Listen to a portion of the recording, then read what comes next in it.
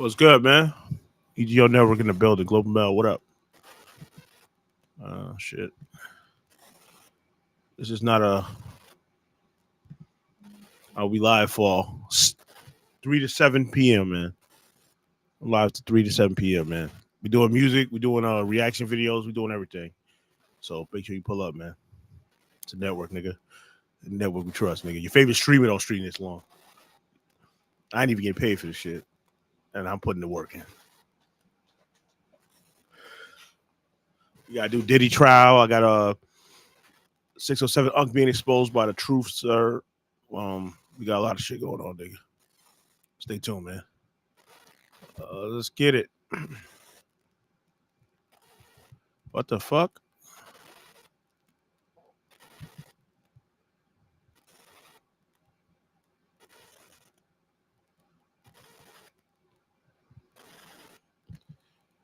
I had to restart my live because I basically delete the video when I was live.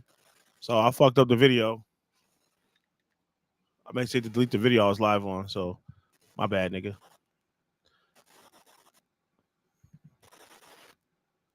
I'm having discrepancies on Facebook. I don't know what the fuck going on with that shit. Oh, shit.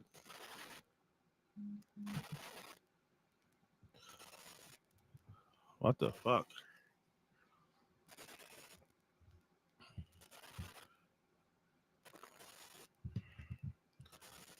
Yeah, I use one screen, man. Just free screen shit, man.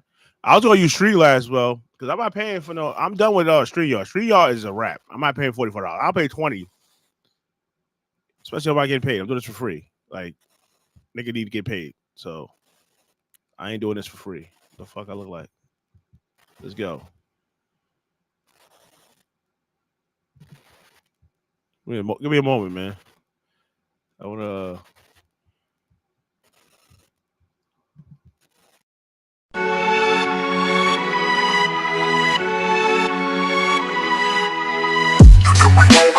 We keep it real like a scrimmage. The EGL got no limits. They said we ain't in the building, but tell the boys that we in it. I'm moving at my own pace, so please don't come for the race. My whole team move like a train. I'm looking up, do you know it? I keep my whole team in focus. I'm on a mission to show it how we can grow and keep going. How we can grow and keep going. EGL is the illest. EGL is the illest. EGL is the illest. EGL is the illest. EGL is the illest. EGL is the illest. EGL is the illest. EGL is the illest. If your music is whack, we gonna tell you it's trash. Now hit that track and hit them laps. If your music is whack, we gonna tell you it's trash. Now hit that track and hit them laps. If your music is whack, we gonna tell you it's trash. Now hit that track and hit them laps. If your music is whack, we gonna tell you it's trash. Now hit that track and hit them laps. EGL is the illest. EGL is the illest. EGL is the illest. EGL is the illest. EGL is the illest. EGL is the illest. EGL is the illest. EGL is the illest. EGL is the illest. EGL is the illest. EGL is the illest. EGL is the illest. EGL is the illest. EGL is the illest. EGL is the illest. EGL is the illest. If your music is whack, we gonna tell you it's trash. Now hit that track and hit them laps. If your music is whack, we gonna tell you it's trash. Now hit that track and hit them laps. EGL is the illest. EGL is the illest. EGL is the illest. EGL is the illest. EGL is the illest. EGL is the illest. EGL is the illest. EGL is the illest. If your music is whack, we gonna tell you it's trash. Now hit that track and hit them laps. If your music is whack, we gonna tell you it's trash. Now hit that track and hit them laps.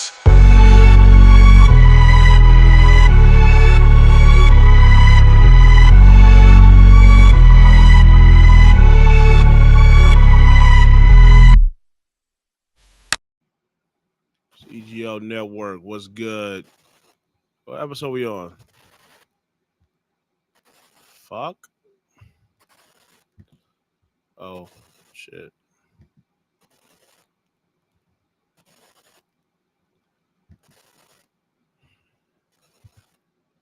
What episode we on? We on episode 285, right? I didn't set this live up. I just went live.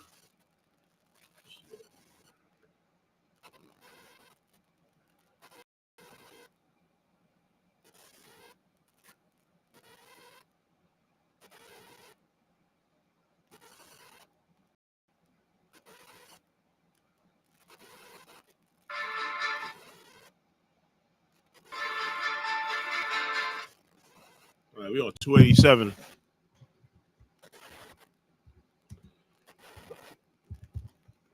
The hell's this shit?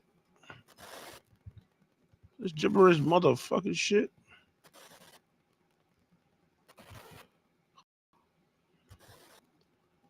Let's update.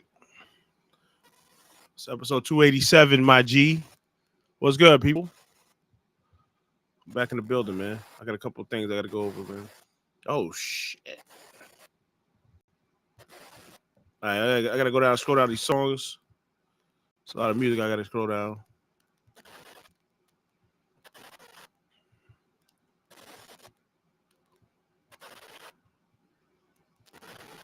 I was off today, so I was like, fuck it, let me do a live, man. Fuck am I not? Why am I not live, man?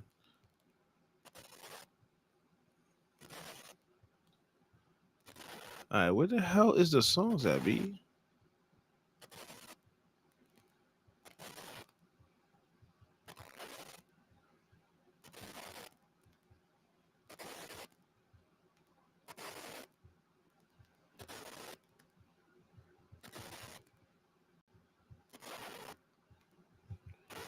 We take his display off.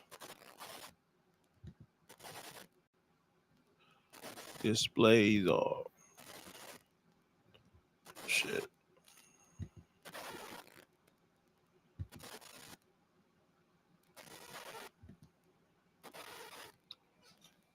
Yo, leave a comment if y'all hit me up on YouTube. I don't know. I'm not seeing the comments on Kick. I see people comments on Kick, but I'm not seeing people's comments on YouTube. And I need some fucking clips, man. I gotta start clipping my shit, dudes. Damn, I'm gonna have to pay for that shit. I'm not paying. Like, why I gotta pay for everything I got to pay for? But I need the clips though, because I gotta build my fucking shorts up. Fuck. Yeah, I do need the clip shit. Yeah, who wanna be a clipper, man? I'll start you off with a small salary because I'm not rich. Thanks for fucking. Anybody know how to do clips? Let me know. Make sure y'all DM me on Twitter. How do you put your shit on the screen, like your social media tabs? That's what I don't fucking know how to do. Somebody gotta let me know how to do that shit.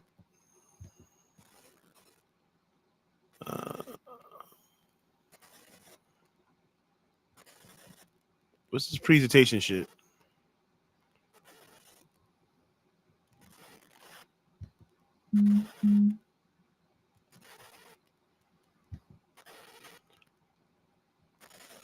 Oh, I don't know. I'm trying to see how you put the social media shit on the screen like that. That's what I want to know. How you put the social media shit on the screen? Oh, I don't know if you saw the video yesterday. A lot of you influencers was getting exposed, man. There's a lot of frauds out here, man. Shall we get to music or should we get to the reactions? Let me know, man. We get to reactions or the music, man. I can get to music later. I'm on here until 7, so we can get to the reaction because I do want to get over this shit because I got somebody's being exposed too by Mr. Just Truth guy, so I should get to that first, right?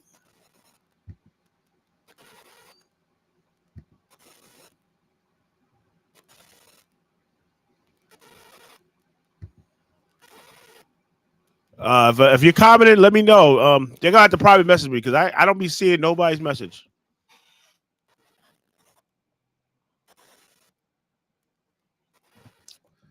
The fuck is this? I'm gonna kick, man.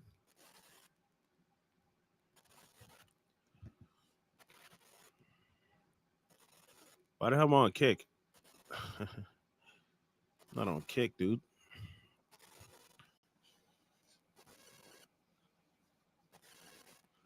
I don't know why I'm on Kick. Give me a second. Wrong platform. I'll try to go to YouTube, my dude.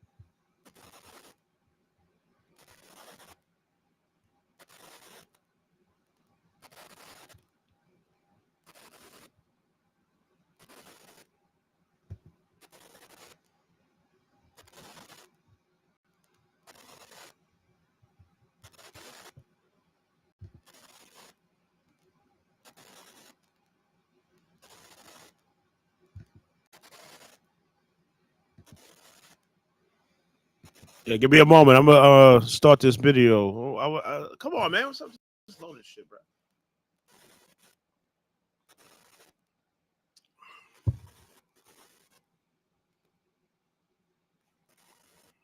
I paid my Wi-Fi bill is paid off, my nigga.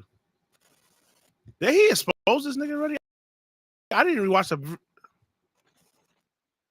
Every platform to push this demonic propaganda. Hey guys, I hope all is well. Welcome back to The Truth Is, where I drop new videos exposing the truth weekly. In today's episode, we will be talking about the rise of 607 UNC and what he is pushing to those who listen to him. But before we begin, I just wanted to let my Patreon members know I am working on an important video about the Iran situation and why it's happening now. It would have come out this week, but I had to take a trip for research for another video I'm doing. When I get back home, I will finish that video and put it out immediately. So if you're one of my members, you can expect that video soon. If you're not a member, what are you waiting immediately? So if you're one of my members, you can expect that video soon. If you're not a member, what are you out immediately? So if you're one of my members, you can expect that video soon. If you're not a member, what are you waiting for? Join the truth movement and help me spread the truth. Becoming a Patreon member is only $3 a month, and it not only further helps me produce this content and spread the truth, but you would also get new videos monthly and get access to over 46 exclusive videos that can't go up on YouTube. If you're looking for a way to further support the movement, this is the best way. If you would like to join, you can find the link in the description or in the comment section. I want to thank you all. Now, let's get right into it. There's a very big chance you don't know who 607 UNC is. I covered them about a year or so ago after he appeared on an interview and made some insane claims. In this interview, 607 UNC claimed that he sacrificed his firstborn child to the Illuminati. He also claimed that he was half Illuminati and that he wrote Nelly's hit record, stating that the Illuminati sacrificed him by putting him in prison. Speak about that because it be going on. Because I used to be a part of it, but I ain't a part of it no more. But I don't want to talk about that because I used to be a part of that type shit. I don't do it anymore. I don't like this goofy nigga. No, I used to be something. I ain't that no more. Yeah. Like what? Connected with? Yeah, I was connected with everybody that's doing it. I don't really want to speak on that because I try to get a little nervous. I'm talking about the people. I was connected. Yeah. Keep dropping my money. I get nervous when I talk about it because my life be on the line. But I was connected with the Illuminati. Oh my. The Illuminati. Yes. That's what I'm on. So the Illuminati is real. Yeah, it's real. What you mean you used to be connected? I think you could leave the Illuminati. Listen, I'm the first person to leave. I made the ultimate sacrifice. And I got out the Illuminati. So I'm the first person that can speak about it. Yeah, I sacrificed my son. Your son? Yeah, that's what I got my mama. See, he looking at me, he can't speak on that. He laughing, but he really don't know. See, if he don't want to speak on that. I'm keeping it real. So that's how I got out. So I'm half Illuminati and half street. Yeah. Wait, I'm half Illuminati and half street. Dead ass street. No, show him about this. Well, what the fuck you talking about? See, he can't talk about it. See, I'm half, so I can talk about it. Because he got 29 times platinum. 29 times. Why'd you leave the Illuminati then? Because I wrote country grammar, first of all. Wait, Nelly. Yeah, I wrote country grammar. He laughing. He thinking, yo, the diamond song. I wrote country grammar. I wrote it. Listen. See, he laughing, trying to make it feel like I'm lying, but I'm telling the truth. Listen, I wrote it with Ali, right? I'm like, see, so the first meeting I was there, but I'm like, damn, I had the mask on. And that's how Slowdown came with the mask, told me I'm street. I'm half Illuminati and half street. So at that time, I couldn't be seen, so I had to have my mask. Half Illuminati, half street. This dude's goofy. I'm sorry. Because they were trolling like this dude. So they sacrificed me. Sent me and City Spud to the penitentiary. Yeah, that's what I got on. They sacrificed True me. story. True story. No, they can look it up. Well, locked up. We was at the same time. We in Boonville. They sacrificed. I was still then. I was right, but they ain't want me to show myself. I swear to God, it ain't funny. I know, but y'all was locked up together for real. I'm like, damn, hold on, he might be. They ain't want me to show myself. Why wasn't he shouting you out? They were saying free City Spud and everything, man. I was sacrificed. I was the ultimate sacrifice. I was really the one writing it. When I first saw this, it caught my attention, as I have never seen someone willingly say they sacrificed their firstborn child. While he might seem like he's trolling by saying this, when you see the truth on how the music industry actually works, you know this could be a possibility. The fact that 607 UNC was attached to the sellout Sexy Red, I already knew that he could definitely be into the occult. Since that you have a moment, Sexy Red? 607 UNC has been popping up all over social media. He became a repeat guest on one of the worst hip-hop platforms out there, No Jumper, which is already telling on its own. We know No Jumper is a platform put in place to push agendas and destroy the urban community. We know Adam 22 is a Nepo baby who is the son of a politician who was directly connected and pardoned by former President Bill Clinton. So when I started seeing Adam fully supporting this guy, I knew he was already being utilized by the elite. This explains his modest rise to popularity, as little by little this year, he has been creeping up on many YouTube channels being interviewed saying some of the wildest things. He is showing us exactly why he's getting so much attention and support, because he's a part of the Masonic system. Those who control this world want to normalize the occult because they themselves operate in it. 607 UNC is being used for this very purpose. He is not only normalizing the occult, but teaching his philosophies to those who watch him. Since 607 UNC started slowly rising in popularity, he has been pushing occult ideologies like Gnosticism and sexual alchemy. In this interview, he admits this out of his own mouth, claiming to be a Gnostic. The only religion is the true religion is Gnosticism. Gnosticism is basically the creator of all religion, but it's no religion. It's a spiritual connection through you and the divine, right? And this message was taught by Jesus, who was really Sophia, right? Because Sophia means wisdom, right? And Sophia is like the feminine energy that we were talking about last time, right? And so Gnosticism is kind of like teaching the laws about your body, how food is meant to for energy, right? It's meant for energy sources and how to really consume it, right? How to consume the liquids, the full stop playing on me. It kind of like teach you how to die because it teaches you already dead. This is the world's illusion, and we live in a prison.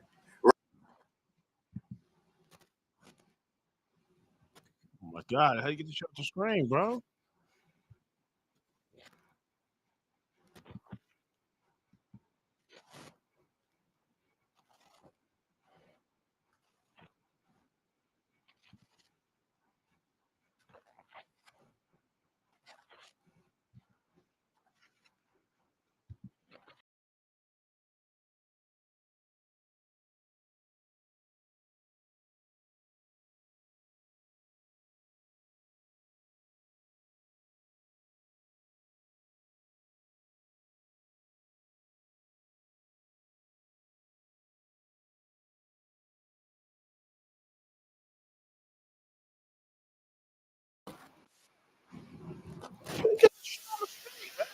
Come on, bro.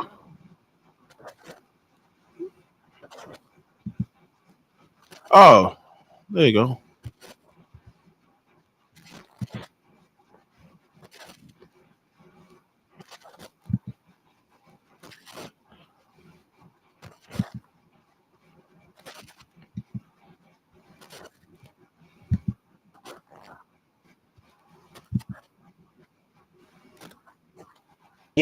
So I got the beginning, like how it happened.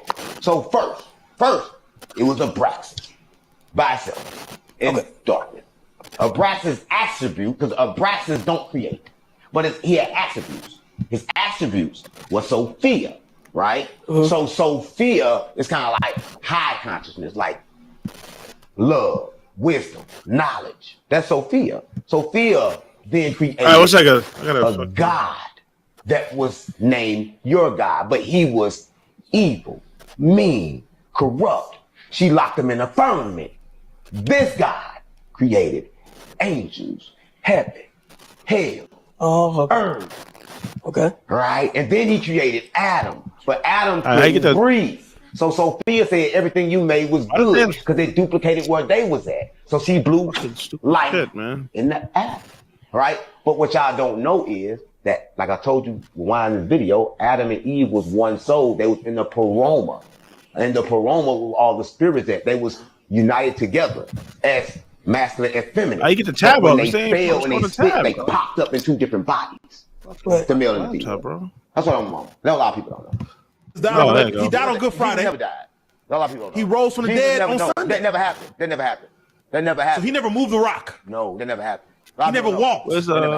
He never died. Listen, copy shit? They put books in the Bible to let people believe certain shit happen. If they told you Jesus died, then you believe you can die, right? If they told you he came back in 3 days, you think you have to die first to see anything. So they gonna make you believe that.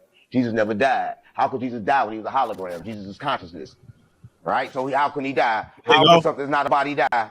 It's just kind of crazy. But they did crucify somebody in the place of Jesus and made the world think they crucified Jesus. Because when Jesus came back to the disciples, he laughed at them and said they thought they killed me. But y'all don't know that because y'all ain't got the full Bible. You got to get the book of Adam. You got to get the book of That's Thomas. a scary ass nigga right there. I ain't gonna lie. That nigga like he did all type of drugs. Gnosticism is pretty much some like this nigga packaged. The same ideas that Lucifer promises are pushed in Gnosticism. which is man being their own God. This is what many celebrities and rappers push, like Kendrick Lamar and Jim Carrey. And this is exactly what 607 Unc is teaching people, claiming to be teaching people the truth to unlock enlightenment, but what he's actually teaching is pagan occult ideologies that corrupt and damage the soul. His goal is to prevent people from going to heaven and instead follow these false Luciferian doctrines that promote self-worship. He states this out of his own mouth during this interview, claiming that he wants to stop people from going to heaven. Don't get mad at me because you laugh at what you don't understand. They think I'm crazy too because they don't understand. Listen, That I'm a nigga look like a crackhead. I ain't gonna. creature. I'm not from Earth. Right? A lot of people. I mean, I got an earthling body and I look like an earthling. Right? You like But a worm I'm in the not face, from Earth. nigga. I'm from the same place Jesus was from. I'm from the Proma. Right? I'm from the heavens, and I'm trying to get people not to go to heaven. Because everybody trying to get a ticket to heaven. I'm like, what the fuck go to heaven for?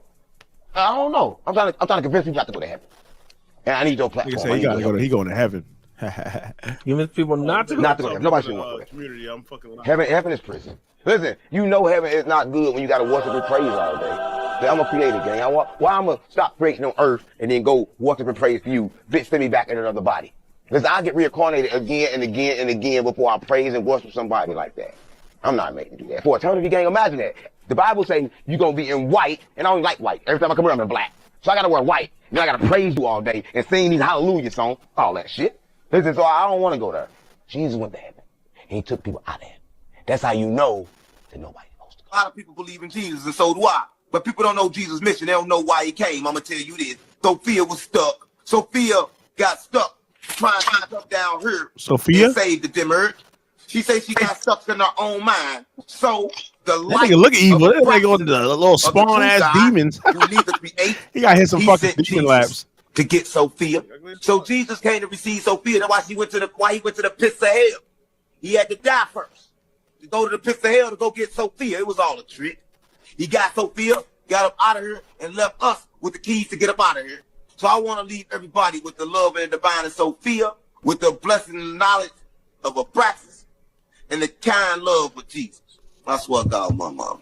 As you heard for yourself, 607 Unc claims that heaven is boring and a prison because everyone will be worshiping God. This same statement is what Lucifer used to convince the other angels to turn on God, telling them that they should be worshipped instead of God. 607 Unc is clearly being used to push this anti-Christian propaganda, confusing more people and making more people question God, guiding more people in the wrong direction. They are putting men like 607 Unc in places of influence because they are using people like him to destroy the Christian people. In another interview, 607 Unc basically lets us know this out of his own mouth, stating F Christians and Christianity, claiming that it came from Gnosticism. You know, we got a lot of Christians that watch the show. A lot of Christians. Christians stole that religion. That's a stolen religion. They stole it in 400 AD. Yeah, that's what I want. Look it up. They stole it for Gnosticism. That's a chop nigga. fact check that. Anybody Fact check. Scary They as hell. stole it in 400 AD. Nigga Google. be hiding under They the stole it. closet You and can find it on Google. Oh, yeah. Slavery giving us. I told you we weren't slaves last time. Stop playing on me. We never was slaves. Listen, we never was slaves, and we never was apes either. Because it make sense. Because we was apes to make the pyramid. Because they ain't got the tools they can lift them now. Maybe we was apes that lift. Yeah, we was lifting apes. we was stone lifting apes. Well, wait. We gotta take this one at a time. This again is nonsense, as Gnosticism is the opposite of Christianity. He is clearly letting us know what his Hold on, let me go. Yo, what's good? Reckless Talk is in the building. What's going on, man? Yo, what's going on, man? What's going on? Shit. I'm chilling. I'm just doing a reaction video. Who we watching? You said what? Who we watching? This guy exposes like select people that's on social media and shit. Okay. The truth guy. He be exposing streamers and all type of shit, and people like that do content and shit. He exposing that scary ass quitter looking nigga 607 Unc. That nigga a scary nigga, man. I ain't gonna lie. Yo, man, what's up with this restream, man? Is it better than the other one? Nah, I stopped using Restream because I was trying to upload my boy Kenny to send me a song. I don't know if you remember Kenny, but he made a song. And I'm like trying to upload my songs. They won't let me upload my music. It was mad errors on my phone. So I'm like, what the hell's going on? Yeah. So it wasn't working properly. So I was like, I'm just gonna use Restream. No. It was some bullshit. Nah, that shit dope. I like it though. I'm on my desktop on a laptop, a little small laptop though, so I'm not really using my phone no more. Yeah. That's what's up. Yeah. Yeah. And I've been doing a lot of I do video reactions and shit, and I do music too as well, but I do both. Somebody wanted me to do a reaction to their SoundCloud music, so I'm gonna keep it. He wanted me to keep it real honest, and said, I was like, I bet you know I ain't got a problem keeping it honest. I'll let you know if you fucking trash. you ran it already? Huh? Did you run this song already? Nah, I didn't. Nah, I got a song before you. I think I played one of his songs before. You told me I don't think you really liked his one song, but everybody else liked it. But Leo liked the shit. He said he liked that one song, and then I got another one of his artists I was supposed to work with. I think he on a drill shit, but he was decent. I heard some of his shit. He not bad. I played one of them. So what's going on, man? Shit, man, just grinding, bro. Shit, I'm booked for shows every weekend up until September. You know what I mean? Okay. We just had a dope ass showcase on Saturday. We had about like 15 artists perform. You know what I mean? And then oh, excuse me. We got our 4th of July concert on Friday. You know what I mean? So we got about like 10, 11 artists performing. We're gonna have a TAC vendor walking around giving out shit. You know what I mean? Fireworks. You know what I mean? It's gonna be pretty dope. Oh, word. That's what's up. July 12th, we got our comedy show. Oh, that's what's up. You know what I mean? We think of the circle the display. Is this better? It's different. It's different. Now, what I got me is, why am I paying $44 and I'm not even getting paid to stream yet? I just got monetized on Kick, but I gotta get subs to get paid, and I gotta stream 5 to 6 hours a day. Then I get like congratulations on that. That's dope. So how much is you a month for this? This is $20, and you get 3. You can multi-stream on 3 platforms. And it's unlimited hours. What? What, to stream it? As far as streaming, yeah. Yeah, it should be. Yeah, it's unlimited. I streamed for 5 hours yesterday. Okay, dope. Okay. I had people watching me. I had people watching me on X too. Like, they starting to come over. People starting to fuck with me on X too. It's hard to get people to like you on X. Twitter. Nah, that's what's up, though. Your ass be grinding, bro. Shit. You on TikTok yet? I'm banned on TikTok. You say he's banned on TikTok? Yeah, I got permanently banned from live, so I deleted it. And then every time I posted a video, they kept giving. People said I was good for TikTok. TikTok is not for me. If it's a site, if it's a platform that has rules, it's definitely not good for you. Thank you. In fact, that's why somebody said I'd be good for TikTok. I was like, bro, I already knew what was gonna happen. Now somebody said some racist shit, and I fucking violated them. He said, "Oh, look, I got a monkey." I was like, "Oh, I caught him at the pass. He was trying to start. The little troll, the slick troll, tried to come, with that bullshit, that white power nonsense." So I checked his ass at the door. I said, "Yo, get out there with that bullshit, man." And then I wilded on him. I don't know if he reported me. I got blocked against community standards. So and then every time I post a video, they keep giving me restrictions. So I just deleted that shit. I don't have time for that. That's crazy. Yeah, that app is stupid. They fucked the app up anyway when they had that conflict with the UMG record label. That's what fucked that. That's when you can't play the songs now. So I was like, shit corny now. So I got off that shit anyway. Shit weak. Yeah, that shit wild. What just happened? So what? Have you been doing the Reckless Talk Mix shit? It's been about a month, man. It's been about a month, but I'm about to get back on it next week, though. Oh, okay. You know what I mean? Because I was moving and shit. We had a lot going on and shit. So Oh, okay. And then like I said, I'm booked so much, bro. It's crazy. Like, we all over the place. I literally just got off a conference call. I was on a conference call for the past hour with Dustin Hayes. Big shout out to Dustin Hayes and DJ Sam I Am. We're about to shoot Dusty's music video for Dusty and shit. You know what I mean? So okay, yeah, I got Dusty's songs. I was playing it yesterday. He made me a song too as well. Yo, it's so dope, bro. Like, to watch his growth, man. just in the past year or so, man. Like so he performed Saturday at our showcase, you know what I mean? And like everybody went crazy, you know what I mean? And Yeah. I noticed after every show he does, people are coming up want to do collabs, want to features, you know what I mean? Like so it's dope, man, to see the motion that he's getting, you know what I mean? And he'll be performing on 4th of July also, you know what I mean? So it's real dope, man. And then I got a new DJ Sam I Am, man, super dope. He's Nigerian but from England and shit, you know what I mean? Dope ass dude. So yeah, he's actually gonna shoot the music video for Dusty, and you know we got a few locations and shit. And so that music video will be dropping in August. It's called No Gimmicks. Okay. Oh, I think I have that song. The reggae one? Yeah. Yeah. Mm-hmm. I gotta upload it though. I don't think I got it uploaded on the street. I got a lot of music though on street on Yeah. Restream. Restream got unlimited music though, so I can play that shit. Oh, so it's not like StreamYard where you only can upload 100 at a time. No, you gotta upload over fucking unlimited music. Damn, bro. And I got my headphones on. I need to check this stream out. I got my mic on connected. I was about to say the mic sound good too, bro. For real. Word, I connected this shit. I didn't know how to connect it before. I'm slow, but I figured it out yesterday. Yeah, that's what's up though. A big shout out to everybody that's following me on Facebook. I got like 10,000 followers on Facebook. Dope, hell yeah. Yeah, I'm sitting at just over 8,000 on Facebook.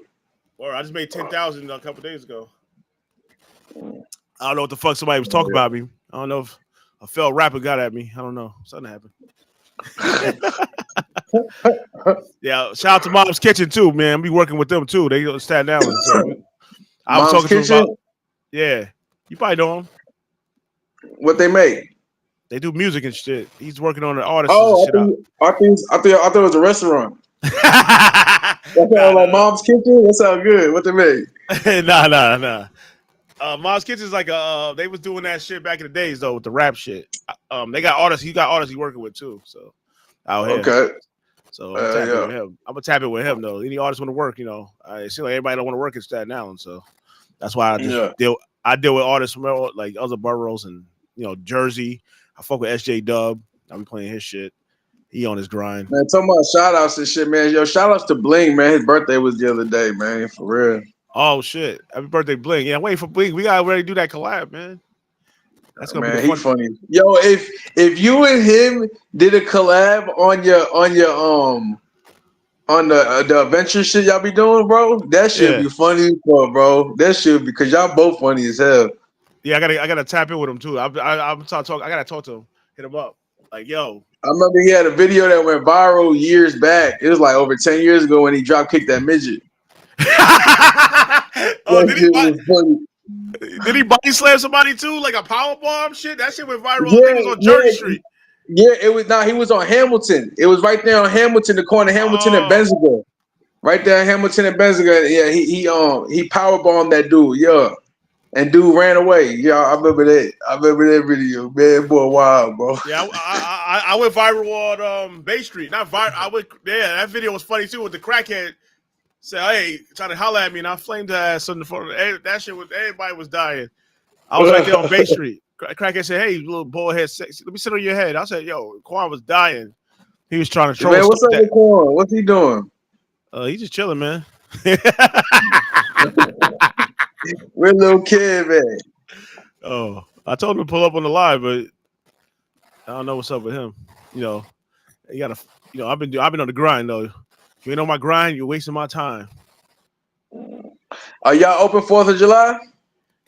For my job, yeah, possible. Unfortunately, yes. What's 4th of July? The 4th of July. Look at the holiday.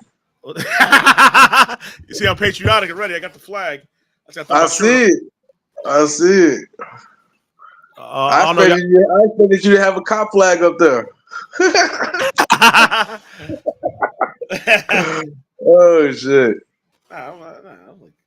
Man, what you think about these riots, bro? I already said my piece on it. I said if you're illegal, you get the fuck out of here. And then I hear a lot of people hating Trump. And I'm like, y'all like America, back it the fuck up, man. Try to make America great again, man. Fuck. What's wrong with these niggas? Oh my goodness, this fucking dude. Oh my, it's saying that. It's saying that. We ain't even having this conversation. Dude, we gotta bomb niggas. We gotta wipe some countries out. This was so big, nigga. Get the fuck. I think we should be working with no Israel though. Fuck those niggas. We have it. We battle it. We shouldn't be fighting no wars that got Israel. Like we shouldn't be fighting for Israel. Let Israel fight their own shit. Cause those niggas some dirtbags. Man, I'm gonna say this, man. We at war. A lot of times we go to war because America's nosy. Yeah, but I'm trying to figure out. I don't know. Like that's why I say I don't follow politics. I don't know who we got to work for. Or if we taking resources from Israel, I don't know what you know. What I'm saying we allies, so we got to. You know, I don't know. I don't know that type of shit. So I try to stay out of that shit. I watch other content creators that do that shit. Yeah. Cause my knowledge on that shit, I'm mostly on the hip hop shit. I'm a hip hop, like that's my shit. I got a Harvard degree in hip hop, so that's where I stay in that lane. When it comes to that shit. I feel you. I watch the guys. I watch guys that's come from that. Like the people I watch, I'll react to their shit. They know about all that foreign policies and all that. They tell him he don't know what he's talking about. This guy, I watch guys that actually was in the government, work for the government. That they give. Real shit, because I feel like as a pothead and a weed connoisseur, I feel like we should all just meet up somewhere, smoke a blunt, and figure this shit out. You know what I mean? It should be that simple. It should really be that fucking simple. Well, I don't know if Iran smokes. Man, come on, they smoke. They the ones that came up with hookah. What you mean? Oh, well, so who's Iran? Iran? It's Iran like Arabs? Yeah, you never heard of Iran Bud, the Arab Bud? Oh no, they be chiefing. Hell yeah. And my thing is, we all meet up. We all meet up, sit in a circle, sing Kumbaya, hold hands and shit, smoke a blunt. You know what I mean? And if motherfuckers still can't figure it out, let's fight. Let's throw hands. All this bombing shit and all this extra bullshit. Well, Ukraine and Russia don't want to fight. They throwing bombs at each other for a long time. Here's the thing. People say, I tell people this, right? And what I just said, I tell and people like it's not possible. Man, look, if Dennis Rodman can do it, Dennis fucking Rodman made peace. You know what I mean? With the Asians and shit. Went over there, Kim Sao-yoon, whatever his name is. You know what I mean? That hates America, but Dennis Rodman goes over there to speak peace, and now we good. You know what I mean? Like. If Dennis Rodman can do it, bro, come on, man. Y'all need to get y'all old asses up and figure this shit out. But at the same time, it's all about money. You know what I mean? And what creates revenue and money? Fucking war. That's a fact. At the end of the day, they don't give a fuck about us. At the end I know it's about money.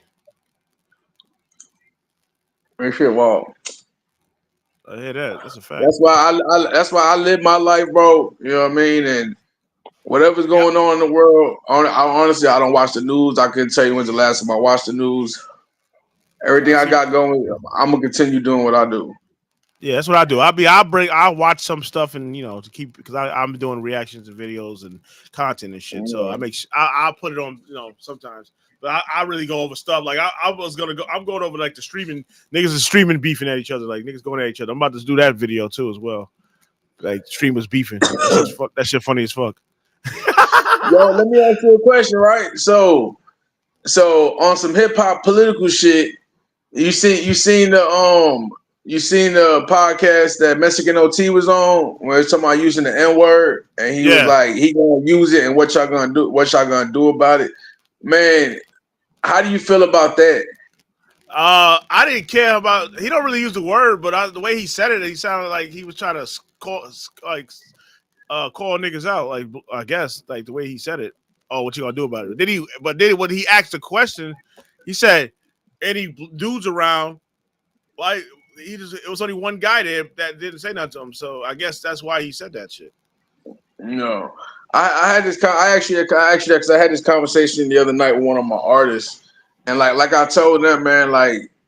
Growing like everybody out here, I grew up in the South. You know what I mean? I was explaining like we grew up north on the East Coast. You know what I mean? Where anybody can say the N-word and it's cool, white, black. You know what I mean? Like, I told him I was like, I didn't experience a white person saying the N-word and getting beat the fuck up or getting called out for it until I moved down south.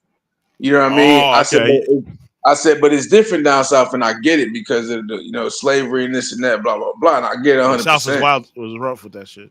You know what I mean? So I was like, but up north, that's just an everyday word for anybody. You know what I mean? As long as you obviously not using it in a derogatory form and shit. I mean, I did deal with racism up here too. Like Staten Island is racist. Oh yeah, no, facts. It is. Oh yeah, hell yeah. Go to New York when you're not supposed to, or Princess Bay at night. I know. You know That's why I've dealt with that shit. Racism. Working by Noodle. I worked in Home Goods. That's why I was talking about that shit a couple of days ago. Working at Home Goods. I got into a little arguments with racist white women. So I checked their ass, and then now they want to be friends now. But that's when that was years ago. They want to be friends now. Yeah, drive me home and all. Like, I'm good. Nah, real shit. You know what I mean? She said some slick shit like, "Oh, y'all black people always angry," and I was like, "Oh, y'all Italians always eating pasta. What the fuck you talking about?" Like, he said, "Always eating pasta." Yeah, because you gonna say that shit. Then the white chick was over there laughing, so I had to check that shit. I'm like, "What's she saying? I don't care how old she is. Old lady gonna act right. The fuck." For her to talk like that, like say how to blatantly to say that, like everybody's angry. I mean, some of them maybe are, but not me. I'm always chilling, joking and shit. So I'll never be angry. So I don't know why she even said that shit. No. I had to check her ass on that shit. That's crazy because like you said, you experienced racism in New York. Like, honestly, I never experienced it until I came to Texas. You know what I mean? Yeah, because I was working deep in the Highland Boulevard and all that, and so definitely. I get it. You know what I mean? I worked in New York. Oh yeah, you out there. I remember my very first time experiencing racism down south, bro. Dude gonna sit here and tell me, he was like, "Yeah, I'm racist." He was like, and honestly, I don't know why I'm racist. He was like, y'all cool and everything. He was like, but I don't like you guys. I don't like your kind. I'm like, what do you mean you racist, but you don't know why? He was like, it was weird, bro. And I kind of felt bad for the kid. You know what I mean? Because he was like, I was raised like this. He was like, I don't like being like this, but this is all I know. So it's like a part of me felt bad, but at the same time, it's like if you know it's wrong, you know wrong from right. Just don't be fucking racist. You know what I mean?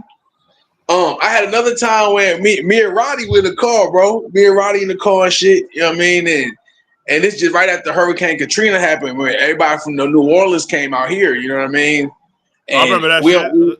We riding down and it was some road rage incident with some white boys and shit. And we get to the light and he was like, go back to fucking Louisiana, you niggas.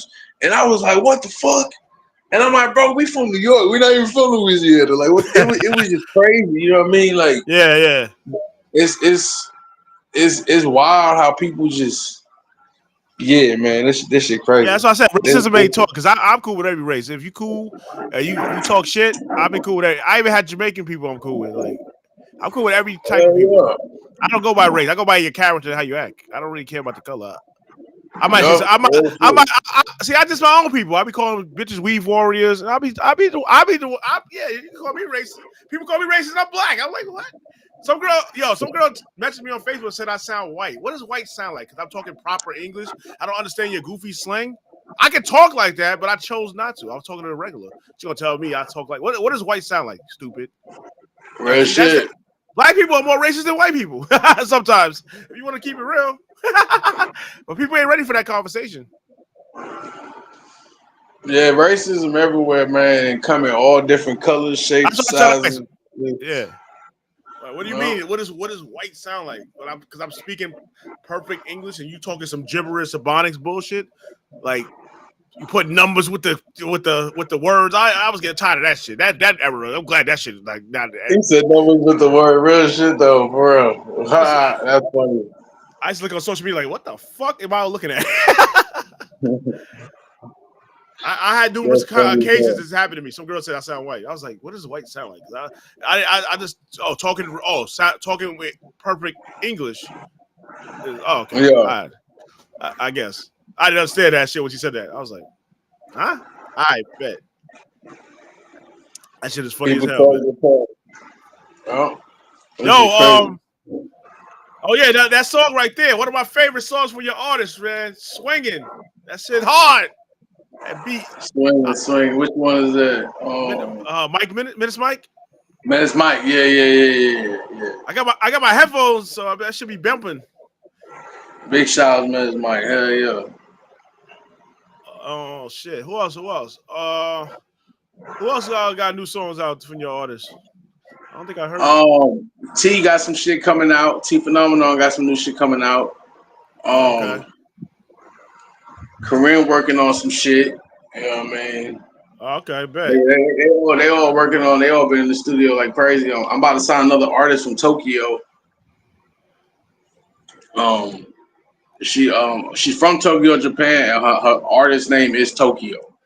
You know what I mean? She a black chick from Tokyo. She performed the past 2 weeks at my showcases, and she mentioned that she wants us to manage her and shit. So I got Tokyo. Yeah. Oh, okay. She dope, man. She real dope. She sang or rap? A little bit of both. Oh, okay. But yeah, she definitely different. You know what I mean? Her music definitely different. Her style is different. You know what I mean? But she dope as hell though. Definitely dope as hell. So. Oh, nice. That's what's up, man. Yeah, like we've been seeing a lot of new talent the past few weeks coming through to the showcases. Just in the past 2 weeks, we had like 25 new artists come in the building. You know what I mean? And perform this shit. That's what's up, man. It's dope. It's dope, man. So to have the opportunity, to give them an opportunity to have, I got a radio connection with Magic 102.5. So big shout out to my guy Eric T in the morning show. You know what I mean? So they got an opportunity to get their music played on the radio for free. You know what I mean? You know, most big radio stations they charge.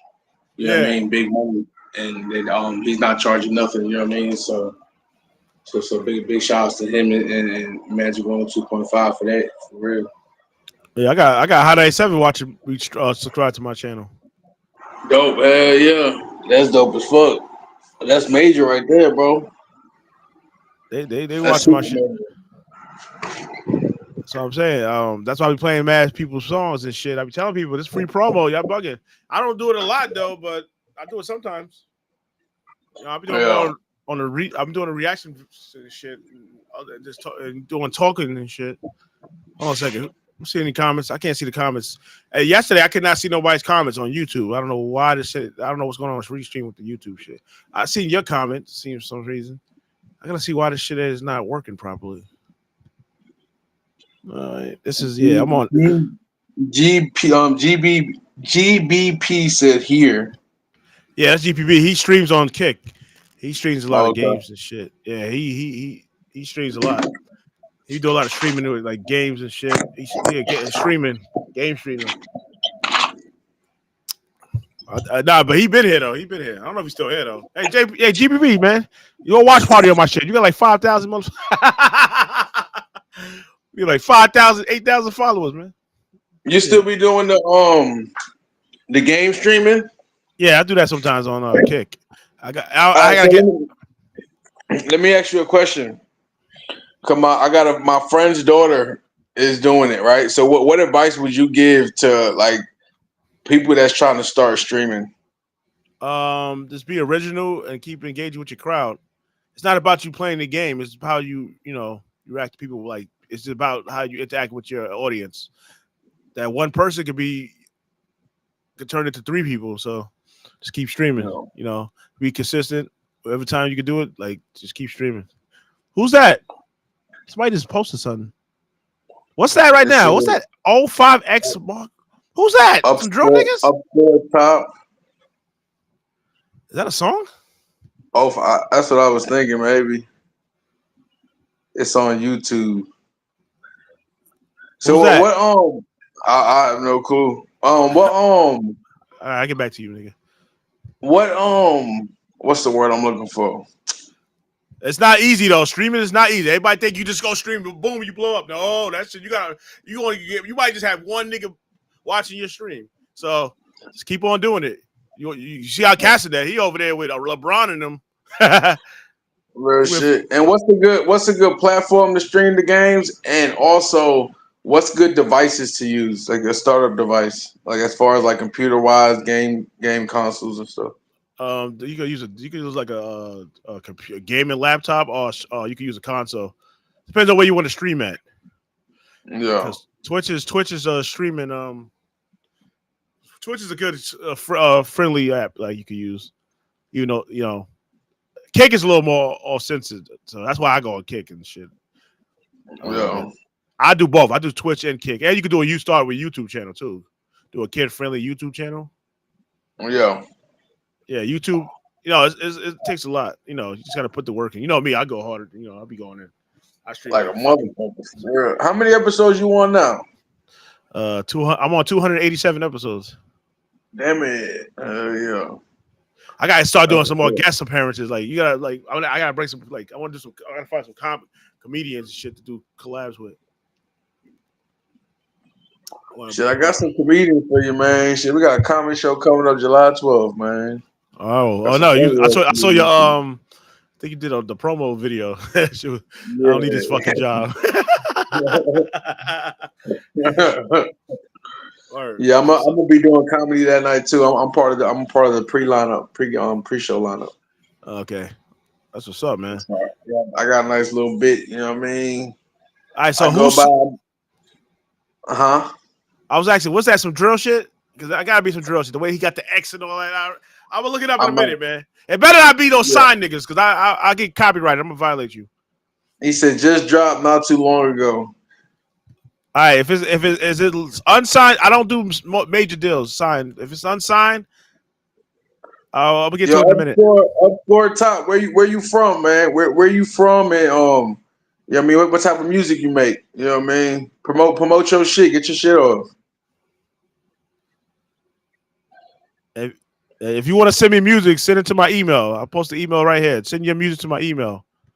And if you do videos, let me know. If you got music videos, I'll send it to Leo. Yeah. Leo gonna run them hoes too, for real. Leo gonna run them. Yeah, I'll be back up and running with my show and my mixes, man. Next week, man. Back to 40 shows a month. Okay. I sent that email though, so if you got you know, I'm waiting for the Phoenix rapper. He's supposed to bring me some artists too as well. I just got some new songs from my boy Kenny. He just started. He sent me like 4 new songs, and I got songs from my guy Asa. Asa been rapping. Asa had a record like a major deal, but he left. You talking about Kenny Spit? Oh, that's John Teague Spit. Never mind. No, my boy Kenny. I grew up with the high school with. He can send me some songs. Oh, okay, yeah. Man, I remember him. Yeah. The one that was talking about grandma, I was gonna beat his ass. Yeah, I remember him. Was it him? No, that wasn't him. That wasn't him? That was Trav you talking about. Probably. You talking about Trav? Yeah, Trav still act like that too. That's crazy. He can throw a rock at me one time. That boy Travis, man, it was something else, man. He's still, that nigga still a knucklehead, nigga. That nigga got kids and all that. Still act like a knucklehead. That's insane. I think he would have changed after having the kids. He said he from Little Rock, Arkansas. Okay, that's a bit. You got to hit some Little Rock laps. Who the fuck is in Little Rock, Arkansas, man? I know it's some KKK over there. His boy. Yo, real shit though, man. They be. I got an artist, man. I forget his name, man. But I had him on my show, man. Where the fuck is he from? He's from Wisconsin. Oh, Wisconsin? Yo, and a white boy, bro, and this dude is super fire, super fire, bro. That's the same thing I said. I was like, what the fuck is in Wisconsin? You know what I mean? He was like, nothing. You know what I mean? But dude is dope. You know what I mean? The dude is, dude is man. Yeah. That's what's up, man.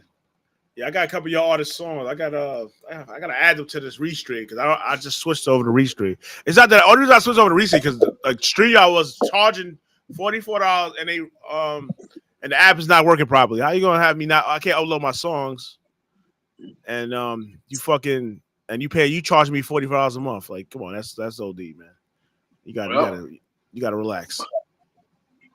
That's why I was playing. And now this shit dumb. So when I play a song.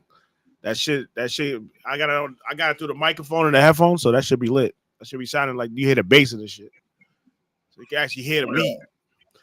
I got an artist from like St. Louis, but the thing about his song, one of his songs I didn't like because it seemed like the beat was overdoing the vocals, and that's you gotta work with that. That probably was maybe that was a rough copy though. I don't know. Maybe he got to send me a remaster. I lost contact with the dude. I don't even know where I would have to go backtrack on my emails. This dude named T-Rail. I think he's from like St. Louis. And I got another artist from St. Louis, but he rapped like a 90s rapper.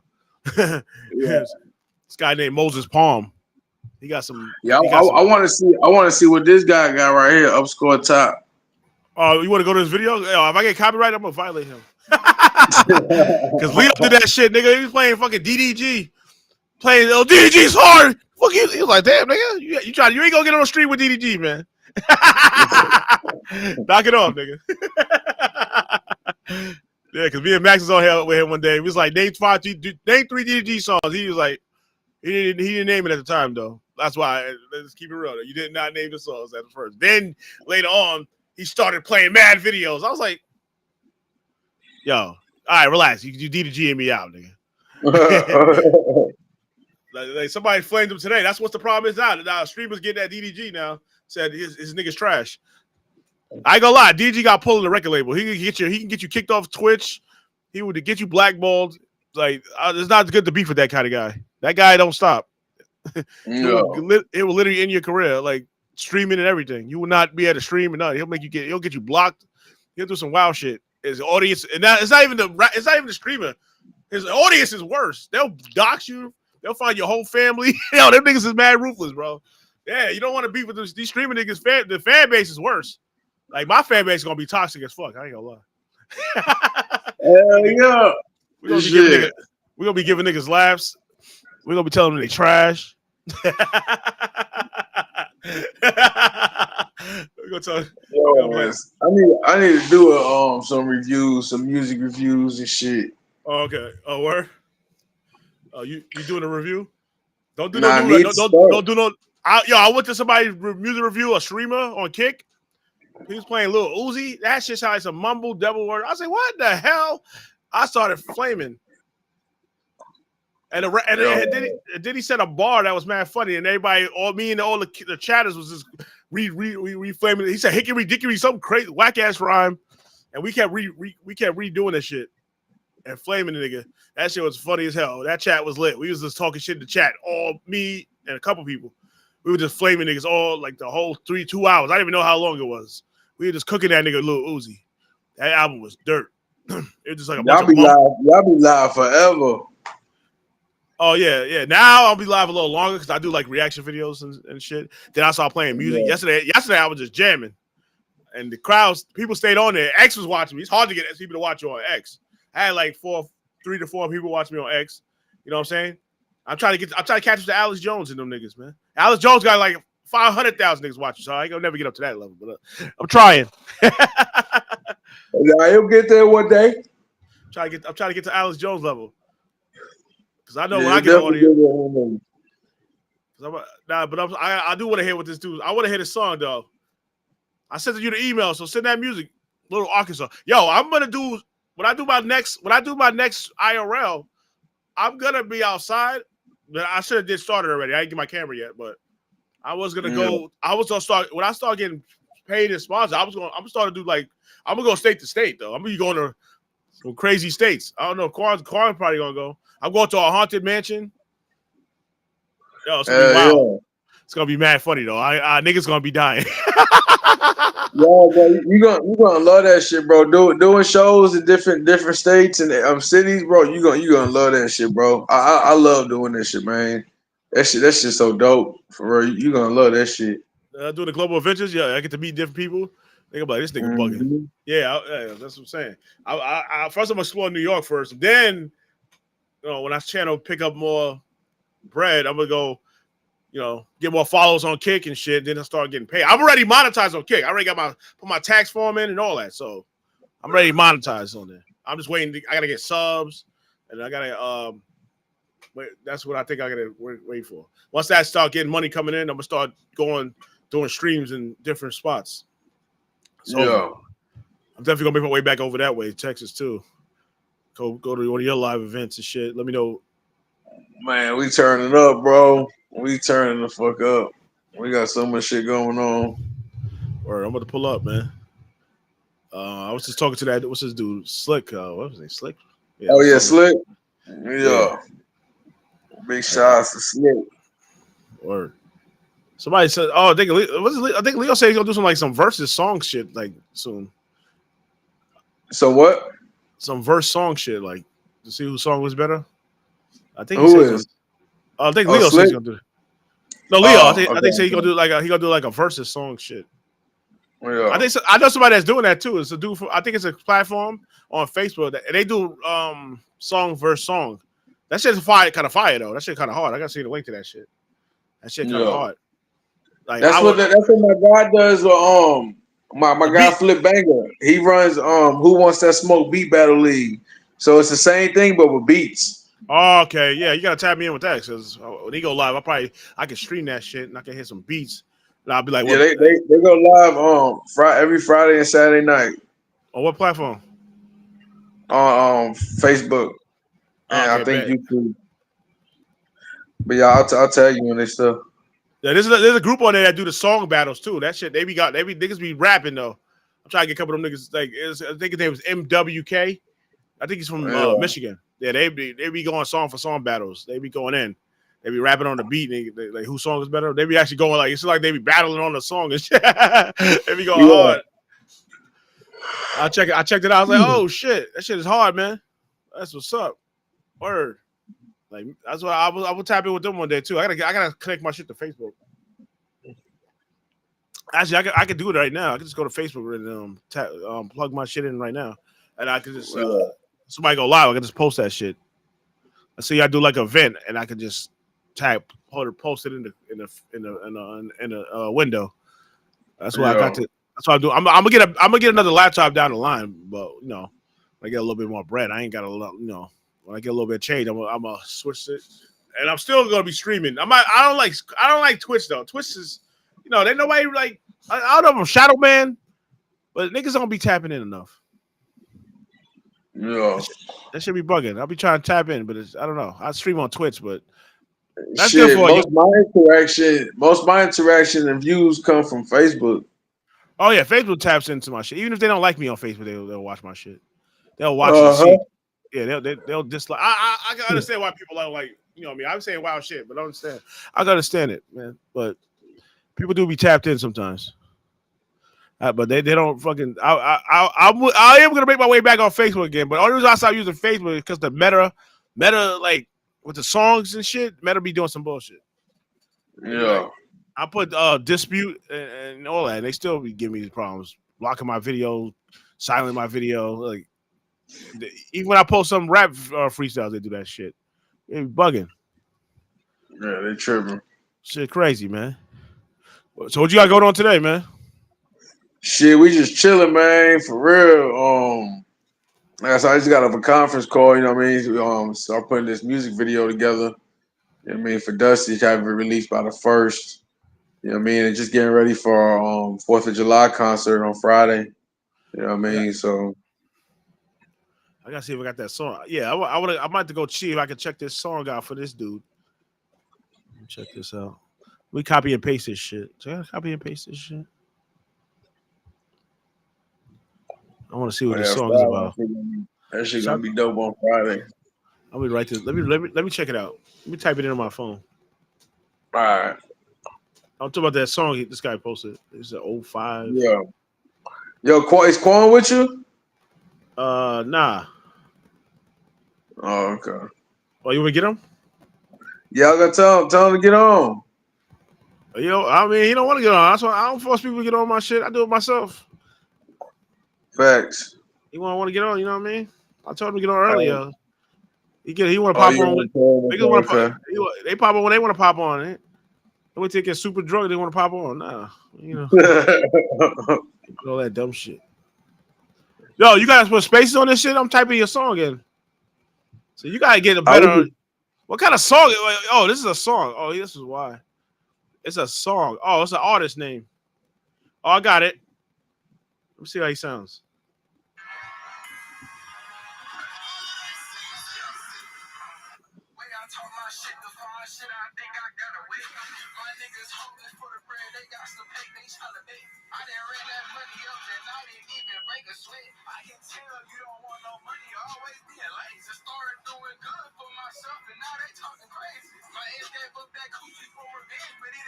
Oh, you got the baddies in there? I don't know if that beat is copyrighted, so I'm gonna have to get back to you on that one. I don't want to play this and I get a flag to my YouTube video like I did last time. Well, I should be good though with the flagging though.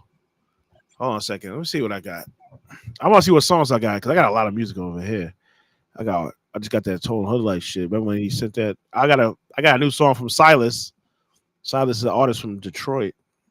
I'm supposed to be doing a joint venture. I'm waiting for this guy to hit me up. He called me on some random ass time. This ex-Marine dude. I'm supposed to do an interview with him, but he's supposed to put me on. I think I'm supposed to work on his platform, but I want to get paid. But I don't know what's going on with that shit. I ain't want to make announcements until I know it's legit or not. Yeah, facts. So I'm trying to see what's up with him. We'll see. And he's pretty big, huh? Oh, boy, you talking about? I don't know how big his platform is. I think it's called Army Rogue. Let me check it. Let me look it up.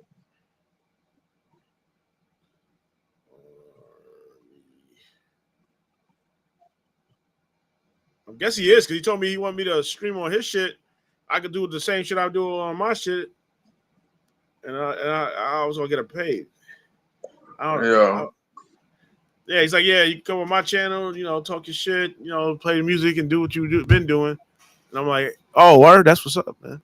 Because I'm doing my shit like the radio-based type shit. Yeah. I'm doing the state artists from all over. You know what I mean? I'm talking. Shout out to Bob's Kitchen though. He wants to. I don't know if he want to put something together. He want to do like a freestyle shit, and he wants to sit. Like a cycle. I don't know. Yeah, he did. He's known for that. He did the one back in the days. It was the Staten Island's DVD. I had the DVD. Yeah. Niggas a freestyle from every part of Staten Island.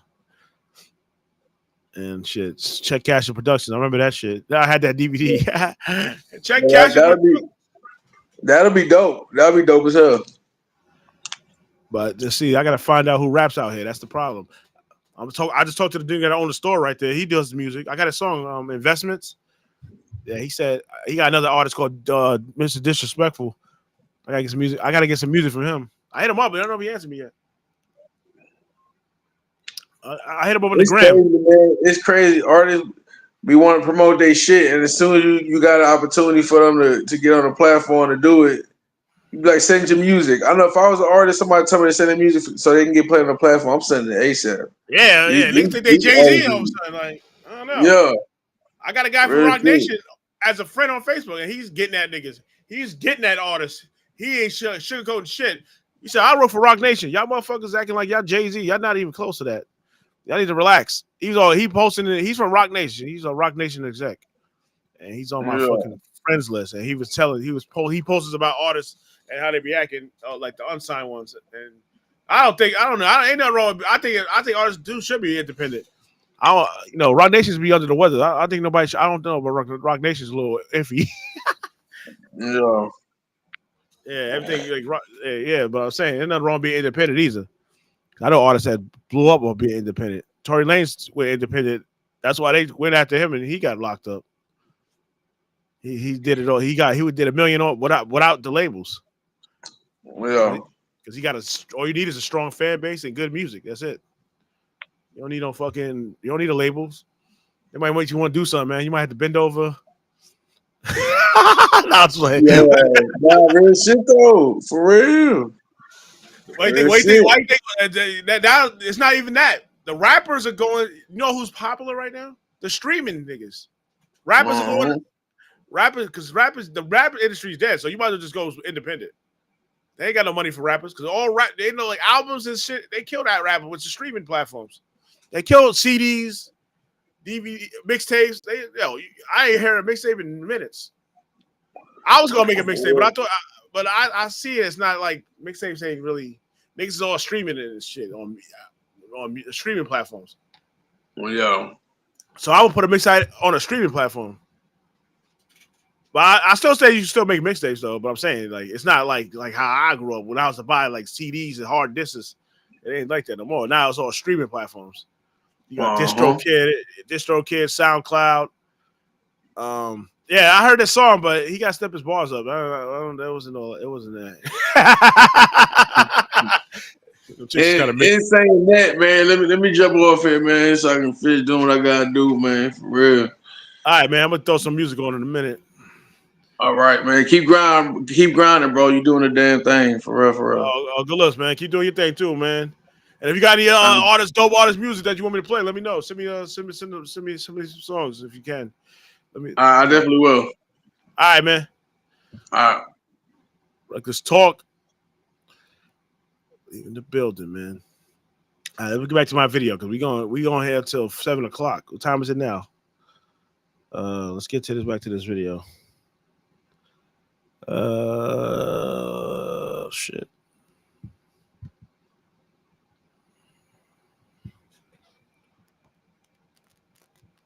All right, we're gonna get back to this video. I wasn't finished with this video. I'm almost done actually. His purposes with these statements. This is why he's everywhere, because he's being used to push this agenda. Those who run this world want everyone to be Gnostics, everyone to see themselves as gods, disconnecting them from the real God, making them easier to manipulate and destroy. 607 Unc is clearly an occultist. What he teaches is dangerous occult ideas. Just listen to what he states out of his own mouth. Do wizards exist, like magic? I do magic.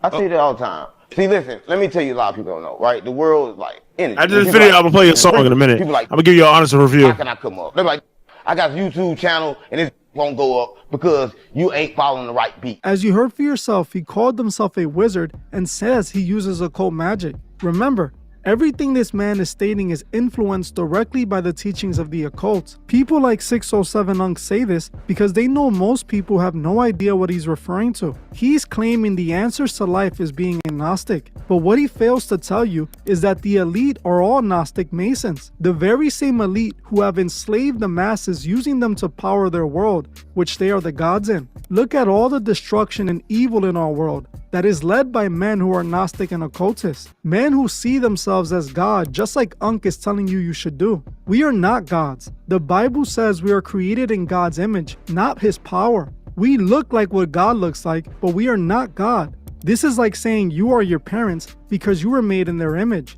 You are you, and your parents are your parents. Niggas, anybody say they ain't God, does not make they're not them. a fucking God. Being made in God's likeness doesn't make you God. Gnostics, just like Lucifer, want to be God so desperately. They want to be worshipped. They want to be morally free and not worry about you ain't judgment no God. because they're selfish and evil. Ain't God. Everything they do is to benefit themselves. It's the reason why we're being taken advantage of. It's the reason why there are billionaires with all the money and resources while we get their crumbs and become their slaves. This is a Gnostic system we're living in. And as you can see, this is the main problem with man thinking that they're God. They are not. Being God requires a level of selflessness that nobody can achieve. Putting others before yourself every single time. Gnosticism go against all of this, and they see themselves as gods who unlock knowledge that allows them to enslave the rest of the world. Don't fall for this propaganda he's pushing. Don't let them guide you in the wrong direction. Yeshua is the only way to salvation.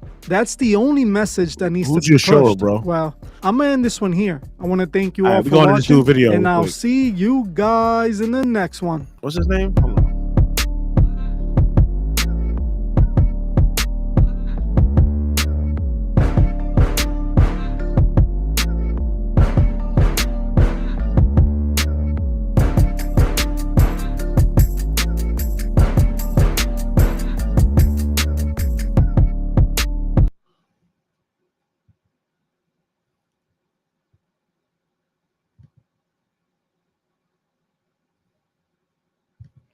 Why that video didn't pop up?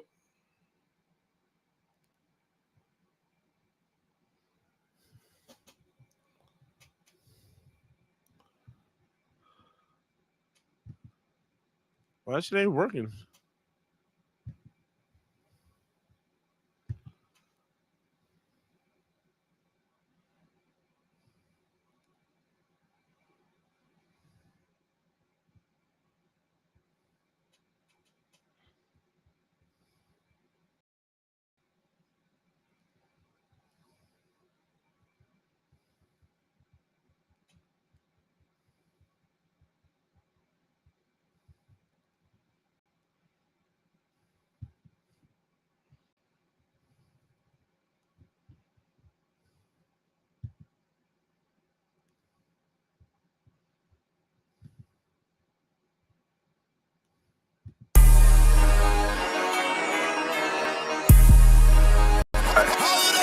Yeah, I don't want no Hellcat. All right, let's go. Let's go. Let's see what we talk about. Come on. Yeah, I don't want no Hellcat. I want a vet. The way I talk my shit, the fine shit, I think I got away. My niggas hungry for the bread. They got some pay. They got the baddies? I didn't rent that money up and I didn't even break a sweat. I can tell you don't want no money. You always being lazy. Started doing good for myself and now they talking crazy. My ex gave up that coochie for revenge, but it didn't faze me. I was asked God for a wife. On my mama, he sent the angel. And I'm slide with Ken, so I ain't worried about no danger. A bot gon' be a bot, yeah, my nigga ain't no changing them. Pretty brown skin, I'm just tryna see it from every angle. Find your best friend and drop the low, dog. I don't want no Hellcat, I want a vet. The way I talk my shit, the fine shit, I think I got away. My niggas hungry for the bread, they got some pay, they tryna bet. I didn't rent that money up and I didn't even break a sweat. Pull a shoe from every angle, hold on, wait, yeah, what's the deal? Pop a nigga like a pill, bitch, I'm coming full throttle. Off the bottle, tryna fuck up on some models. What's the deal? We getting it in. Hold on, wait, I'm bound to spin. Spinning by my brother. Hell yeah, pop, I touch you. Off this X, you know I'm rolling. Hold on, wait, I'm chosen. Off this X, you know I'm rolling. Hold on, wait, I'm chosen. Off this X, you know I'm rolling. Hold on, wait, I'm chosen. I don't want no Hellcat. I want a vet. The way I talk my shit, the fine shit, I think I got away. My niggas hungry for the bread. They got some pay, they tryna bet. I didn't rent that money up and I didn't even break a sweat.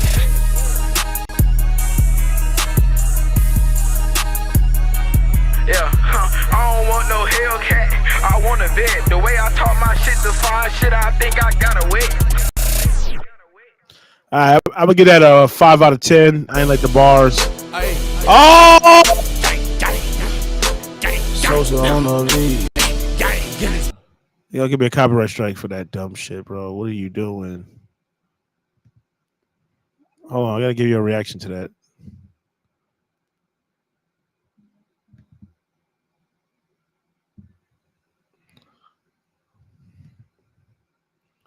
Yo, I just did a song.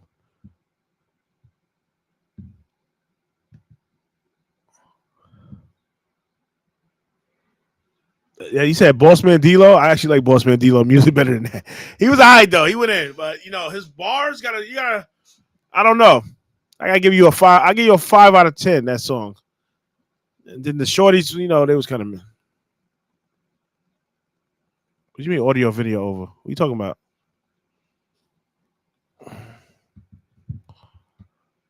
What audio video? What are you talking about? I don't know what you mean, man. Yo, where am I? I'm on Kick. Yo, Kick. X Kick. What up? The network's in the motherfucking building. No, that song was I don't know. I'll give it the raps was not it was I don't know. I'll get that like I'll give it a 4 out of 10. I'm gonna keep it real. What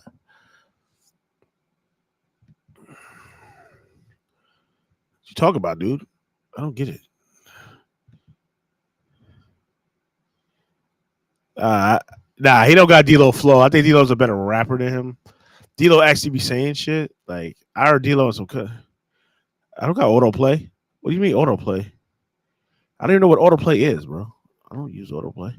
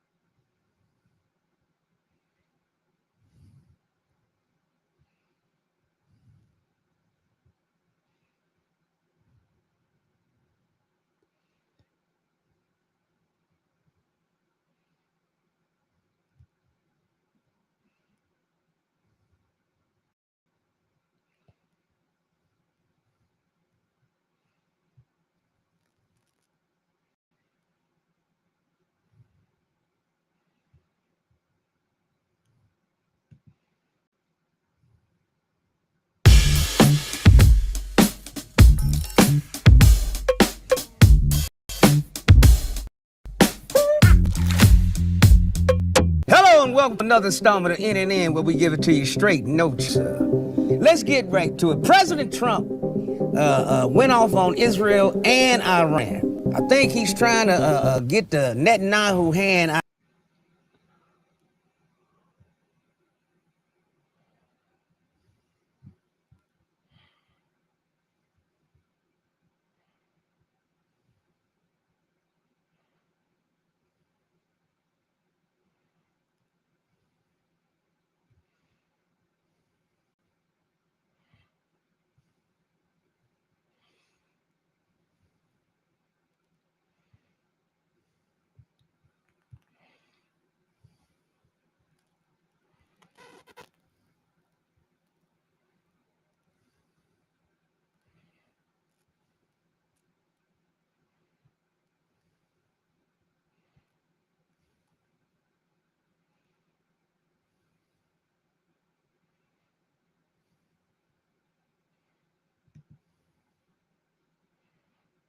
I heard you ain't even in good standings with your relationship. But I don't know, gang. Like I feel like I would burn DDG on the song.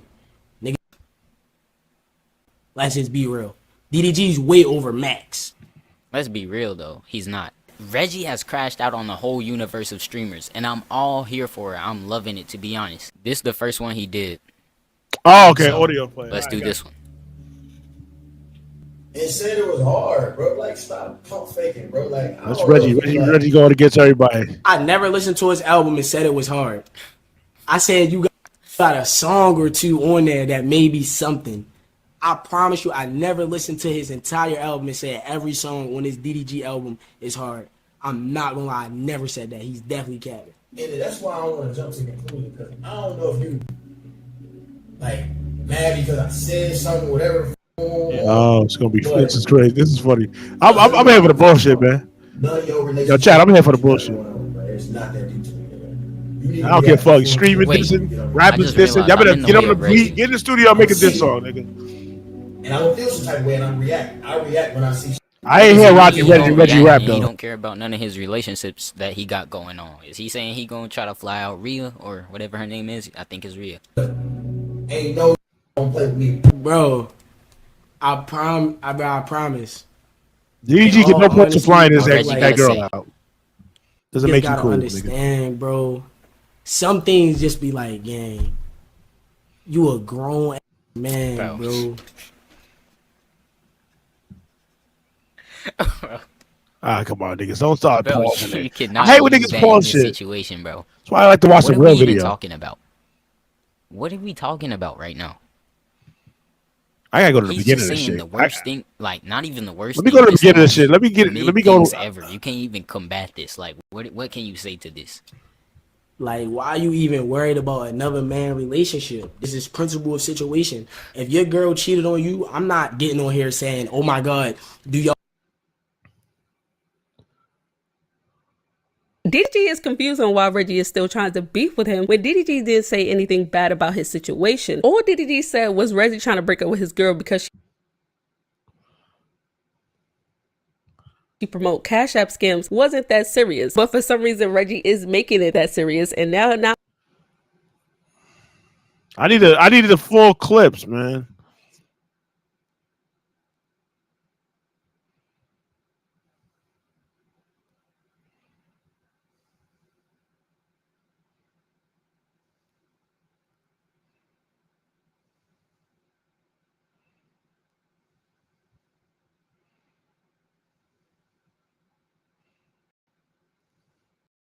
I need the original disc.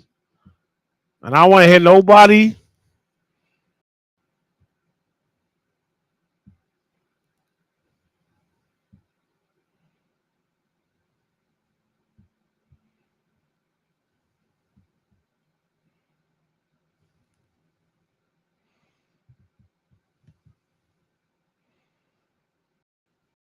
Yo, DDG be bluffing. He talking about that slap box at minimum. Fuck out of here, nigga. Get some waves up top, nigga. How about that? What did I do? I didn't even say nothing. I just said slapbox, bro. I didn't even do nothing, bro. Like,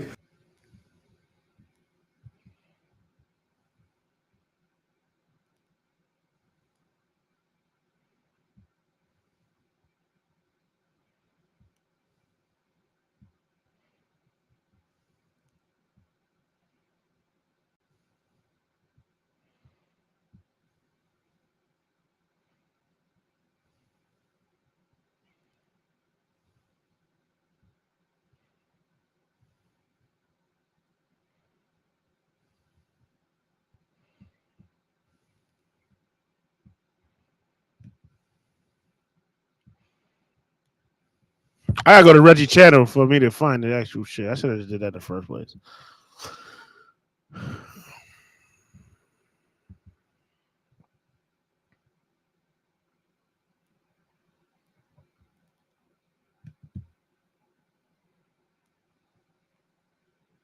It's over with. What I do to him? Why these so mad at me, bro? Like, I don't even know why these mad, bro. Honestly, who we starting on first, bro? Like, who we starting on first, man? We got a lot to cover, bro. We got a lot to cover. It's a lot of people who are having conversations about me, you know what I'm saying? And I'm not mad, you know what I'm saying? I'm never mad. I can see your YouTube. I can't see nobody else YouTube. We gotta respond. We not just gonna let it go. We gotta respond. You know what I'm saying? We wouldn't be GG if we didn't respond. Hello? We wouldn't be. You feel what I'm saying? I ain't gonna lie. We gotta respond. So, first order of business, we got some clips here where there's, you know what I'm saying, conversations going on, and I'm going to react to each clip. You feel what I'm saying? Let's dive into this. All right, boom. First, okay, Almighty J. We're gonna play your clip first. I could literally sit here and say you wouldn't be without Kai. I can say that's my opinion, but that's my opinion, right? I can say, oh. That's a fact, bro. You can definitely say that. That's definitely your opinion. Oh, my dumb ass done. What the fuck? Oh, my fucking intro. All right, well, like I said, you can definitely say that. That's definitely your opinion. But is that true? It's not true. I feel like Kai put me in one of the greatest positions I've ever been in my life. But in order to even get noticed, you have to be doing something. You feel what I'm saying? So I feel like it's 50% true and 50% false. But I really think that a lot of people think that, and I don't think there's nothing wrong with thinking that, though. You feel what I'm saying? I don't think there's nothing wrong with thinking that. But me saying that your ass, it's actually statistically true. And I'm finna show you. It's statistically true because I actually checked your YouTube channel. Bro, you got 15K views. That doesn't say it took you trash. A year to get that, my nigga. You're garbage. Like look at this shit. Like, I'm dead ass. Like, this shit statistically true, my nigga. Like, you're dead ass garbage, gang. And it's not even me hating. Like, you're statistically garbage, my nigga. And you can say what you want about me, and I seen you DM'd my prom date. We're gonna get on that in a second. You should have never did that. We're gonna get on that in a second. So look, okay, he got 15K, 13K, 12K, 65K. Okay, the most views you got in a little minute was when you did a song with Polo G. But that, okay, for what I'm saying, that should have hit an M. That didn't even hit an M, and it's thundering outside. That's crazy. So look, all right, 43K. Okay, so let's go to my song. I ain't never heard no. What I'm saying? As this go to my song, you know what I'm saying? We just gonna compare. 2 million in a month, bro. Almighty J, I close my case with you. You cannot talk nothing. You've been rapping for how long? Every in YBN flopped besides Corday because he's way smarter than you. I never heard of all YBN. Of you other flopped, bro. I'm sorry to say it. My YBN Namir had the most potential in the world, then flopped. Nigga wanted to be a gangbanger way too hard. Flop, bro. I'm sorry, bro. Like, y'all whole little group really flopped, gang. You had to start streaming, my nigga. Dead ass. You had to start streaming Almighty J. If we want to be technical, you had to, my nigga. Streaming saved your little life, gang. No cap. Saved a lot of us, really. If we being technical. Feel what I'm saying? Streaming saved a lot of us would be very up right now if it wasn't for streaming. And let's think the who came before us, because there's plenty of who was streaming that paved the way. Now everybody thinks streaming is just the way to go to get easy money. This still hard, bro. Don't ever think y'all is gonna blow up overnight. This definitely still hard. But look, on to the next. So boom, we got this. Let's play this clip. Yo, hey, and I ain't dissing them boys. You ain't gonna be there when they on my ass. I ain't dissing them boys. You scared of beef, Reggie? A little bit. So that was like one of my first few interactions with DDG. Went to his class. He wanted to say D-O-K. I wasn't saying that. I don't know them to be saying K to them. You feel me? Ain't do nothing to me. You just listen to my whole album and said it was hard, bro. Like, stop pump faking, bro. Like, I don't know if you like. I never listened to his album and said it was hard. I said you got a song or two on there that may be something. I promise you, I never listened to his entire album and said every song on his DDG album is hard. I'm not gonna lie, I never said that. He's definitely capping. And that's why I don't want to jump to a conclusion, because I don't know if you like mad because I said something, whatever, but I'm telling you, I don't give a about none of your relationships that you got going on, bro. It's not that deep. I get the dub crashing out on him as well. You get on here speaking on it, because these gonna clip it. I'ma see it, and I'm gonna feel some type of way, and I react when I see. I take it how it is, but. Ain't no. Okay, niggas, fuck that. Let's get at everybody, man. I'm with Reggie, man. I promise. I don't care how your money is. In all honesty, get at everybody. Niggas, I already know what niggas gonna do. They gonna flex their money. Nobody gonna fuck about your money. Some things just be like, gang, you a grown ass man, bro. Like, why are you even worried about another man relationship? This is principle of situation. If your girl cheated on you, I'm not getting on here saying, oh my God, do y'all know that DDG and his girl got into a... I'm not doing that. So it's really just principle. But I also didn't have to say your music was ass. But you know what I'm saying? I did have to add a little bit of seasoning on the top because, hey, as a grown man though, sometimes you do gotta mind your business. I'm not gonna lie. Sometimes you do gotta mind your business.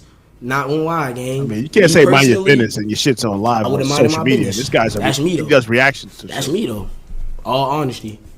Let me watch the rest of these clips though. Especially about like niggas that shit. That shit comes from like how they really feels. Yeah, man. I'm telling you. Niggas to take that, especially fan bases, they take that shit and try to run with that shit most. I gotta put a stop to that shit. The moment a nigga think that shit cool. That's how I feel too though. I feel like, you feel what I'm saying?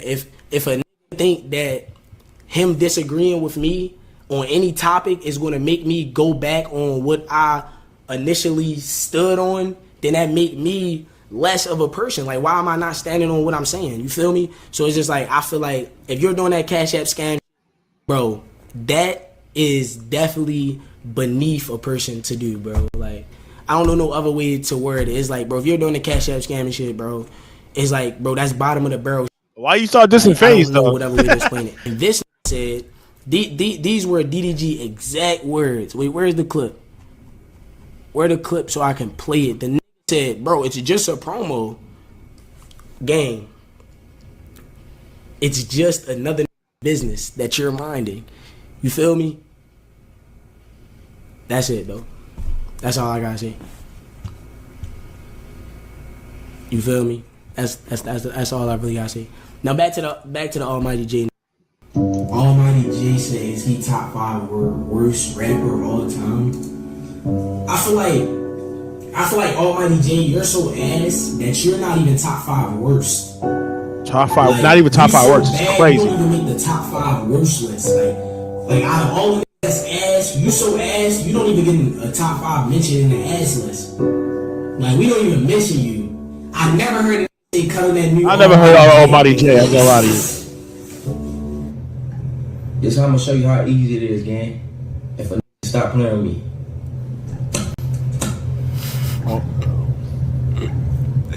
I'm gonna show you how easy this game. Bro, look. You sent her the heart eyes. She sent you the hand over face emoji. He sent the little fly out. She said, "I'm in Houston. What's up?" Any female is gonna go when she see 1 million followers, mud. You feel me? This is nothing. Now, when I see her with you, then I feel like I gotta get back. But she's only something to you because y'all see her with me. So that mean Yeah, that's crazy. That- That's not. They don't get no points. You don't get no In points the for end, that. I still win because every time You y'all don't get no think points for of her, y'all that, thinking nigga. about me. But I'm Niggas don't fuck glad with that she a girl even 'cause responded. You that's feel what I'm corny. saying? Because it's all fun and games. You feel what I'm saying? I'm glad she even responded because a like me, I'm type of see this.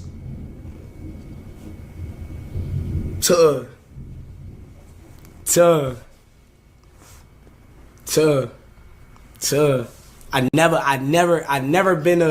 never been a nigga who gonna wait for the rebound. Gotta get a new ball. It's over with. I'm sorry. Y'all saying it's fake. Say get a new I'm ball. a grown ass man. You not faking no text. It do get to a point. I'm a grown ass man. I faking no text. You get to the point, nigga. I don't know, gang. Who you gonna get at? I don't know, gang.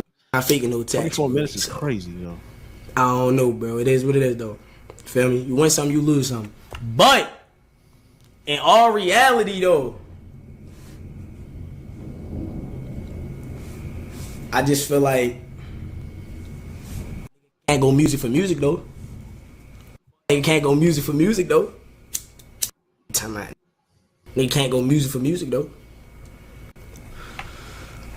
But my thing is, even with DDG, like DDG actually do numbers. So even if a nigga say DDG is ass, a nigga can't say numbers that don't make you a good he's rapper, though. the worst rapper. You feel me?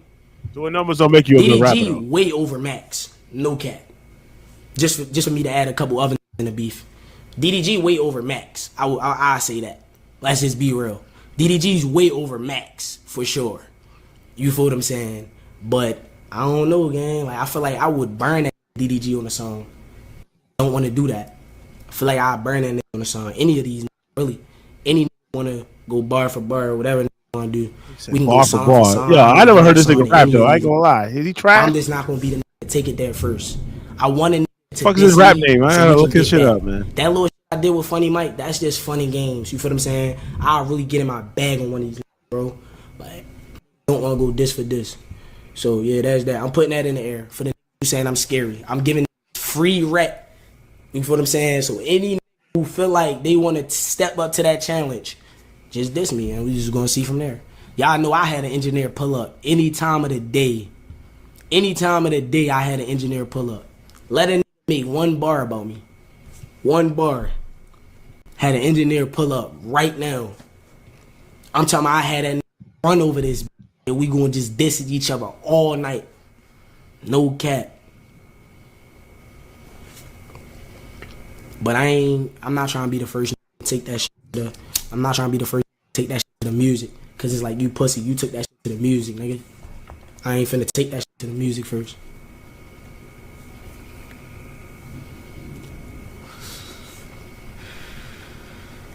But shout out to all my GG. I see a lot of other niggas in here. Yo, if you not GG, bro, you niggas fans, bro. We the biggest right now. We got all these niggas mad as. I'm glad we got mad because that just mean like we really them. We living rent free in their heads. Like mad scared to be in the same vicinity as us. Don't want to go joke for joke, none. Hey, I love this. I love making these mad. Every day I wake up and it's mad talking about me. I love that, bro. Like I started my villain arc. I'm so glad it's talking about me, bro. Cause it's like, yo, you let a who's damn near the same size as Kevin Hart get in your head and make you mad as a grown man. You let another get you emotional. I love that, bro. Keep saying I started it. How did I start it, bro? As a streamer, right? The moment you speak on somebody else, they got the right to speak on you back. So it's just it's principle of situation. It don't matter what no say and started it, whatever. If a nigga speak on you, you got the right to speak on them back. It don't matter, bro. Like y'all be acting like this not still real life, bro. Like be saying shit, thinking ain't gonna say nothing. Yes, a nigga gonna say something. I don't know if y'all think these niggas is Thanos and shit like that. These niggas is regular. Same way a nigga he don't care about my relationship. I don't care who you is either, gang. Like we all regular, bro. Like be thinking they Thanos, gang. You're not the super. Just get in the. For them saying you're not just the who everybody is just going to be afraid of, gang. Like you're not that guy, pal. Feel me? And I actually think DDG is one of those that's actually legendary in this. From YouTube to switch over to the streaming, that's always goated. But be real though, gang. Like be real though. You feel what I'm saying? Be real though.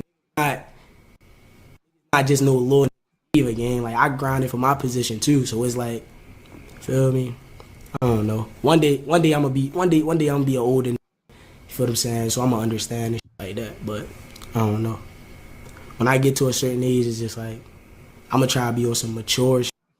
Alright, nigga, what the fuck? Get to the dissing, nigga. Wisdom at his age. He supposed to be trying to school the young. Let's skip this bro shit. over here. I'm trying to hear somebody get taking my girl side. Like damn, gang. You want her? This nigga. Hey, you ain't get. Just do what you gotta do. Don't even warn me. Just do what you gotta do. See what Dev gotta say. Bro said he warned me. Like, bro, just do what you gotta do, bro. You ain't gotta warn me, gang.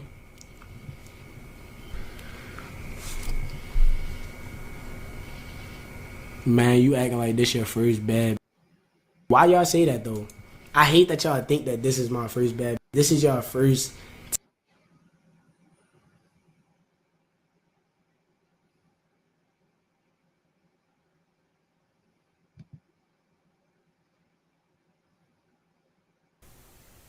Phase, man, no cap, boy. Like, what you talking about?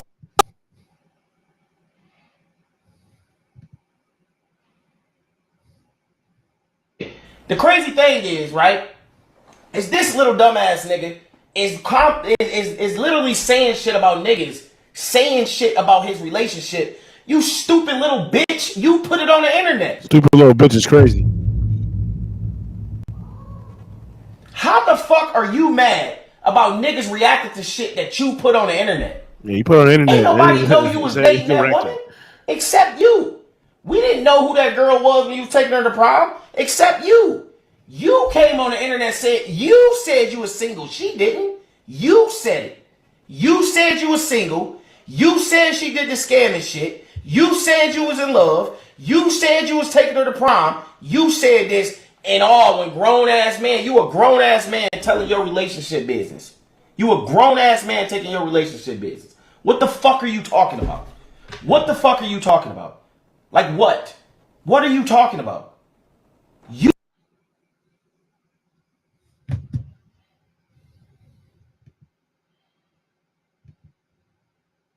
And today we're reacting to Reggie addressing the beef part 2. Yesterday we watched DDG respond to Reggie saying the things that he said. You know, we all had our opinions, me, myself, as well as. The crazy thing is, right, is this little dumbass nigga.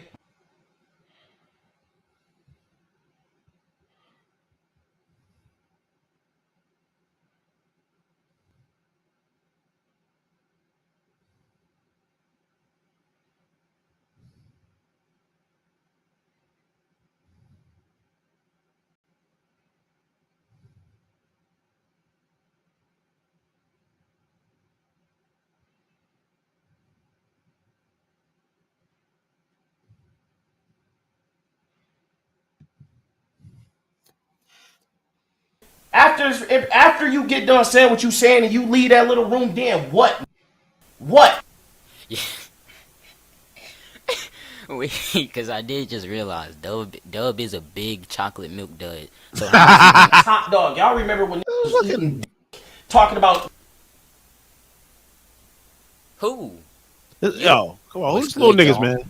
It's little your fucking roach disciple, looking ass nigga. Dante, you ever seen, back with another video, and apparently, everybody's responding to Reggie. I just woke up. I compiled this folder once again, and I'm just finna get into it. But before I get into it, I be seeing people in them comments, and y'all really need to check yourselves. Like, I seen about 4 comments that was like, "Get a job." You really talking about another grown man life? You really watching another grown man life? Let's get into the video. Reggie said Funny Mike needs to pick a side, apparently. That's the caption of it, and then Funny Mike responds.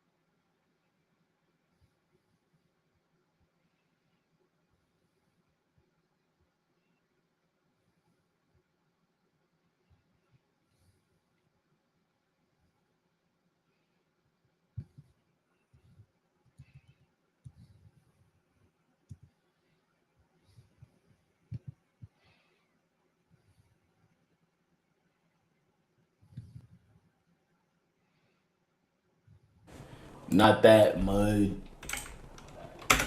That ain't me, Mud. Mud. That ain't Let's go. me, Dub Mud. is responding to Reggie.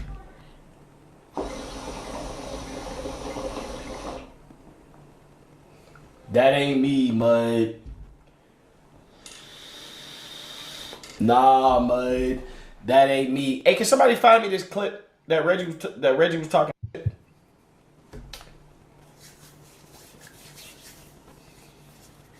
I didn't even. Reggie got so many clips. I Y'all gotta find play me the Reggie clip. again. Pin it. Let's get it. FaZe responded, but they was acting like little bitches. Yeah, why we finding a clip? What is day room? Like, who from New York to know what day room is? Day room mean like a combo. Like, what's day room? Like, I don't really use that word like that though. They were pretty much saying you a lame, square, same old shit. Like, just like what? How does day room insert to? How does day room insert to being lame though? Like a day. What the fuck is a day room though? It means you're lame. All right. Call that. Pin clip right here. Mud. Hold on, Mud. We gotta post this right here, Mud.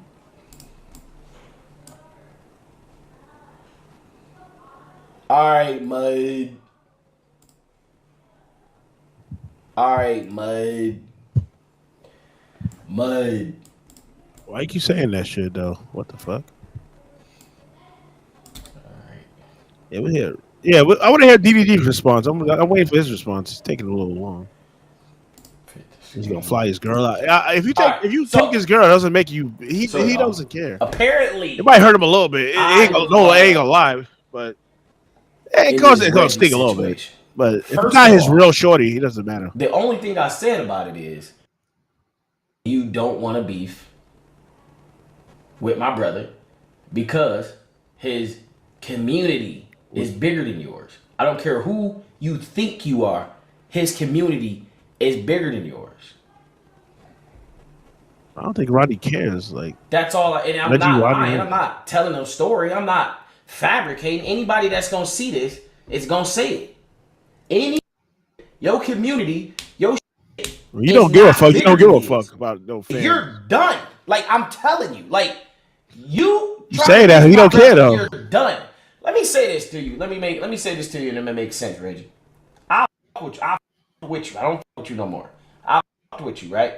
We gonna make this clear. I don't fuck with you no more. Clear as day. I don't fuck with you. Period. Like, at all. Period.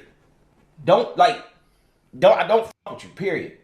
You see me, don't say nothing to me. I'm gonna say something to you, don't say nothing to me. Period. I don't fuck with you.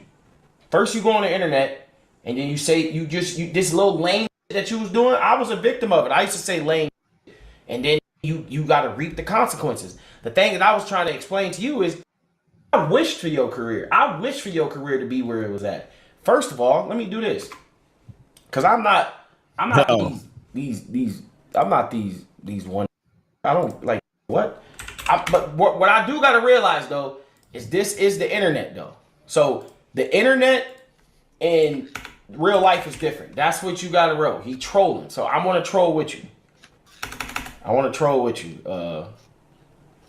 And then the crazy thing is, I don't know if his name Reggie, Rodney, or I don't know. Like, it was just, girl, he funny. I'm trying to find his IG right now because we following each other. All right, here we go right here. I want to show y'all these DMs. We don't DM about nothing, so I'm gonna show y'all my DM.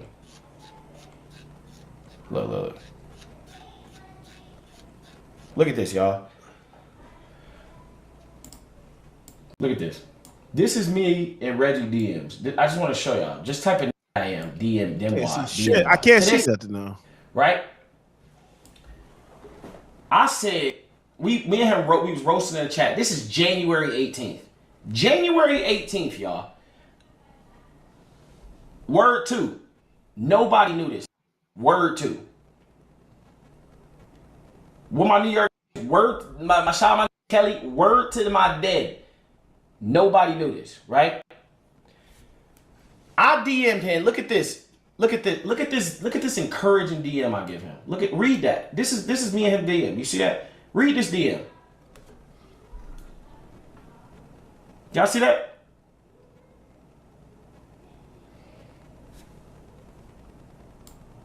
Look at this. This is January. So I was with this, right? Before anybody. Literally. I don't want to say before anybody, but I was before he was yeah, I don't want other DMs to show. Right? Before he even he said he was riding a bike like that. Like, listen, I just want to say this because I just want to get back to what I was saying, right? So he said he was riding a bike. Listen, what I was saying was I was with him, right? Me and him got streamed 7 months ago. With him, never said nothing. Even when this came out with Jay, I was like, what type of lame, like, what is this? Like, why is he saying that? And then he said this about my brother. Now, this is somebody that I'm not going to, I check his streams out or I look at his clips. But I'm like, bro, I wouldn't be for my brother because I with you. But this is not going to stop. Like, he's not going to stop. Like, my brother is not going to stop until everything that you got going on is canceled. He can do that. Bro, this has the biggest fake with you. These little granny games that you talking about. That's what I'm saying. Fuck them little granny that you talking about. Them cannot. What the hell's a granny game? What my brother was trying is go. Nah, I hope I'm not biased. It's what my brother would have did. I'm here for the I'm bullshit. You are beefing with a that is top dog. Top dog, come on, man. Do you think? Let me tell y'all something. Do you think that let me be realistic. Do you think knowing what I know, do you think I would beef with Kai? If you beef with Kai, you're not getting in none of these rooms, right? Facts. Yeah, Kai big too. You can't.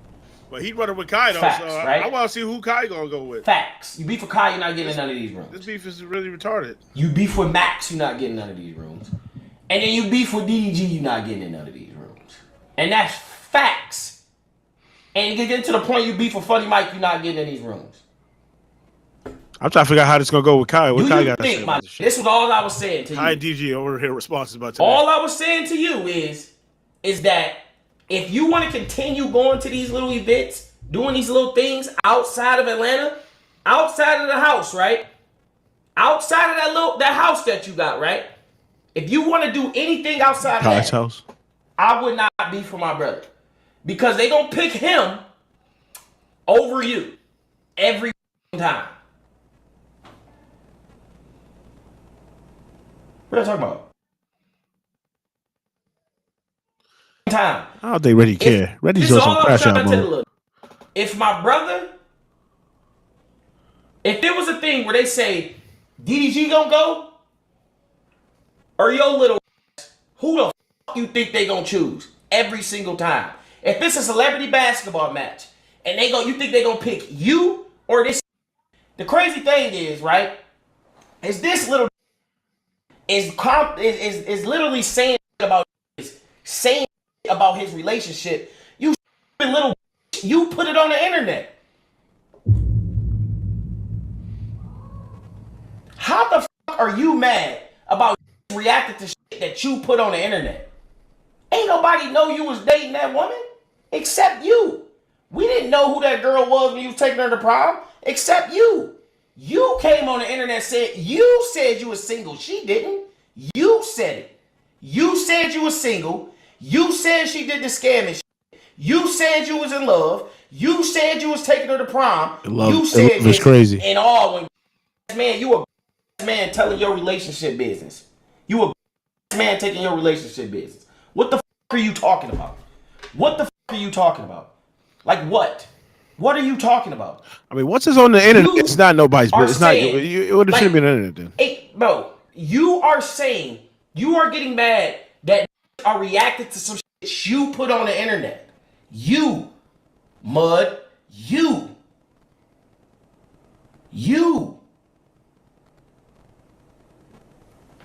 Now where that clip at? Let me react to this.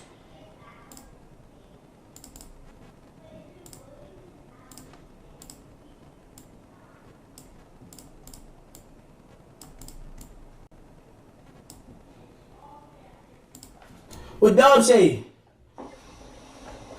It's conflict that you don't want to be with. So I'm gonna be honest.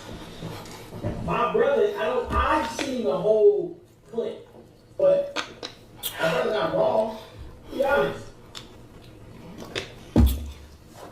It's conflict that you. What would Dub be without DDG and Woo-Wop? Or old broke? Mind your business. What is you talking about? Mind your business. Let's be real. What would y'all be? Ain't no nigga don't want to beef with, bro. It's the internet. Nigga don't give a f.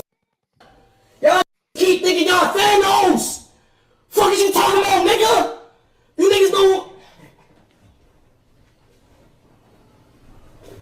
Mud, let me say this, and I'm gonna be real quick. Let me say this. Mud. Let me say this. What would Dub be without DDG and Woo-Wop? Put it like that. Hold on, let me see this last part. Old broke ass. Facts. Let me say this. Let me rephrase. You, right? I know I wouldn't be nowhere without my brother. But you just said, where would I be without my son? I put my son on. And then you said broke. Bro, everybody in your family is broke. Everybody in my family is rich. Every single person. Everybody in your family is broke. So you are on right now, Lil Reg, and every single person in your family is broke. Every single one. Damn. Including moms, including things, every single person. So you can't say that. Put your family on.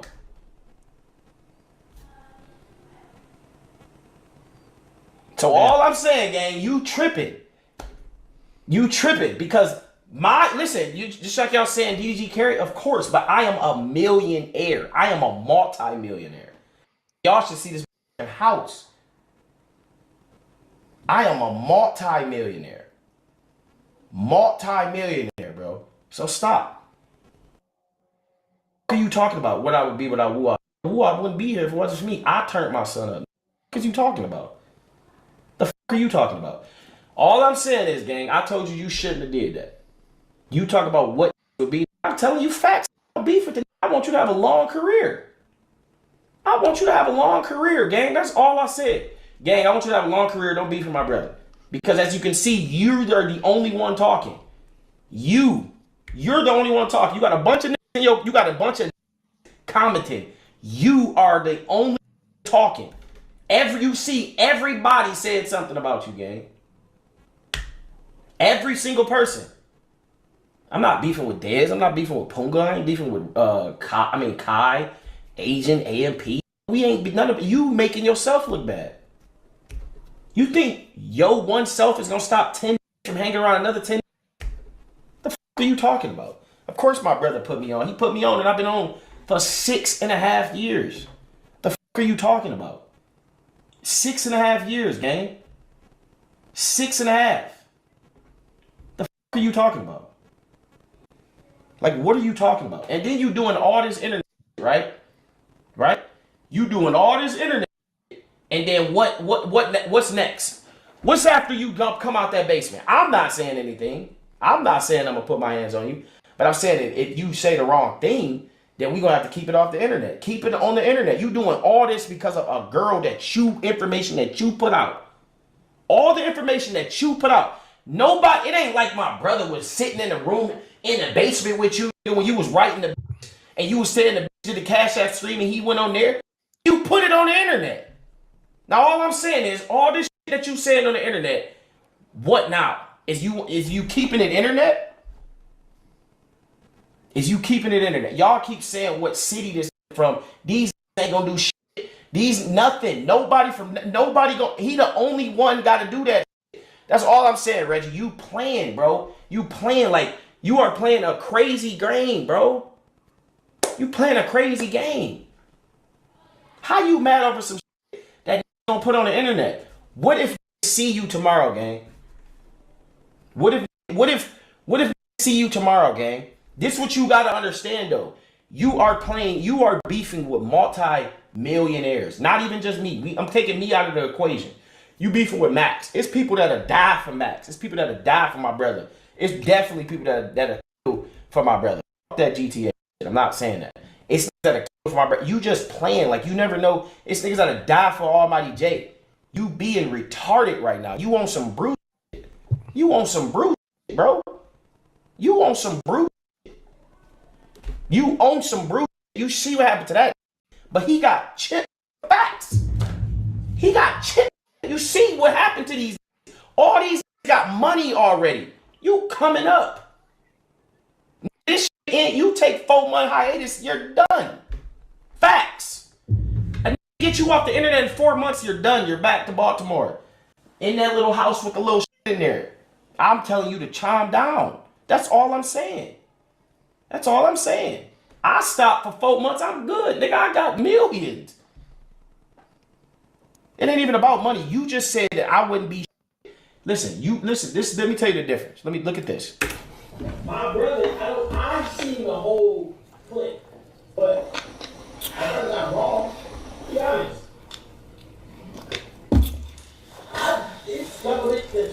What would Doug be without all that? And you got this cheap, this outfit, gang. If you know you finna go get clipped, put on a outfit that's, let me see. Put on a outfit that ain't straight out the P.O. box though, gang. Put this on that's not out the P.O. box. This some baby back shit. All I said was don't be for my brother, and you gonna come make a clip about me. And you talk about what would you be without this? You are saying what you wouldn't be without this. You're saying that. I'm saying that it's been 7 years, Mud. It's been 7 years, Mud, since I've been rich. 4.5.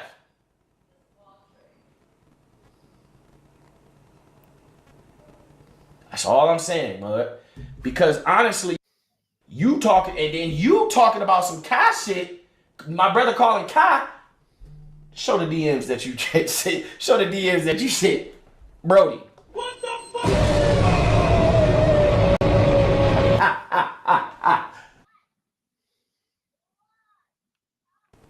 Mud.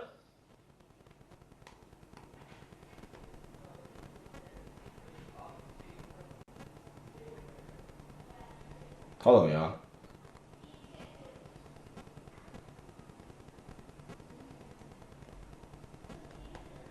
Hold on, Mud. Hello? Hold on, y'all. Hello? Hey, check Reggie X and see if he made her block you too.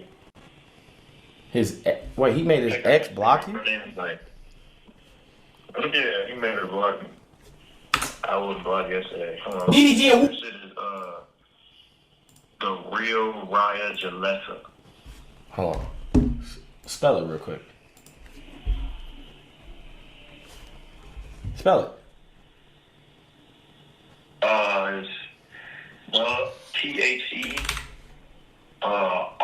REAL, the real RIA Jalessa. GG. Hold on. I think I got it. Is it? She got. Nah, she ain't blocked me. Why she only block me? Why you only make her block me? Man, you know why Mud Dog said if they got 1 million followers, they already go. They already go, Mud. Long leg Granny. Reggie, you think this is a game? It's gonna get real serious for you. I can't wait to get online. Hey, Dejan, throw that nice shit on his ass, bro. Nigga ain't no little ass. Well, this nigga keep calling, please. You grown man, I'm a kid. I'm on your ass trying to say you.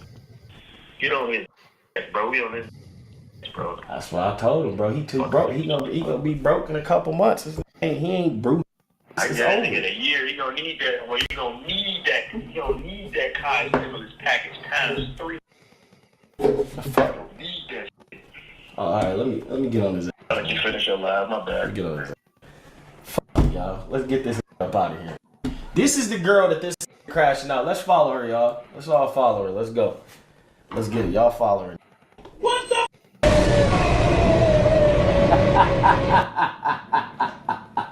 Let's rack them up. The difference between you, little, is that look like you a one-man army, brother. Let's You a go. one-man army. MLT, nigga. MLT, we only. What you talking about? They going at it. Why you saying where you from? I don't give a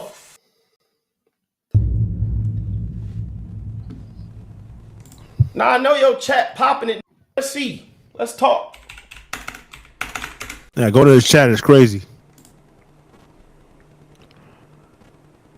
Bro, can't see this. It's too early, man. Dead ass. These little nigga shit. 4 in the morning. Hold on, Niggas y'all. ready to be. Hold on, y'all. Let's see.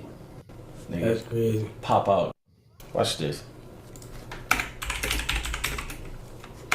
Look at this comment. Long live Granny Mud. This live white live is crazy. Hold on. Enjoy your breakfast and shit.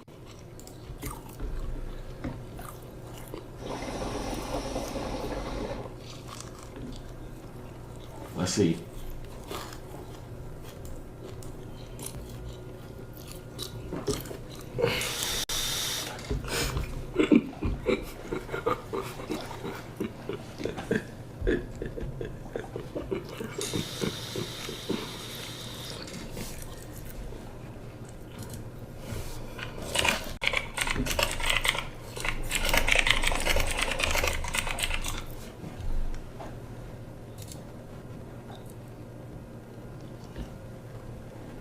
Gang. It's 4 in the morning. Copper plea. This nigga 30. Copper plea. Commenting. He says nigga 30. It don't matter his age, nigga. Bro. Copper plea. Copper plea. It's 4 in the morning. It's gang. 12 here and 1 here, gang. Copper plea. Chill, bro. It's not that deep. Yes, it is. I'm never talking about y'all at 4 in the morning. Late night, probably. But this early, gang. Yo, you can't backpedal and then say, no, it's too early, nigga. When you talking shit, niggas gonna get at you every day. Every late night, it don't matter. Morning. That's what I'm saying, y'all. That's what I'm saying. That's what I'm saying. This is what I'm saying, bro. This is not no little kid. This is this is 21. He do every 22, 21. 22, 21. 22, 21. Let me go back to this clip. And I'm gonna say what I want to say now. Let me go back to this clip. Brother, I've seen the whole clip, but I'm not wrong. Yeah.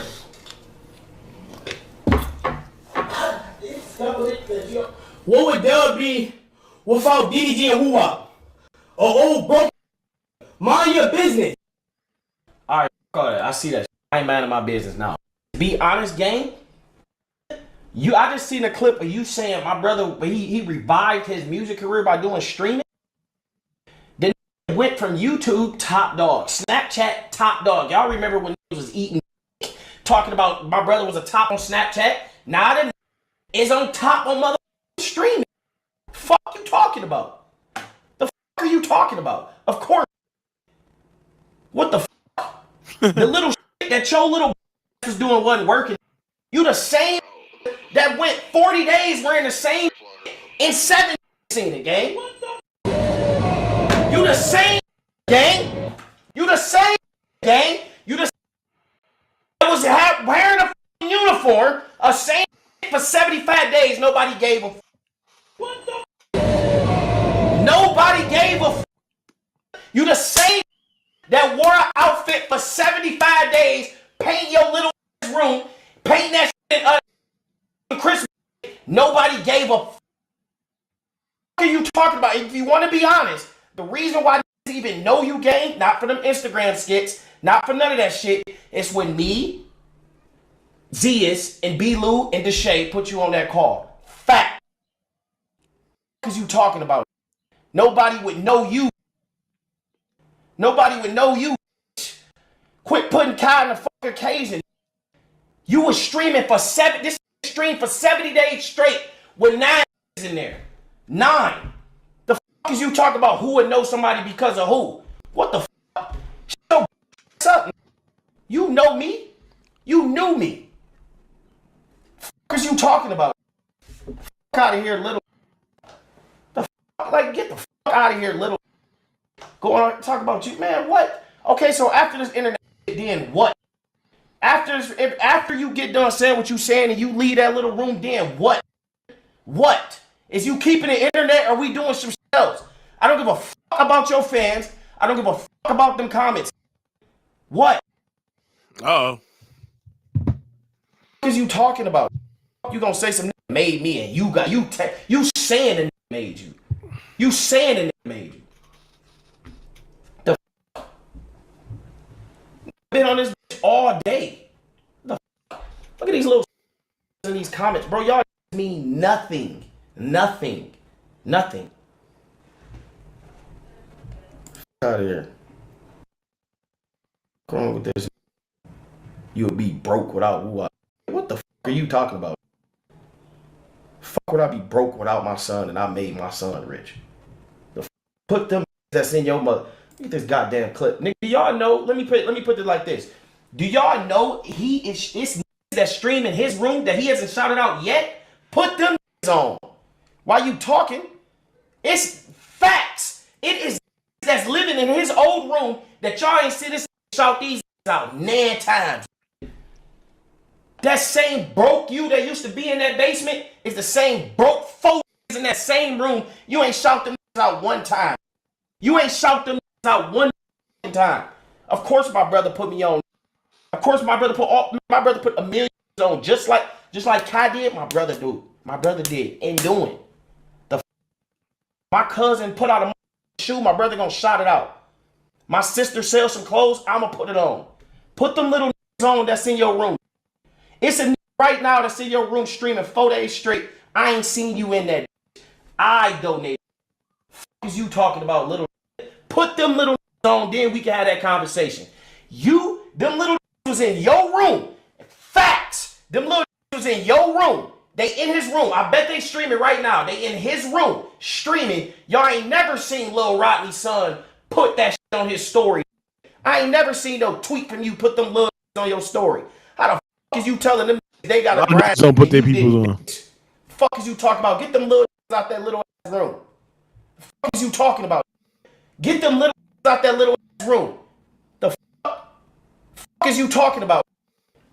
Is this trip? I swear to God, y'all. I put this on everything I love.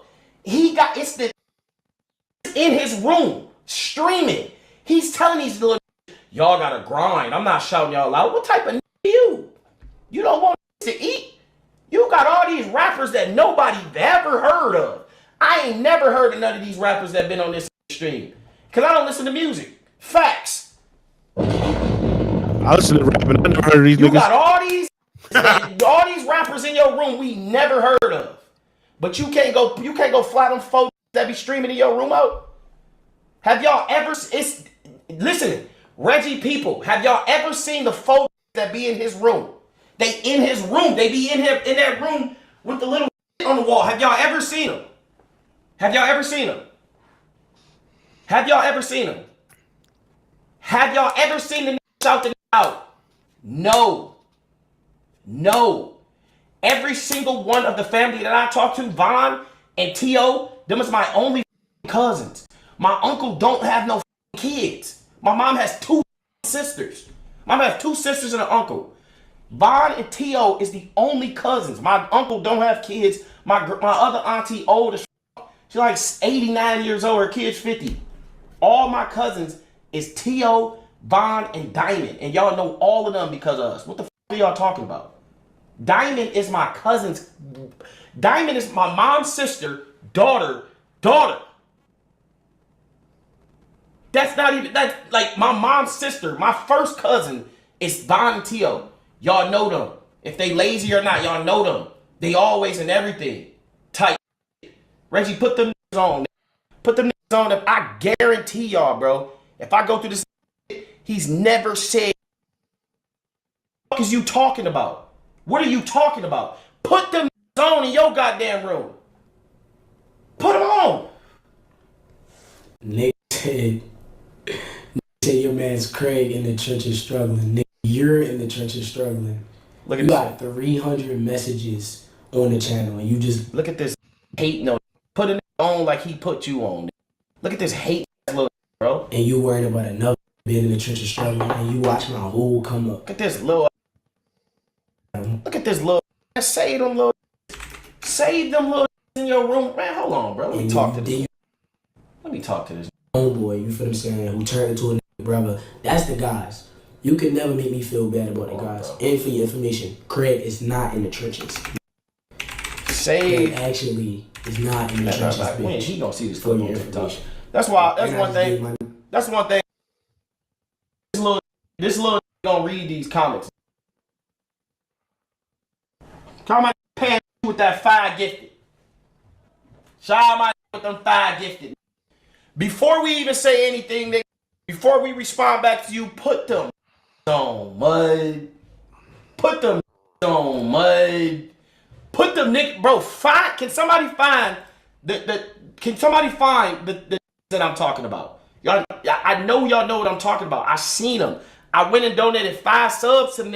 They was doing a 72-hour stream. They had 9 people in their shit. I went over there and donated 5 subs to the facts. Ask them little. I gave 5 subs. I don't even know them little. Oh, I didn't even see you live. What are you talking about?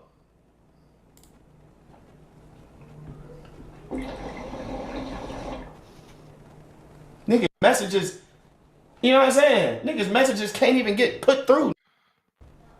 Typing for nothing. Typing for nothing. Hey, shout out to you, JT, with another 10 gifted. 10 gifted in his. What the fuck? I might get his shit to the homies. Be caught. Be caught. Oh, shit. I'm not finna play with you, nigga. I'm not finna. We ain't finna riff raff.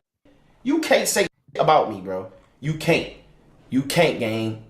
You can't. You can't, gang. Oh shit, my bad. You see the.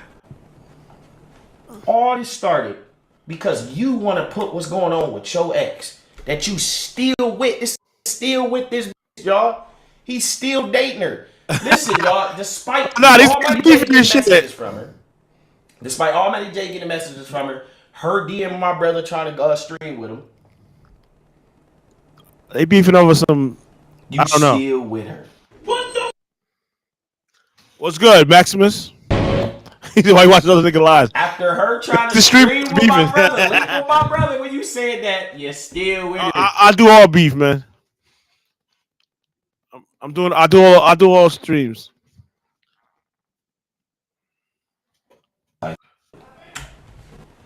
We ain't booking with you nothing. It just takes a DM, shawty. We ain't nobody use this booking. Stop. Facts. In fact, I'm following the nigga and sub to the nigga and everything. Let me get this up out of here, bro.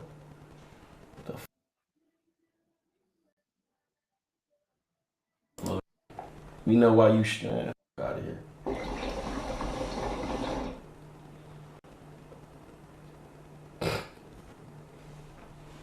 Hold on, I'm gonna share this live real quick. Hold on a second. No, this is just beefing and shit. Piss me the fuck off. Said, put your mans on. Put your mans on. You got your mans in the little shack, man. Go to the Super Bowl, nigga. Quan, what you talking about, man? Put your. You just saying, look. He said he put his mans on. Nigga. What the fuck? Alright, I got that shit on there. So Mud, get your look, man. all that little kid. You the same don't cry to go to the Super Bowl, little nigga. They said, Quan. Talk about nigga. Get your so nigga go take your peoples to. Hey, what's the football team in Baltimore? He said, what's the football team in Baltimore? Baltimore Ravens, stupid nigga. Ravens? Go take them little that's in your go take them that's in that little closet back in Baltimore to a Ravens game, little then talk to me. Oh shit, I want to see that Diddy track. Diddy Carey? Doing all this for a bitch that got more money than you. Facts.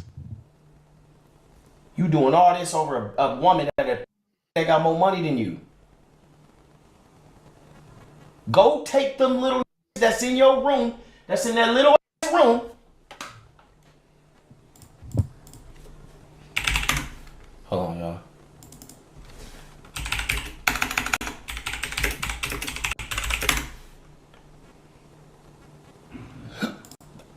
Been at the club before?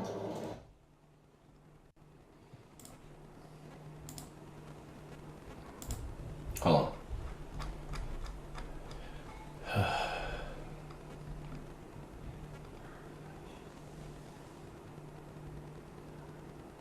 Oh, I didn't know the. Hold on a second.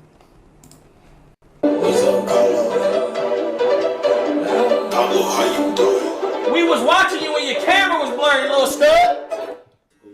Look at this. You see this little ass room? These is still in that little room. How long you really been keep your eyes? They still in there. They still in there, Mud. Mud, they still in there, Mud. When you was wearing the pajamas, Mud, them still in there. Kai put you on. Put them on. Put them on. Put them on. Why you talk about who put nobody? Put them on. Stop reposting pictures of that shit that you wear. Stop posting that shit. Stop posting that outfits on your story and post these, Mud. Mud. Post these, Mud. Because any around us, then we gave them their chance. I don't care what the fuck y'all think about T.O., Von, Young Monty. Anybody had their chance. And I repost everything my do. Everything. I don't even make music and I post music on my goddamn page. Post these music, Mud. You from Baltimore, I ain't seen post Javante, Mud. Yeah, there you go. Some Baltimore. Post Javante and Lamont Roach, nigga. You the latest from Baltimore. Help them out. You talk about who put you on. You nah, that's on. Yo, he said broke ass. That's one. Diss me. You don't even raid them, dog. You don't even raid them. Kai put you on the front page of his Batman. Had you dressed up in his Batman. Gave you airtime, nigga. Now, you can't put these little dirt bags on there. No, it's not sus. I mean, it's costume. You can't raid them and they in your room, Mud. Mud, they in your room, Mud. Like you say, Mud. Mud, they in your room. Dub, you gotta get some laughs, my man. They in your room, Mud. Now I understand this is just internet. This is just internet. So we not tripping. This ain't serious. Nah, I gotta go back out the video. Dub gotta get to the point, man. Look at this nigga. Lamont Roach, Javante Davis fighting, and you sucking another. You sucking another. And it's real going on in Baltimore, bro. It's real going on in Baltimore. I'm bad for Baltimore. It's real. Your ID still in Baltimore. That's your ID still in Baltimore, Mud. You posted in Miami. The people is starved. These still eating Mojo chicken. What's the chicken called with the red sauce? Y'all, what's the chicken called with the red sauce? What's the chicken called with the red sauce y'all that be eating in Baltimore? Oh, I don't be in Baltimore. I don't know what is it called? Baltimore. Y'all know what I'm talking about. Somebody M. These up eating Mobu chicken, and you in Miami on a yacht with a thought, ready to crash out on the internet. My are done. What the? When shit starts slowing down, listen. Look. You ain't even pay for dog haircut. When start slowing down, Mud, you gonna be this Reggie in 4 months. Hey, Mud is just high as hell, you know, and really appreciate the people that's still here when you switched up on me, Mud. I don't know why niggas switched up on me, Mud. Niggas is fake as hell, Mud. Shit crazy, bro. I'm just going back to Baltimore where I got real love and shit all over this because you put your business out there. Long live Granny. Pop, like, I can say what I want because I know you not Unc isn't just because Unc has heavy ties to Texas, but they believe that 4 Extra was bullying 607 Unc. 4 Extra. He goddamn pulled up on 607 Unc. 4 Extra was picking and choosing, bro. Yeah, it looked like some bully. It was some bully. I mean, I felt like, because that was his partner that was sitting up there with him, too. Bro, you towering over the man. Niggas. Do that shit to a killer. My man's in them. Hey, I ain't saying I don't know what Unc did. The gonna do it. I don't know. Man, look. What I know is, at the end of the day,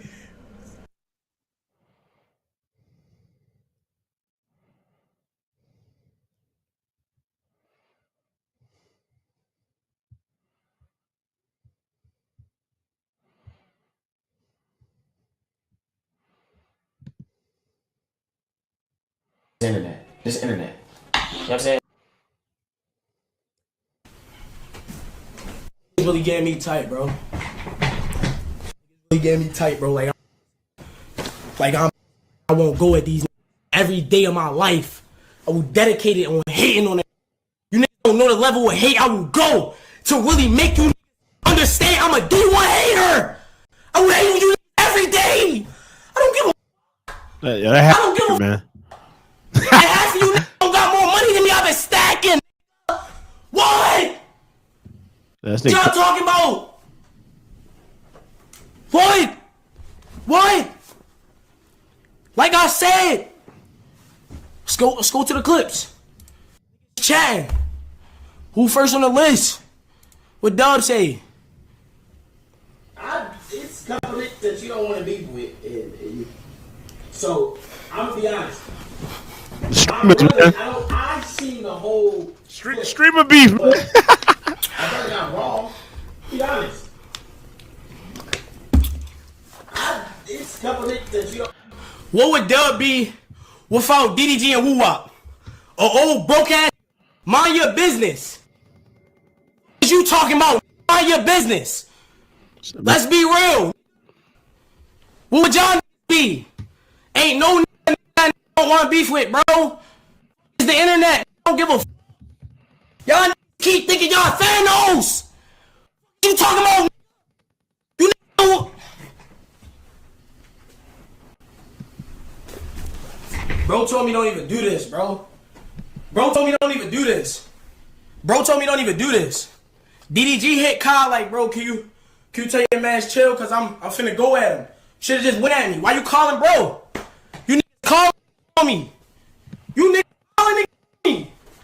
Bro, you calling around. You niggas. Man. Y'all, these niggas I praise though. Calling on me, bro. Get your mans.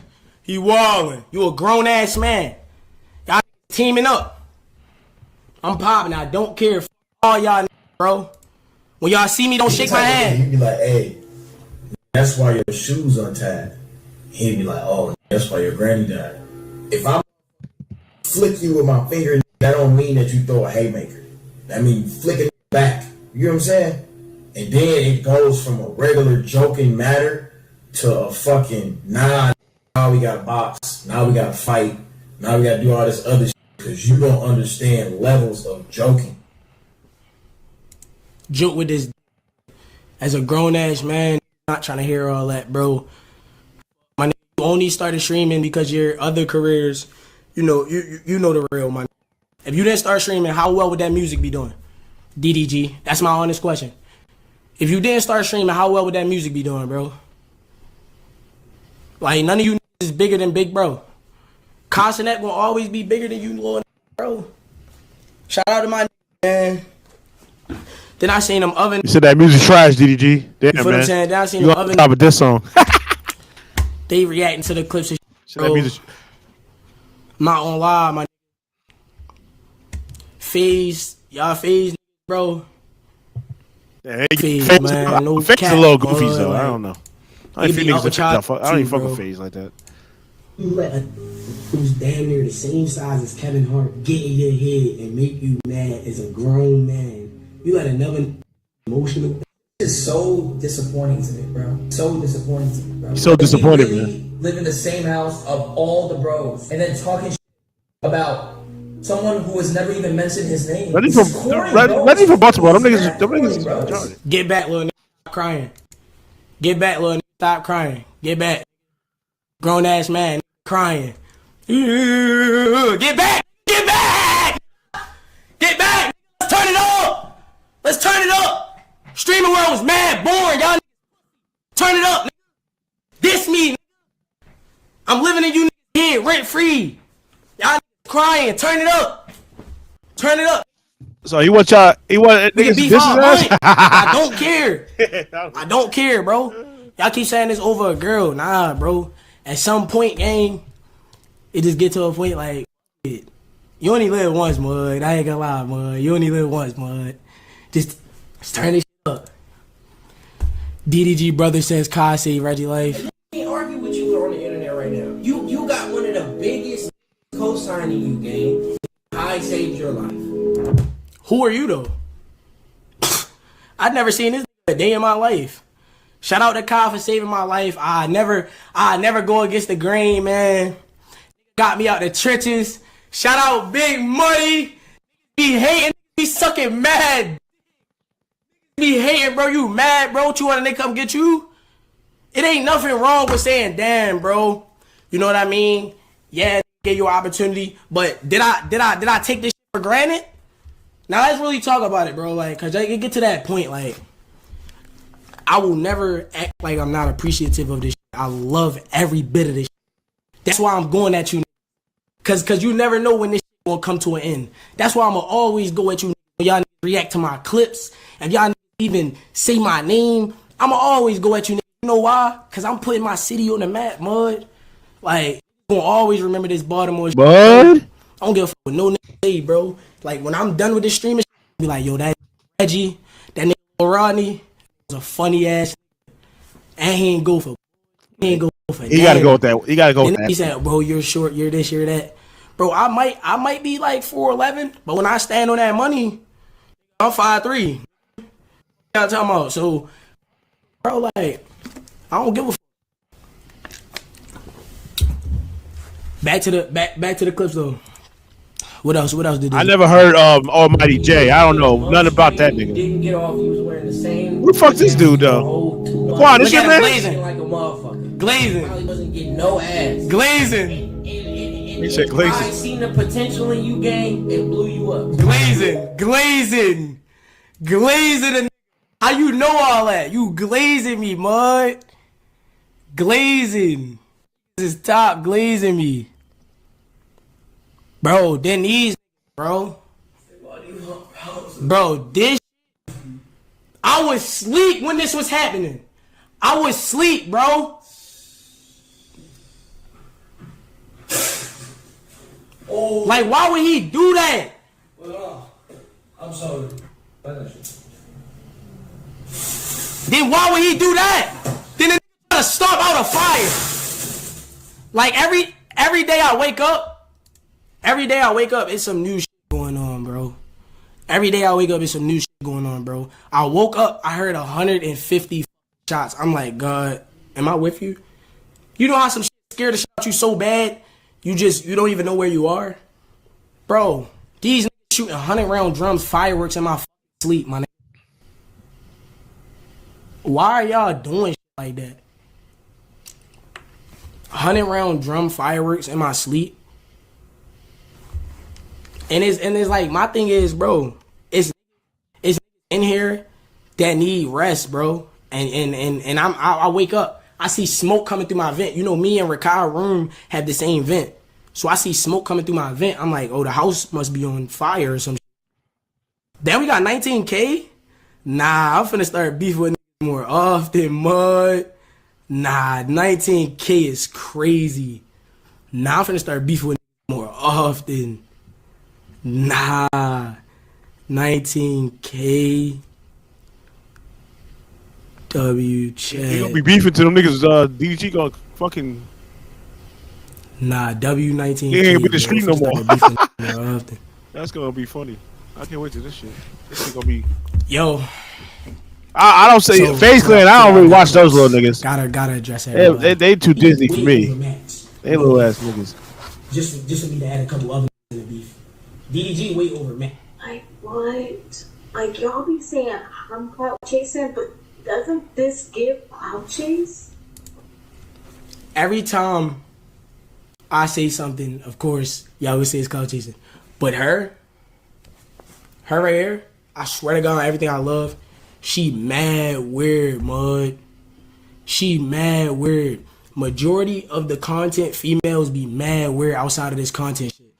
These females don't know if they want to with you or make content with you. And it get to the point where as though it's like, that shit be all fun and games, you feel what I'm saying? But then in the back end, really be dating and all that type. So it be like, am I really wrong for saying what I'm saying? Because it's still real life. You feel what I'm saying? Outside of all the shit that she talking about, it's still real life. You feel what I'm saying? And it is what it is. He gotta get some less of that hat. Nobody say, bro. Real is real. Face fake. On to the next, though. On to the next. Troll me one more time. I never heard an Almighty song. I don't even know what that is. One more time. On my life, We already heard this. What was their take on this? All of niggas. You know what? That Almighty J, your music is trash. Don't. Yo, name 5 songs. I can't. Damn. I can't. Yo, Almighty J, you see this you. Almighty. Nah, you ain't had to say all that, but nah, that is crazy. I don't think nobody can name 5 songs though.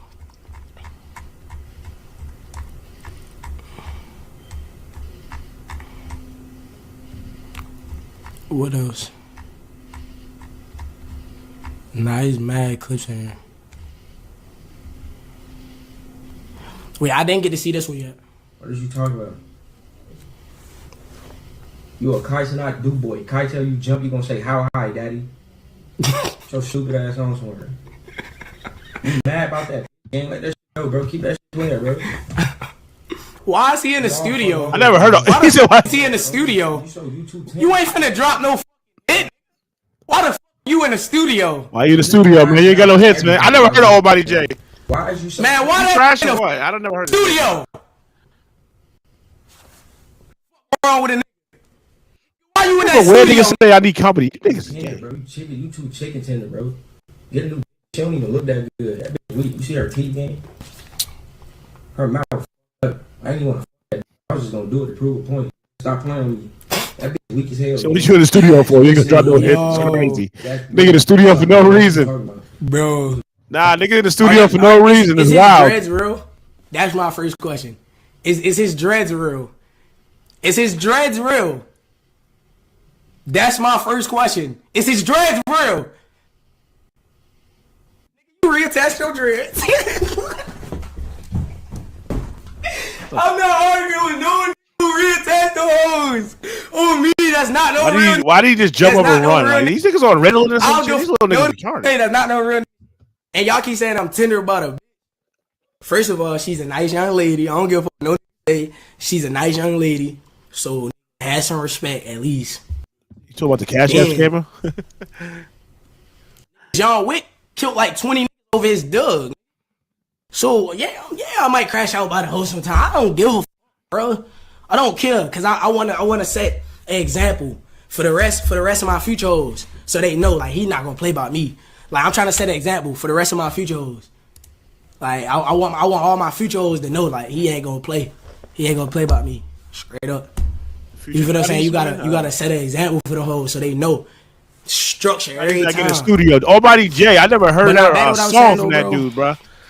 I didn't know he rap. I don't follow none of them MB. What the fuck them niggas names is. I'm living in these. I never heard of something this nigga either. I thought he was just a streamer. Oh, this nigga's a combo. I don't like this. This how they do that 20v1 shit. My goat. Like my Black Jesus. Like, that's disrespectful. I don't like this dude. That's I disrespectful. think he a con. I seen one of them. Nah, I'm not gonna lie, only bro. one He the dating show. corniest This shit was in the weak. world, gang. He like once you're on the cob, it's hard to get off the cob, man. Yeah, I'm this conversational nigga. I'm a couches, but like, bro, gang, all this 21 shit, all this shit is scripted for entertainment. We not trying to hear that, gang. the beat is crazy. He's ass. And for him to call DDG music ass, my goat, Move Jackson, my goat, my legend, my fucking father, my dad, like my dad. This video is funny. I ain't gonna lie. This is funny though. You're gonna call DDG music trash. You're a disrespectful kid. Reggie, you're a fucking kid. DDG music is not fire. I don't know why everybody keep acting like somebody says music trash and niggas is acting like this nigga's nice. Like, come on, bro. That nigga is not he's not like, come on, man. Hey, DDG music is not fire like that. Everybody keep acting like he's so heat. Like, what? Y'all little niggas think he fire. I don't think that nigga is nice at all. I don't think nobody at the barbecue said put on DDG. I don't know. Niggas is not in the club listening to DDG, bro. I mean, somebody said shit trash. I mean, well, I don't see the lie. I don't see what to lie about. He saying you did music and then you went to streaming. You started streaming because your music, nobody cared about your music. Master, this is all streaming dudes. These are all streamers. Most of these guys. I know you don't follow the streaming shit. I follow, but I don't watch these dudes like that. I have never watched a Rodney stream like that. This is my first time even going to this. The only reason I'm going to this nigga stream is because they're dissing each other. If it wasn't for that, I wouldn't even care about this dude. I don't even watch these dudes like that. Most people I watch, we talk about foreign shit like politics. I don't really watch these dudes. I only watch niggas for the beef shit. Only when niggas beefing, music, rap niggas beef. I'm always even on that Joey Badass beef. But nobody tapped in for that one. So, but anybody beefing, I'm always on that. Somebody got killed on beefing on from YouTube. Nigga shot his girl and him on a fucking Vegas strip. I'm a type of nigga, bro. I promise y'all, I really do like enjoying females' time. I love experiencing a real raw female, but honestly, I ain't too pressed to prove that I get it. If a nigga don't believe I get it is what it is, bro. I'm never too pressed to prove that I get. And if y'all think that this is my first and only bad, so be it. You know what I'm saying? I don't want to be. He think that's that. He thinks that's a bad bitch, though. Every time y'all see I didn't even me, see I'm the show that just you talk about. I'm I didn't go to see not that going Instagram. to Chris Sales route, and I really, hey, for what I'm saying, I really feel like a lot of think I'm going that route. I'm not going that route. I'm never going that route. Like honestly, I'm never going that route. You know what I mean? Real niggas know that I don't give a f, but I would never let a nigga, even for a sec, cause my mama always said, if they hit you, you hit them back. And if he too big, you hit that with a brick. My mama always told me that. So now it's like every time them boys say something about me, I ain't gonna never stop. Ain't gonna never stop. It ain't gonna never stop. It ain't gonna never stop. I'm just gonna keep up in there every time. You feel what I'm saying? And the principle of the situation. Well, that niggas dropping this song. I don't want to hear that nigga rap though. I don't know. I never heard Reggie rap. I don't think he's it's a 20v1 right now. That's a chance to trash too. Everybody rap the same. It's a 20v1. It is what it is though. Who the best rapper in Baltimore? I never know. Anybody know he from Baltimore? Any Baltimore rappers ever heard? DG on top, man. I ain't gonna lie. How many Baltimore rappers you heard like that's DG fire in top, Baltimore bro. that blew up? Whatever clip is it? How many Baltimore rappers out there that we heard about? You follow rap like that? I don't know too many Baltimore rappers. Let's turn it up. Streaming world was mad boring, y'all. Turn it up. It's me. No, that's exactly what you want. Hey, I'm not gonna lie, let him have it. I don't really understand this. All right, so it's people used to say streaming's boring, so you're gonna get at niggas. That's why I probably would do the same thing, but Max, so K-Son and but these get emotional though, so you can't really. Obviously, want to defend him by saying this is weird in the most hostile, not hostile. What's the word? Polite way. I'm confused. Max hasn't even streamed in a month and a half. How are people? Man, that Max told me he was pulling up to my stream. He should have pulled up, man. Know what it is. Don't give a Max told me he was gonna pull up to my stream twice. Bro, I'm a grown-ass man, gang. Don't play with me, mud. Don't give a what no talking about. You feel me? Should have pulled up on that stream, mud. I don't give a what no should have pulled up. I'm not, bro. I'm in the industry now. Y'all gotta see me one day, you feel what I'm saying? So I'ma just keep doing me, mud. Like, y'all ain't gotta with me. Y'all ain't gotta with me, bro. Oh, cat. I got the bros. Ain't gotta with me. I'ma just grind my way to the top like I've been doing, bro. Y'all see how easy it is to get in these head? I'm the same way with my content. One thing I can't say about me, I don't put that work in. What? Y'all can say what y'all want, but I grind too, though. I never watched your stream day in and because day out. I didn't care. Can't like I ain't grind too, though. I don't even Cat. watch this shit like that. No, I put that work in. I don't watch none of these niggas streams like that. Let's say doing dissing each other. Nah, but they were dissing each other. That's the reason why I played the shit. Like I was like, oh, these niggas dissing each other. Now it's getting interesting. What y'all doing? Other than that, what the hell watch these niggas for? Got these niggas with a sunflower hat on, little bucket hat and shit. So that's not it, bro. Shit kind of blurry. That W in the panic, you know that. Biggie BK, know that. Rolling his gas, type. You gotta get to the point, nigga. Straight up, Rod, that's my dog. We ain't gonna need. I'm in the game still rapping at a high capacity. If Nas wants to smoke, come in the booth. I will rap circles around. No, you don't want no smoke with Nas, bro. Okay then, so then leave me alone while I'm on the field. You was effing with him. He wasn't bothering you. Can I ask you a question, Jim? Mm-hmm. You smoke, right? Yeah. Were you smoking when you said you better than Nas? I might have been a little bit. Picture this. One off-the-cuff podcast brag, and suddenly 3 decades of hip-hop history snap back like a rubber band. A Dipset capo claims the streets forgot Nas, a Hall of Fame tight end calls Cap on live air, and a Queens hustler turned media mogul cracks open a sealed federal transcript just to watch the timeline burn. Why did one sentence, "I'm way more influential than Nas," set off wiretap rumors, gym challenges, and whispers of unfinished indictments in 2025? Tonight we're diving past the clickbait to untangle 23 years of grudges, silent chess moves, and a receipt so radioactive it once vanished from Instagram in under an hour. Stick around, because the quietest player in this story may be the only one holding real power, and the next move could land as a diss track or a subpoena. Jim Jones didn't just stir the pot, he upended the whole kitchen the moment he sat across from Fat Joe and Jadakiss.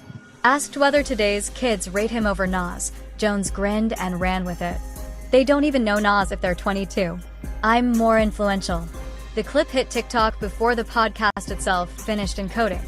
Views snowballed and gleeful commenters clipped his billboard flex. "Check my entries, then check it." Jones doubled down days later on Shannon Sharpe's nightcap, repeating the boast and taunting older fans who live in the past.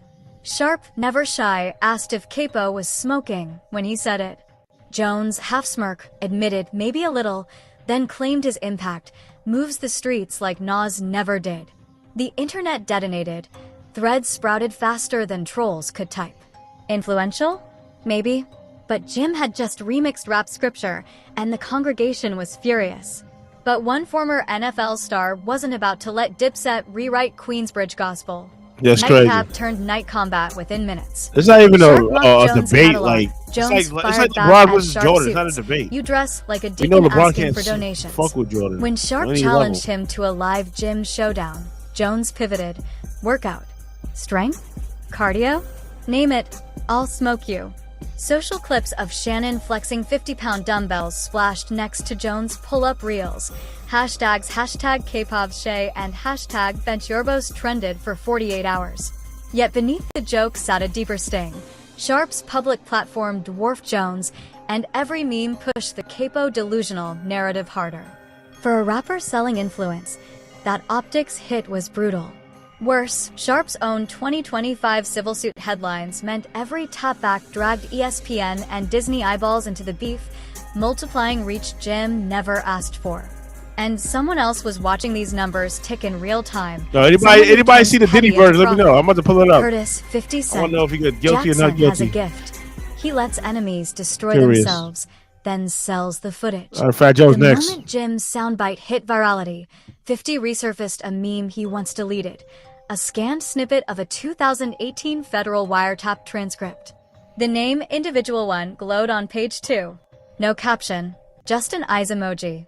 Fans who remembered Tekashi 699 Ione's 9 Trey trial needed zero context. Vlogs filled in the blanks with Jim Jones wasn't charged, but prosecutors played a call urging gang members to violate the rainbow-haired kid. Conspiracy Redditors went feral. You gotta be How did AI. Capo skate while Shitty ass others ate AI. Capo Fucking. time? 50 knew exactly what he'd done. He shifted the spotlight from influence to indictment potential. He didn't need to diss.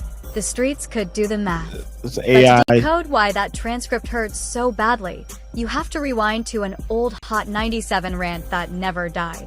Summer 2002, Nas calls Cameron's Come Home With Me, whack, live on Hot 97. Dipset responds with Napalm. Jim Jones threatens to smack the kufi off Nas, and the mixtape era erupts. For Dipset, that beef is brand equity. For Nas, it's a side note in a catalog spanning Illmatic to Godson. Yet the tension never fully cooled. Hold on. Yeah. Alright. It's the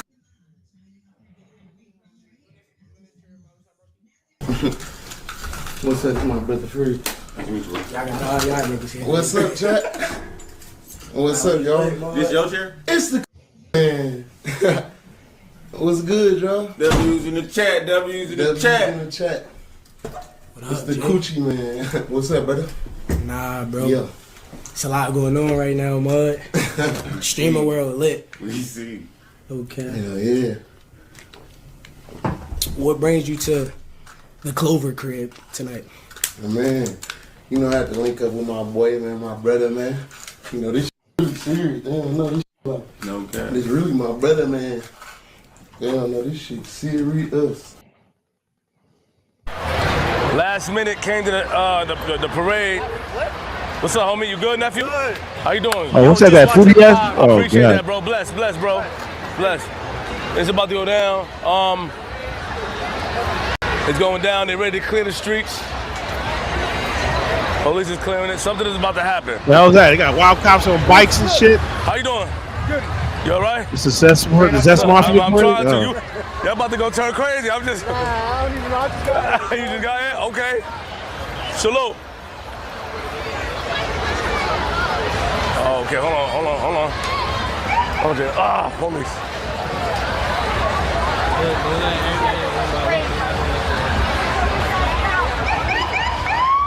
Wow. We are here at the Pride Parade.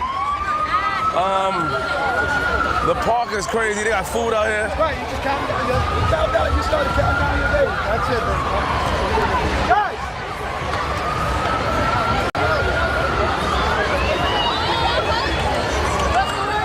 JR want me to hop the gate.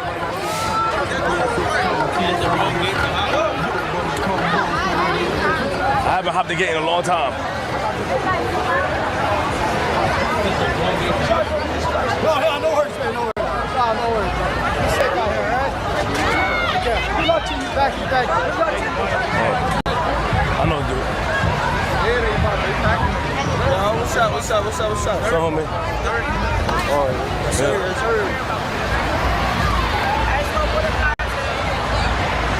Oh, we go to comments real quick. JR. Now, I'm gonna keep it real. Excuse me, sorry. I can't hop that gate. I don't think I can hop a gate, Jay. Hold on, we go to comments real quick. I had a fucking I forgot. Let me click on this dude's music, see what you think. He said, "Hey, why are we watching other niggas' lives?" Yo, you can't click on this shit? Damn. Yo, what the hell is this dude talking about? Dead chat. Oh man, I can't click on this shit. I thought I could.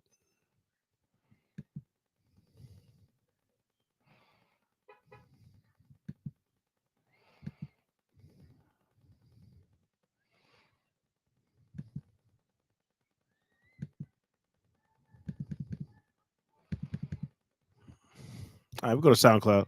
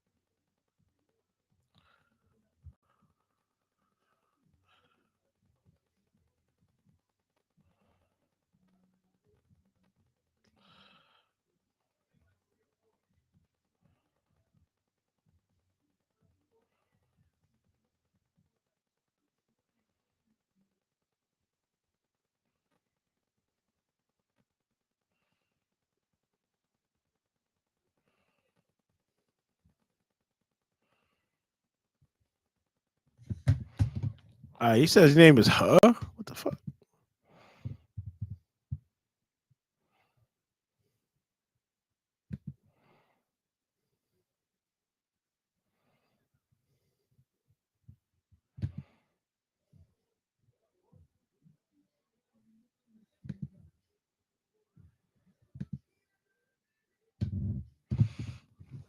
Hold on a second. I'm trying to find this phone. What the fuck?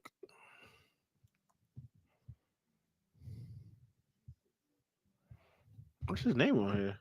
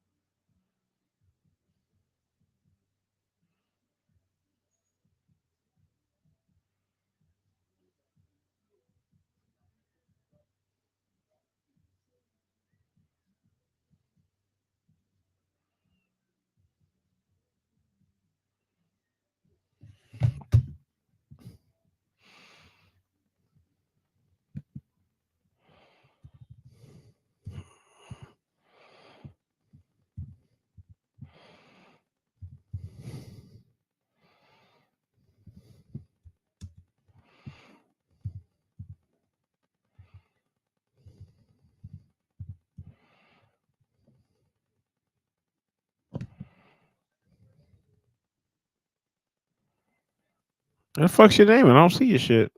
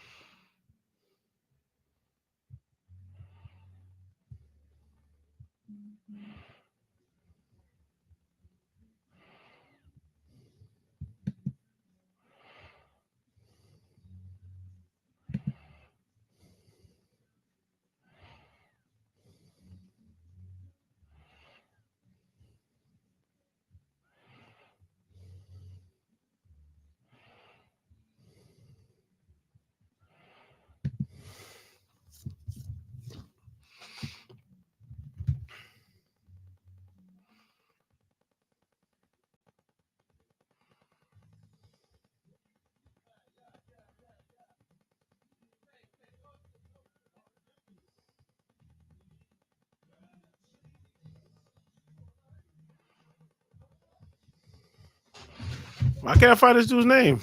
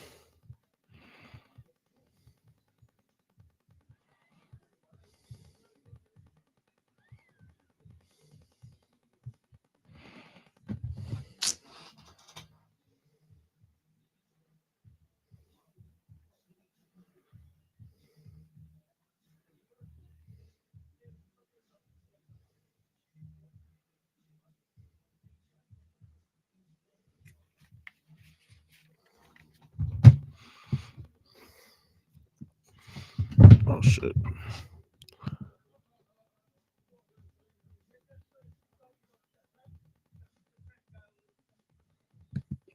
Yo, anybody got a?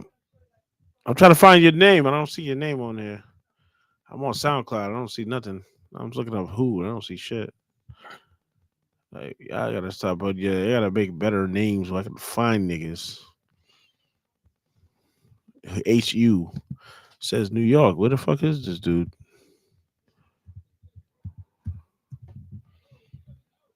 I said HU. I can't find you. It says your name. What the fuck is your shit? Unbelievable. I typed in HU. I don't say shit ain't popping up.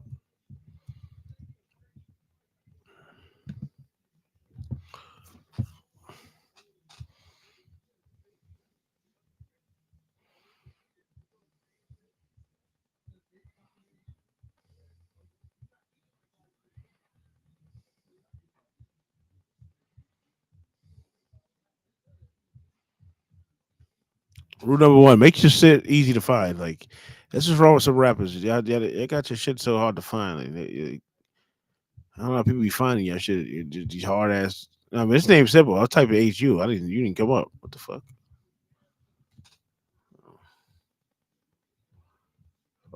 Crazy.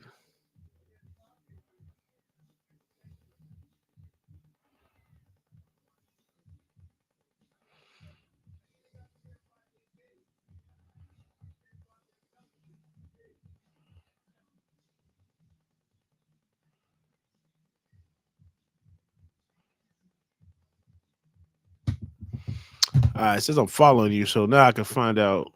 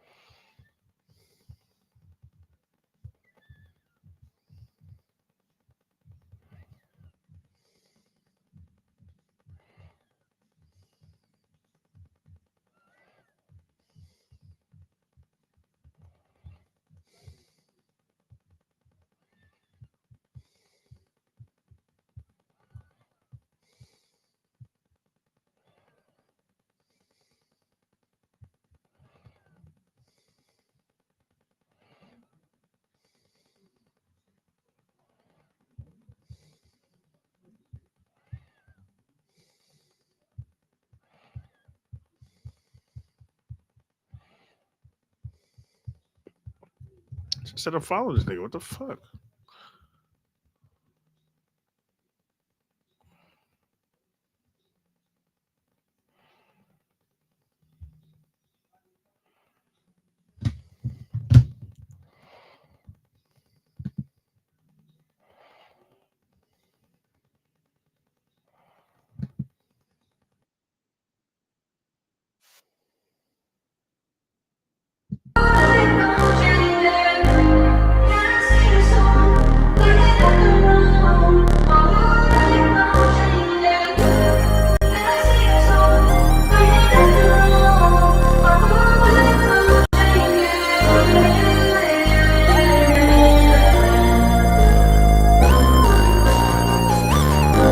Girl, you got me nervous cause the way you look is perfect, and the way you talking to me got me reaching up my surface. Yeah, I know I got some learning cause some things I ain't deserving. I know last week we was hurting, but this week we found a purpose. If I gave you my whole heart, would you turn around and dart? If we take this from the start, will we never fall apart? Take my mind out for a ride, long as I got you I'm fine. Always keep you by my side, we ain't never turning tides.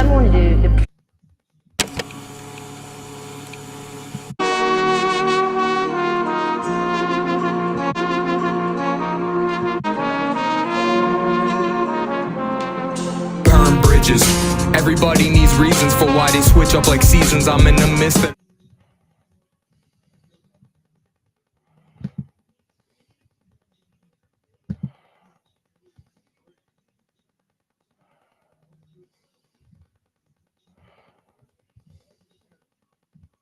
I said I followed this nigga. I'm saying what the fuck is it here?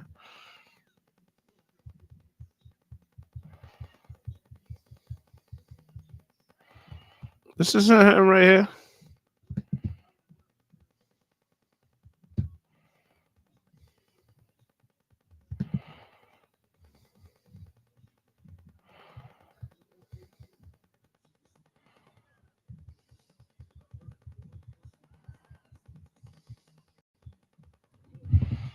I followed this nigga. What the fuck is he at?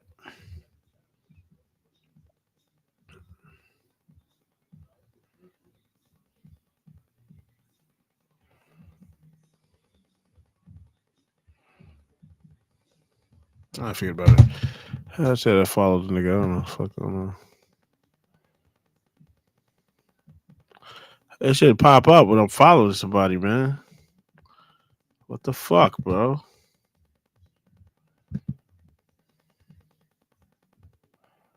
Where's this nigga at, man? I follow the nigga, so it should come up.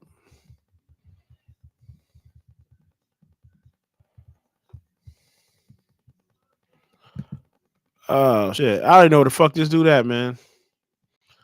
Says I'm following him. I don't know where the hell. So the rappers I'm following actually, SoundCloud rappers. I remember they had a SoundCloud era. I don't know. Is that Dead Chat? Yeah, Dead Chat. Shut up, nigga. Yo, hit some lash, man.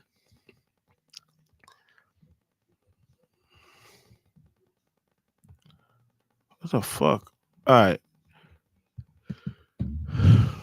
Does it sell more? I just said I followed this dude. I don't know why he didn't pop up.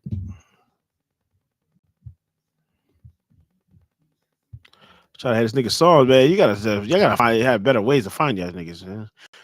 I can't see to find this dude's songs, man. Little CJ. Following this goofy nigga for.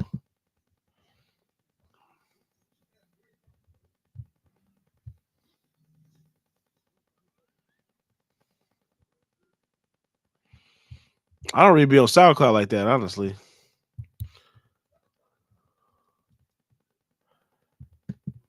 I don't be on SoundCloud like that, honestly. That's why I don't really give a fuck.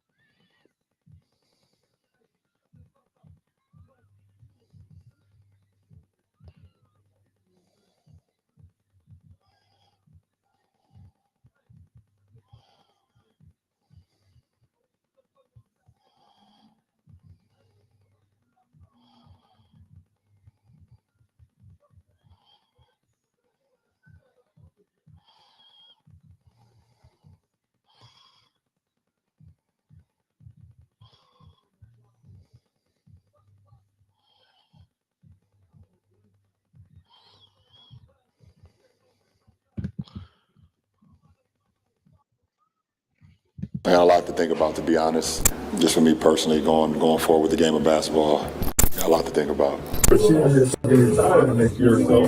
3 weeks ago, I made a video titled LeBron James's decision is going to destroy the Lakers. And honestly, not only did we predict what was going to happen with 100% accuracy, but it was way worse than we could have ever imagined. Because immediately after making a decision that was selfish and could screw the Lakers, he also vocalized how he didn't feel content about the construction of the Lakers roster. So I'm going to show you exactly how his $52.6 million player option decision didn't just hurt the Lakers, it completely destroyed the Los Angeles Lakers championship window. And the insider reports I'm going to share with you guys in this video are going to blow your mind in regards to how selfish and absurd this decision truly is. Before we dive into this financial breakdown, bro, I am currently on 4 hours of sleep. We've been uploading 2 to 3 times a day. I am not missing a single storyline this NBA offseason, so make sure you subscribe and turn on our notifications to help the channel grow. Every single like and subscription contributes to me being able to save up money to get Boba a custom Los Angeles Lakers jersey. Look at how excited he is. And now that we get all that out of the way, cue the intro.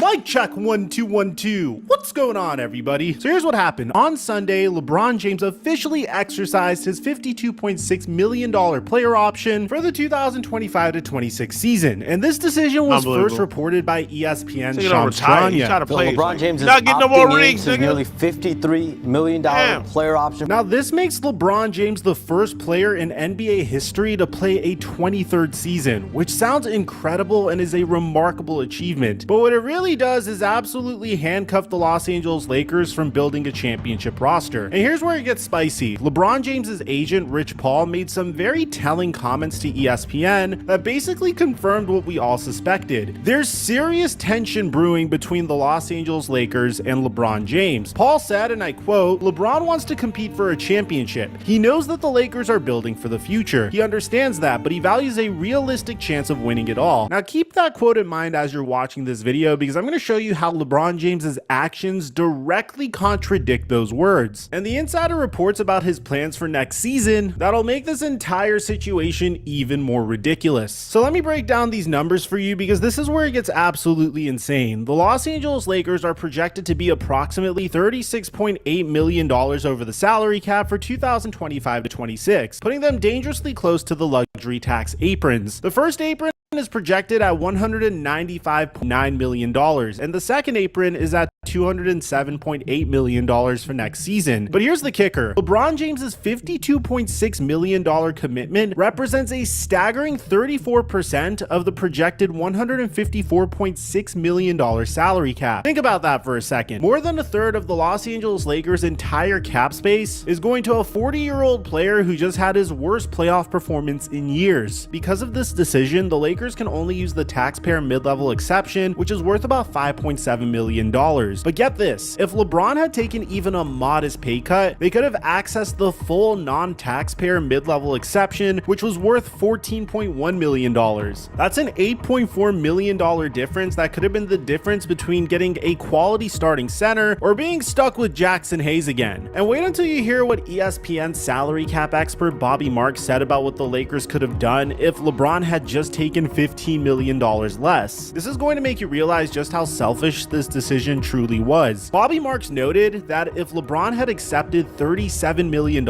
which is still an enormous salary, the Lakers could have accessed the full non-taxpayer mid-level exception and gained crucial flexibility for roster improvements. $37 million, that's still more money than most people will see in multiple lifetimes, and it would have given the Lakers the tools they need to actually compete. Now, if LeBron James was 23 years old or 24 years old and this was his first big contract, I would get it. But LeBron James is a billionaire, so asking him to take this pay cut for the sake of him being able to win more championships isn't the most bizarre ask. And this is where the behind the scenes drama gets really juicy, and this is stuff that most NBA fans don't know about. Shams revealed on First Take that next season could potentially be LeBron James's final season in the NBA. But here's the twist. He also noted that Bryce James's future could influence LeBron to play additional seasons. So LeBron is essentially holding the Lakers hostage while keeping his options open. But it gets even worse. Dave McMenamin reported some absolutely damning information about the dynamics around the mid-season Luka Doncic trade. According to McMenamin, it wasn't lost on James's camp that Pelinka prioritized Doncic's involvement upon his arrival and immediately engaged in the Mark Williams trade that he'd asked for, when James had for years wanted the team to trade its picks to improve its roster. And LeBron's frustration boiled over after the playoff loss when he asked about roster needs. His response was ice cold when he said this in regards to Anthony Davis. My guy AD said what he needed, and then he was gone the following week. So. And this leads us to a question that you should have had as you're watching this entire video. If LeBron James is so frustrated with the roster, then why didn't he take less money to fix it? Keep watching because I'm about to show you exactly how other NBA legends handled this situation, and it's going to make LeBron James look even worse. Let's talk about what real champions do when they want to win a championship. And this is where LeBron's decision becomes absolutely indefensible because we have multiple examples of NBA legends doing the exact opposite. First, there was Tim Duncan in 2012. Duncan took an $11.5 million pay cut from $21.15 million down to $9.6 million. And do you know what happened? The Spurs were able to retain key role players like Danny Green, Patty Mills, Boris Diaw, and Tiago Splitter, and they won the 2014 NBA championship. Dirk in his twilight years took an absolutely insane 80% pay cut, signing for just $10 million over 2 years instead of his $25 million option. Can you imagine LeBron James doing that? I can. Do you know why? Because he did! When LeBron James joined the Miami Heat in 2010 and formed a big three with Dwayne Wade and Chris Bosh, they each sacrificed approximately $15 million to create cap space for a supporting cast. The result? 4 consecutive NBA Finals appearances and 2 championships. And back then, it was even more bizarre to do that than it is now, because back then, LeBron James wasn't a billionaire. And if you think I'm just making this up, Forbes confirmed that LeBron James became a billionaire in 2022 with a current net worth of $1.2 billion. Let me say this again. He's a billionaire. This man could take a $20 million pay cut and it would be like you or me finding a $20 bill in our old jeans, which is still a pretty sweet feeling, might I add. For those of you guys that follow my NFL channel, Tom Brady is the perfect example here. Business Insider estimated that Brady left $60 to $100 million on the table over his career, and that directly enabled the Patriots to build 6 Super Bowl championship teams around him. Brady understood that legacy mattered more than maximizing every dollar, and as a result, Patrick Mahomes is currently doing the same thing with the Kansas City Chiefs. There's a direct correlation to star players taking pay cuts and winning championships. This isn't a new concept, and social media almost immediately erupted with criticism. I don't give a fuck. That's the LeBron Lakers. saw that Rob Pelinka's big move was signing Clint Capella in 2025 and told Rich Paul to drop some quotes. Rich Paul's statements here are very interesting, almost hints at the fact that this is LeBron's final season with the Los Angeles Lakers. He saw the Lakers say that they view Clint Capella as a starter and sent Rich Paul to apply pressure. I think LeBron retires a Laker, but given Rich Paul's comments, I can see a scenario in which he asks for a trade if things don't go well this season, and the obvious trade partner is Cleveland. Just a side note, if we've all been roasting Kevin Durant for joining the Golden State Warriors following the 2016 season to win a championship, isn't LeBron James doing the same thing here if he goes to the Cleveland Cavaliers? Do the Cleveland Cavaliers even need LeBron James at this point? They were the top team in the East, had their second best record in franchise history, and how would a trade between the Lakers and the Cavaliers even work, especially if LeBron opted into his $52 million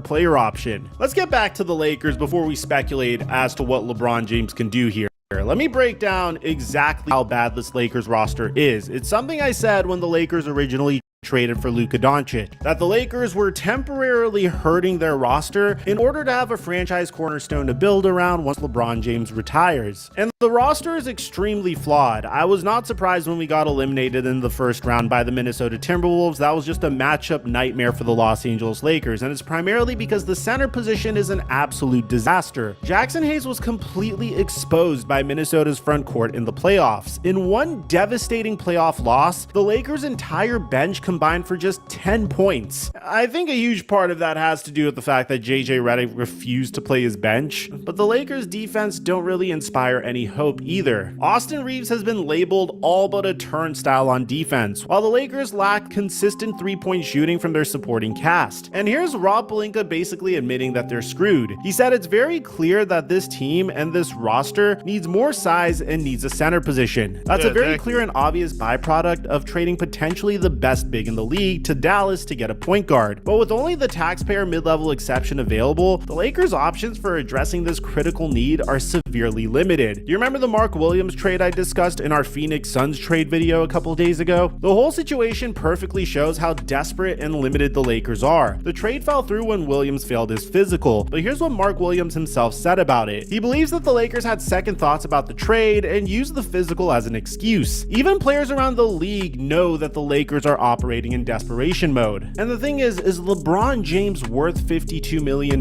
this upcoming season? I mean, in the regular season, he's been remarkable. At 40 years old, LeBron averaged 24.4 points, 8.2 assists, and 7.8 rebounds last season. He turns 41 in December, and again, these are remarkable, unprecedented numbers that I don't expect to see again in my lifetime. But there's no question that he has been declining, even though he's remarkable. He hasn't been good in the playoffs this past year, and his 20-year streak of averaging 25 plus points per game has ended, although just barely. But here's the most interesting part about what Rich Paul's comments from earlier were. He said something that should terrify Laker fans, saying, "We understand the difficulty in winning now while preparing for the future. We do want to evaluate what's best for LeBron at this stage in his life and career." That doesn't sound like someone that's committed to the Lakers long term, and it gets even worse for the Lakers. On the same day of LeBron James's decision, Dorian Finney-Smith opted out of his $15.4 million player option. So while LeBron is securing his maximum bag,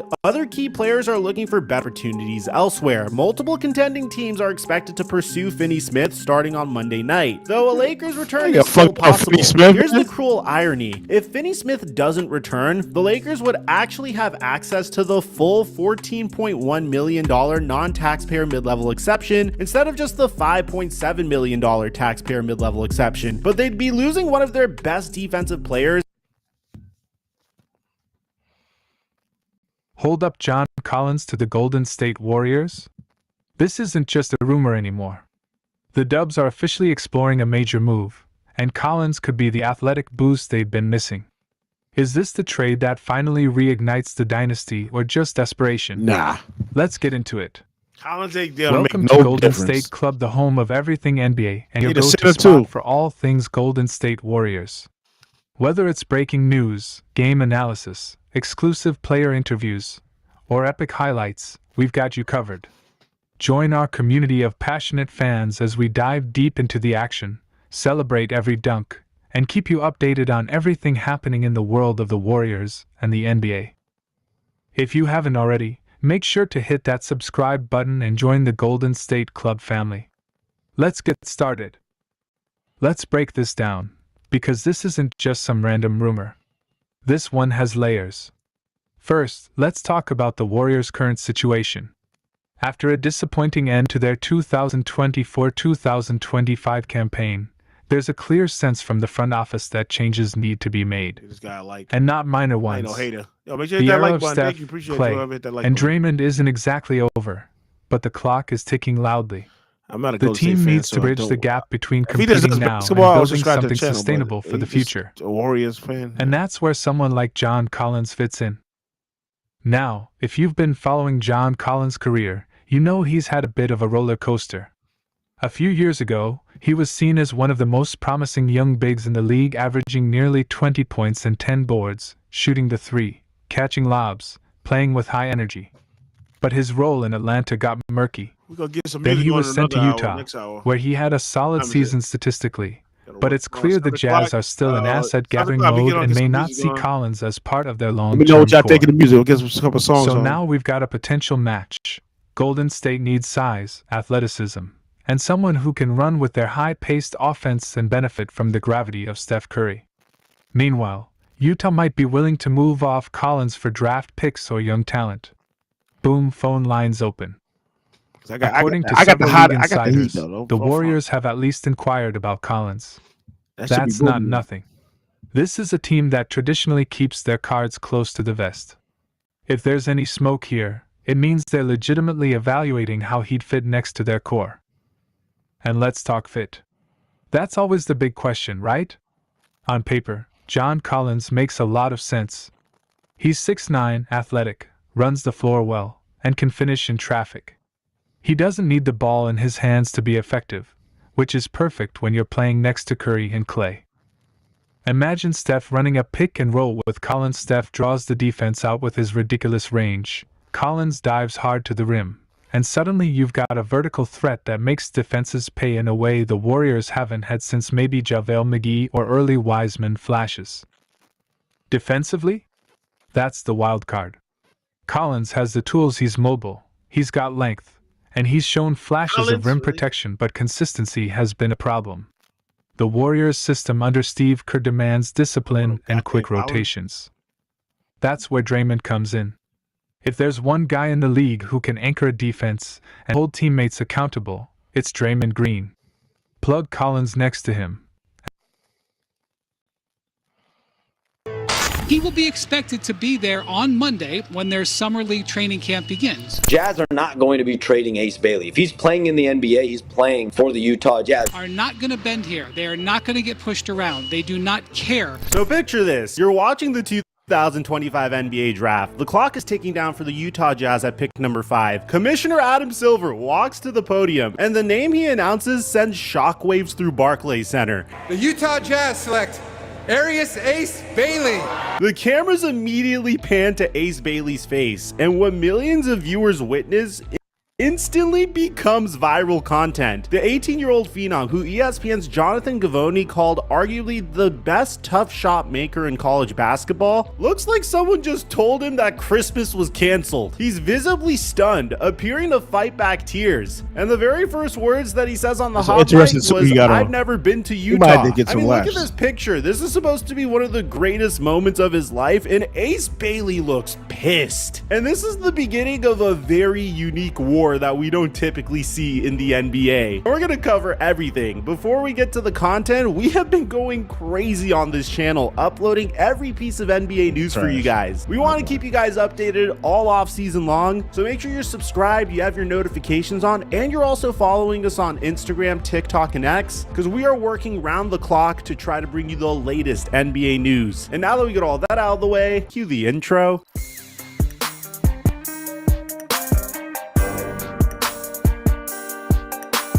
Intro, buddy.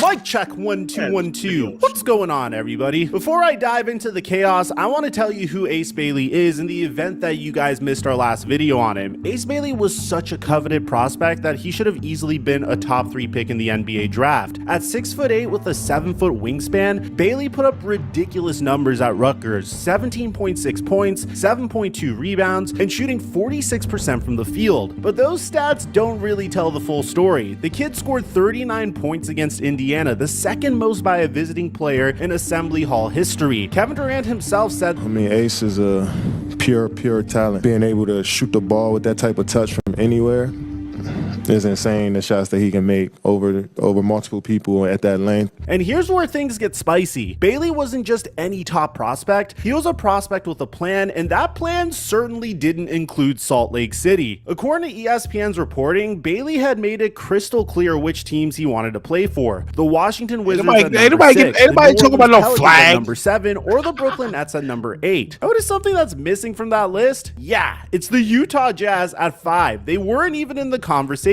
But Bailey and his team didn't just have preferences, they took action. He canceled a workout with the Philadelphia 76ers just 2 days before it was scheduled. He declined workout invitations from multiple teams. In fact, he became the only US-based prospect yet to visit any teams, according to draft analysts. His manager, Omar Cooper, defended this approach, saying every team watched him work out in Chicago. He did 18 interviews. Everyone got his medical. They watched him run and jump. The most explosive revelation was ESPN reported that Bailey's representatives actually told at least one team drafting in the top 5 that they didn't want that team to select him, and he wouldn't report if it did. While the specific team wasn't named, the message was clear. Ace Bailey was trying to steer his own ship. And this is where things get really interesting, because what truly happens when an unstoppable force meets an immovable object? In this case, the unstoppable force was Bailey's determination to control his destiny, and the immovable object was by far one of the most unique front offices in the NBA, Austin Ainge and the Utah Jazz front office. Brian Windhorst put it perfectly on ESPN. That nigga chin look crazy. Son Austin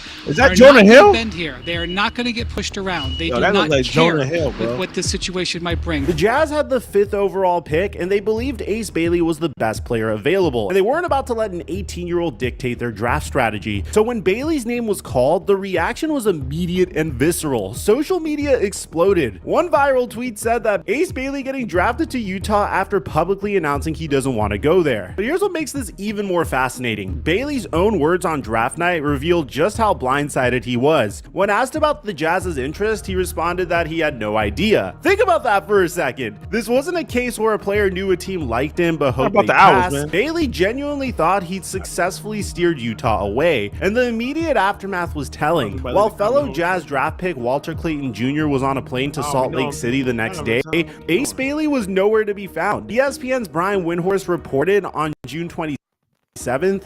He did not go to Utah today. Walter Clayton, their other first-round draft pick, did go to Utah today. It's not an issue. They allow their players to go, their new players to go home. He will be expected to be there on Monday when their summer league training camp begins. Let's see. Now here's where things get really interesting from a business perspective. As the 5th overall pick, Bailey is looking at approximately $6.8 million in his rookie season alone, with a 4-year deal worth over $30 million. To put that into perspective, if Bailey had gotten his wish and fallen to Washington at 6, he'd be looking at roughly $13 million less over those 4 years. That's generational wealth we're talking about, and it's guaranteed money as long as he actually signs the contract. And Shams laid this all out on draft night. Jazz are not going to be trading Ace Bailey. If he's playing in the NBA, he's playing for the Utah Jazz. That's just a matter of the circumstance right now. So, I mean, unless Ace Bailey is sitting out the NBA season and forfeiting close to $10 million in his first year salary, like, that would be unprecedented. Now, Bailey wouldn't be the first player to try this move, because there were similar situations in NBA history that went down like this. The most famous example is Kobe Bryant in 1996. The Charlotte Hornets drafted him 13th overall, but Kobe and his agent had orchestrated limited pre-draft workouts specifically to steer him away from teams they didn't want. Jerry West and the Lakers were in on the plan, and Charlotte traded Kobe to LA for Vlade Divac. The result? 5 championships and a Hall of Fame career, which is not bad for a draft day diva.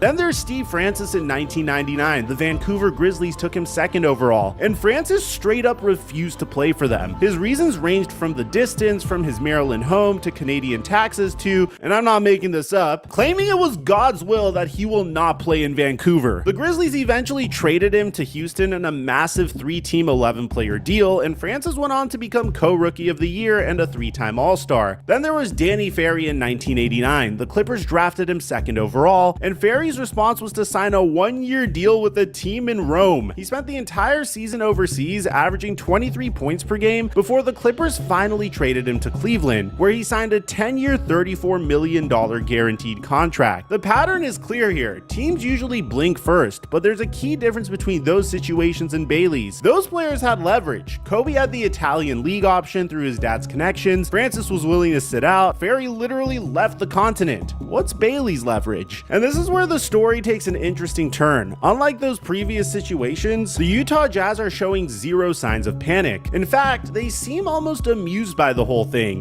Jazz owner Ryan Smith appeared on the Pat McAfee show and delivered this gem. I got a chance to talk to Ace last night. You know, all I saw was a kid who was humble, he was grateful, he was excited to be in the NBA. The reality is there's nothing that Ace and others can't accomplish here. When asked about Bailey's reluctance, Smith got philosophical. I think you went down the entire draft board and you're like, okay, where's everyone's preferred destination? It's probably not the right move for them where they think it is in their head. Austin Ainge, the team's president of basketball operations, was even more direct. He called draft night a dream scenario and said Bailey was exactly who they wanted. When reporters pressed about Bailey's preferences, Ainge's response was basically a shrug. They did their homework, everyone they talked to loved being around Bailey, and they got their guy. Coach Will Hardy, who just signed an extension through 2031, hasn't publicly commented much, but sources indicate that he's excited about Bailey's potential in Utah's system. The Jazz finished 17-65 last season, literally the worst record in franchise history. Bailey wouldn't just get playing time, he'd be the focal point of their offense from day one. But just when you thought this couldn't get any more complicated, Bailey's representation entered the chat. On June 27th, Andrew Whitley, president of GSE Worldwide and one of Bailey's agents, went on the front office sportscast to do damage control, saying he's thrilled to be going to Utah. Obviously, it's an honor to be selected in the top 5 of the NBA draft. Yeah, Utah needs somebody. Do a lot of great things there. I mean, it's really interesting. I ain't saying he's gonna be a star, when but his agent Utah's- literally went on national TV and said this. Asked Omar Cooper his thoughts on his client's future in Utah, and he declined to answer those questions. I mean, the kid who looked devastated on draft night is now supposed to be thrilled. Whitley continued by saying, "We think Utah is one of the best places he could have gone. Certainly should get a ton of playing time, and he'll have a lot of chances to show what he can do." The plot thickens when you realize Bailey's representation structure is a bit unusual. Omar Cooper is listed as his manager, but isn't an NBPA certified agent. Andrew Whitley and Danny Green are the actual certified agents handling negotiations. Cooper had been the one steering Bailey away from certain teams, focusing on fit rather than going third in the draft. The whole situation led Draymond Green to go off on his podcast, saying, "You're walking into the NBA with a strike. You're walking in with a question mark on character." And even Paul George chimed in, criticizing Bailey's approach. "You're not in a position to be making those types of demands. Make it to the league first." So you might be wondering what happens next, and there are really 3 options. Currently, at the time that we're recording this video, Bailey is expected to report to Utah by June 30th for Summer League training camp. The Salt Lake City Summer League starts in July 5th, followed by the Vegas Summer League. And this is where the rubber meets the road. There's really only a few ways this can play out. The first option is the compliance route. Bailey shows up, puts on the Utah Jazz jersey, and balls out. And history suggests that this is the most likely outcome. Once the games start and the checks start clearing, most draft controversies fade away. Look at Steve Francis. He eventually became a Houston legend, despite initially refusing to play for Vancouver. The second option is Ace Bailey holds out. So Bailey could theoretically refuse to sign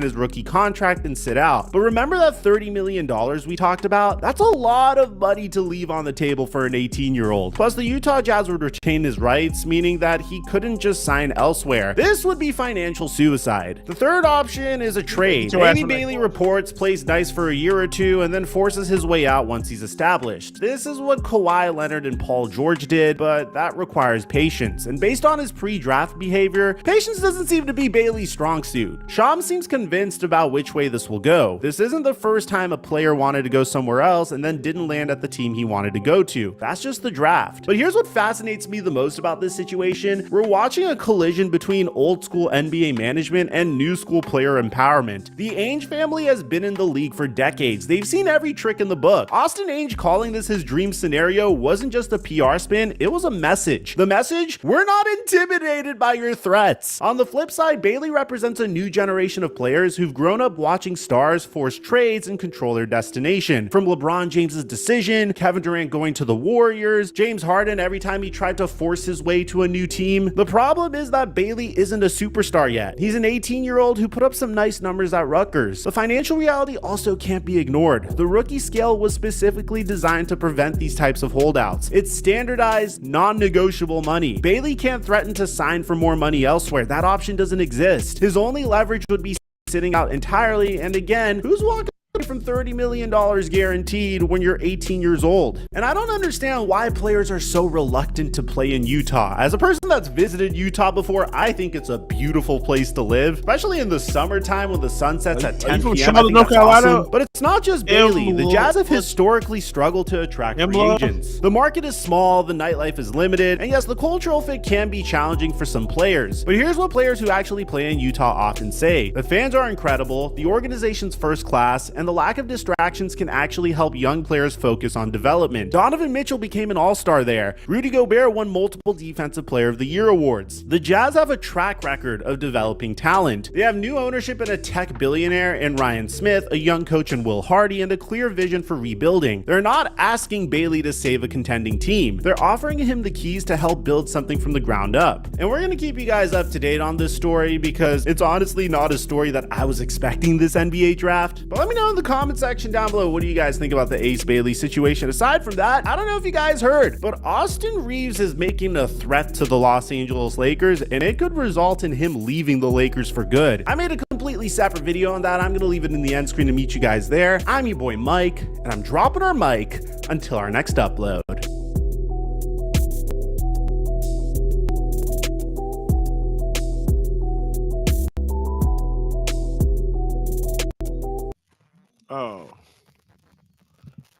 Man, Austin Reed wants to leave the Lakers. I wonder why. It got to be with that LeBron Reed getting her set his new deal, man. I like, come on, he should have retired. I don't want to see that dude. I mean, hey, he got a fan base that likes that shit. So it's what it is, man. That shit is crazy. I mean, he a rookie. He should stay. He should wait till yeah. See if you were valued for you like making demands. We don't know how you you gotta get a start in your first summer league. See how you doing summer league. Then you see if the Jazz do need some star players, man. Who knows that guy gonna be a star? Just another role player. We gonna find out. I don't follow him. I never followed his college career, so the only way we gonna find out is when he starts in summer league. I don't know if I'll be watching summer league. I don't know. I might tap in. I might watch in like highlights or some shit. Just keep posted on the shit.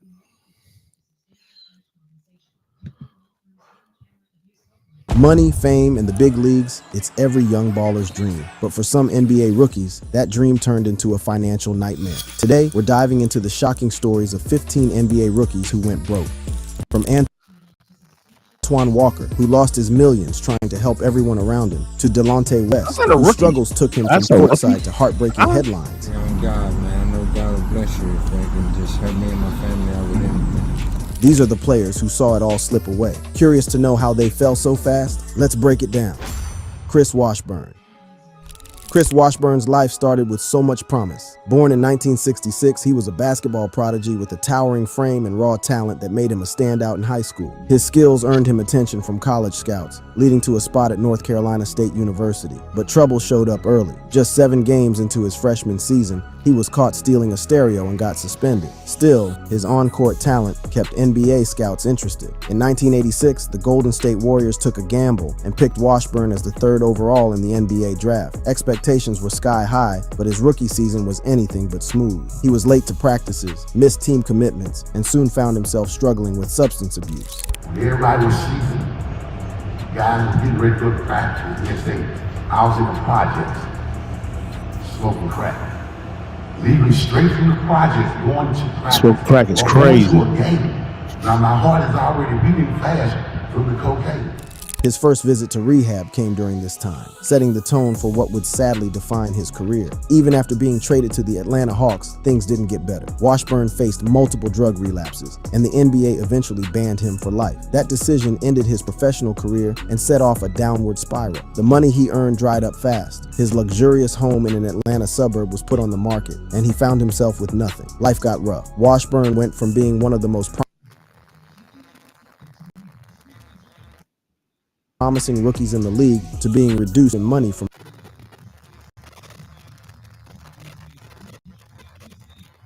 friends in Atlanta. Like Chris Washburn, the next NBA star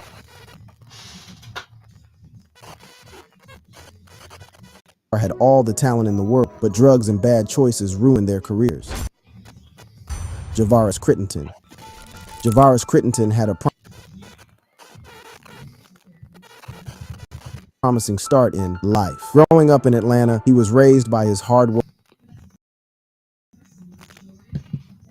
mother, Sonia Dick, everything she could to give him a shot at a better future. From a young age, Javaris stood out as a basketball prodigy.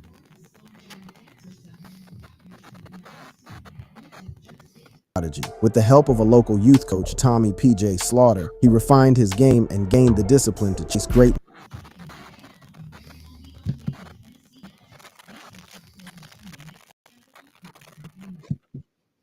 His big break came when Prather Jr. recruited him to Atlanta Celtics AAU team. Playing on a national stage, Javaris became one of the top high school prospects in the country. He went on to star at Georgia Tech and eventually made it to the NBA as the 19th overall pick in the 2007 draft, selected by the Los Angeles Lakers. But things took a turn for the worse in Washington. After a heated argument over a card game with teammate teammate Gilbert Arenas. Both players brought guns into the locker room, a decision that led to season-long suspension. Afterward, Javaris went back to Atlanta and fell in with the wrong crowd, linking up with the Mansfield Crips gang. In 2011, everything came crashing down. He was charged with the death of a woman in a gang-related incident and later sentenced to 23 years in prison. During this time, his legal battles drained his wealth. Lavish NBA spending, poor financial planning, and no backup career left him broke. Opportunities for endorsements faded as his reputation crumbled. Javaris went from the heights of the NBA to losing it all. Crittenton's life fell apart because of gang ties and violence, but another NBA player's journey took a different, yet equally heartbreaking, turn of self-destruction. Robert Swift.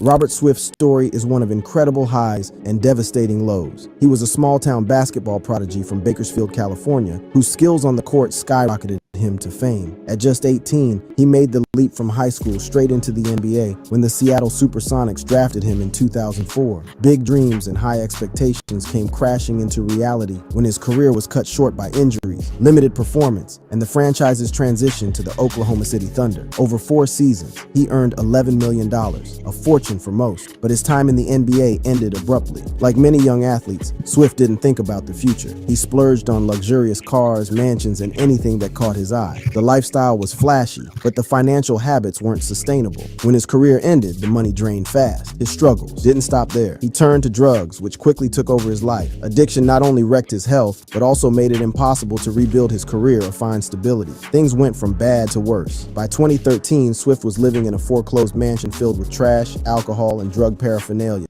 Headlines told the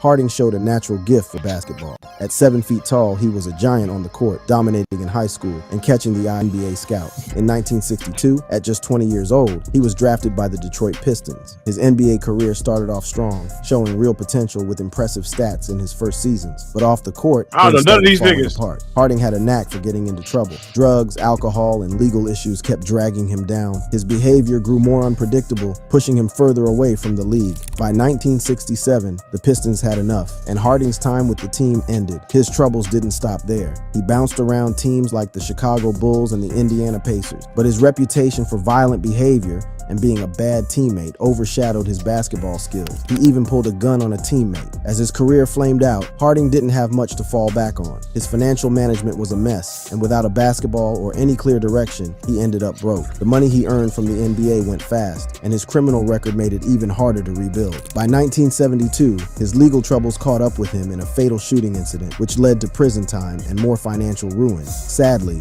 Reggie Harding's life came to a tragic end in 1973. He was killed in a robbery at just 26 years old. Poor choices and bad luck cut short a young life full of promise. Just like others on this list, Darius Miles went broke, though at least he's trying to turn things around now through his podcast.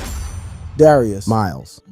Growing up in East St. Louis, Miles faced struggles from day one. Raised by a hard-working mother and absent father, Miles found his escape in basketball. His talent shone early, leading him to the NBA as the 3rd overall pick in 2000. Just 18 years old, he earned millions playing for teams like the Clippers, Cavaliers, and Trailblazers, amassing $66 million over 7 seasons. Life seemed like a dream. Luxury homes, fast cars, flashy jewelry, and even acting roles in Hollywood films. But the dream didn't last. At just 27, persistent knee injuries forced him to retire, cutting off the income he'd relied on. Unfortunately, Miles's financial habits didn't change. He had splurged on his lifestyle and generously supported friends and family, but his spending spiraled out of control. On top of that, poor financial advice and failed investments drained his fortune. A botched real estate deal in St. Louis involving big names like Nelly and Marshall Faulk cost him millions.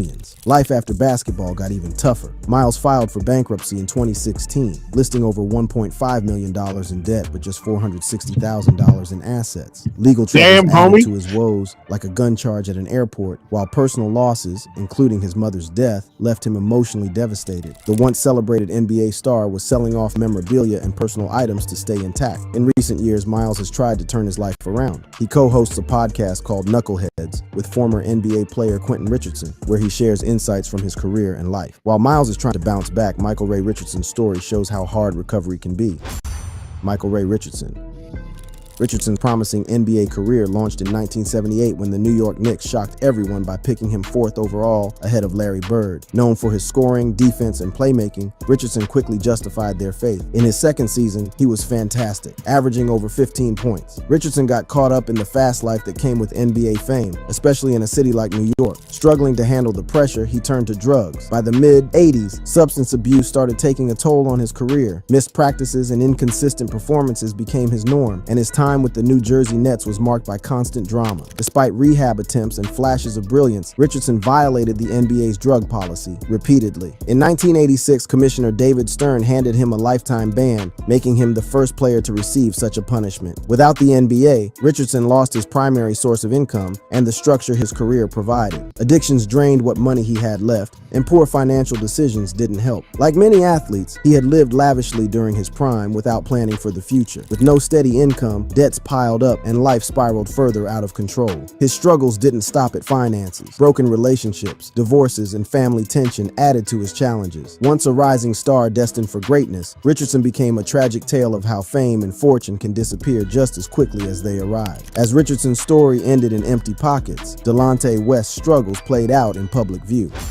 Delonte West. A skilled guard, West made a name for himself in the NBA, playing for teams like the I heard about this one. Cleveland He Cavaliers, smashed LeBron's mom Dallas too? Mavericks from 2004 to 2012. And in over his 8th season career, he earned about $16 million. West struggled with bipolar disorder, which affected his stability both on and off the court. While battling his mental health, he also made some poor financial decisions. Lavish spending on cars, houses, and other luxuries drained his bank account. Legal battles, including a divorce and child support payments, added to his financial woes. By the 2011 NBA lockout, he admitted to struggling so much that he took a job at a furniture store to pay the bills. After leaving the league in 2015, things got worse. West battled substance abuse, using embalming fluid-laced cigarettes that caused paranoia and hallucinations. His finances dried up completely, and by 2020, shocking videos showed him homeless and begging, a heartbreaking contrast to his NBA days. Damn, man. There were glimmers of hope when Dallas Mavericks owner Mark Cuban stepped in to help. Cuban got him into rehab and reunited him with his family. But recovery wasn't straightforward. Despite periods of progress, West faced relapses and run-ins with the law, including an incident where he tried to enter a car he didn't own. Unlike West's public struggles, Jay Vincent's downfall came through hidden schemes. Jay Vincent. Drafted by the Dallas Mavericks in 1981, Jay Vincent spent 9 seasons in the league, playing for 6 teams, including the Lakers and the 76 ERs. Vincent was no slouch. He averaged over 13 points per game for 7 straight seasons, racking up more than 8,700 career points. While his earnings were decent for the 1980s, they pale compared to today's NBA paychecks. After retiring in 1990, Vincent ventured into business, hoping to maintain his lifestyle and build a name beyond basketball. Unfortunately, things didn't go as he had hoped. In 2010, he was caught running a fake job training scheme in the security industry, swindling thousands out of their money. People paid upfront fees, expecting certifications and jobs, but got nothing. In 2011, Vincent pleaded guilty to mail fraud and tax evasion, landing him a 5.5-year federal prison sentence and an order to repay over $110,000. His downfall wasn't about reckless spending, like some athletes faced, but rather poor decisions and illegal ventures. By the time Vincent got out of prison, he was a shadow of his former self and had to take a job at a small burger joint in Michigan to make ends meet. Despite his fame, he started over, greeting customers and signing autographs at Juicy Burger, a stark contrast to his NBA glory days. There's little known about Vincent's financial recovery since, but his legal troubles and prison time placed him in a very bad situation. Vincent turned to crime, but it's crazy how Eddie Curry's millions simply slipped away. Eddie Curry. Eddie Curry was living the dream, going straight from high school to being the 4th overall pick in the 2001 NBA draft. Over 11 seasons, he played for teams like the Chicago Bulls, New York Knicks, and Miami Heat, earning an eye-popping $70 million in total. But what seemed like a fairy tale switched up to horror. Curry's financial downfall started with reckless spending. Luxury cars, sprawling mansions, and jaw-dropping jewelry became his everyday norm. He even took out loans with staggering interest rates, like one for $580,000 with an 85% annual interest rate, just to keep up with his extravagant lifestyle. On top of that, he entrusted his money to advisors who mismanaged it, digging him into an even deeper hole. Legal and personal troubles made things worse. Curry fathered several children, and the hefty child support payments, up to $6,000 a month in one case, were a heavy burden. In 2009, his Chicago mansion went into foreclosure over a $3.7 million loan. That same year, tragedy struck when his ex-girlfriend and young daughter were murdered, leaving Curry devastated and struggling to stay afloat emotionally and financially. Injuries and conditioning issues caused his career to decline. Once a star player, Curry eventually faded into the background and his earnings dried up. Despite making millions, his debts and obligations left him financially shattered. But Curry didn't give up. In recent years, he's been rebuilding his life and finances, sharing his story to help others avoid the same pitfalls. Like Curry, Antoine Walker learned the hard way about money management. Antoine Walker was a star on the court and a huge success in the NBA, earning over $108 million during a 12-year career. He played for big teams like the Celtics, Mavericks, and Heat, even winning an NBA championship in 2006. But his lavish lifestyle off the court caused it all to slip away. Walker lived in large, fancy mansions, luxury cars, designer clothes, and even private jets. He was also incredibly generous, showering friends and family with gifts, homes, and cars. At one point, he owned 14 properties. Unfortunately, the upkeep became a financial nightmare. His troubles didn't stop there. Walker invested heavily in real estate just before the 2008 market crash. Those investments tanked, leaving him with massive losses. On top of that, he made risky business bets like starting a record label and a clothing line. Both failed. Without proper financial planning or guidance, his money troubles kept snowballing. To make matters worse, Walker developed a gambling addiction, losing millions at casinos. Soon the debts piled up and lawsuits followed. By 2010, Walker filed for bankruptcy, claiming $12.7 million in debt against just $4.3 million in assets. I lost a significant portion of money gambling. I used to go to Vegas and gamble. I lost the bulk of my money investing in real estate, in which in 2007, 2008, we went through the recession. I'm sure this is a worldwide thing that we all went through.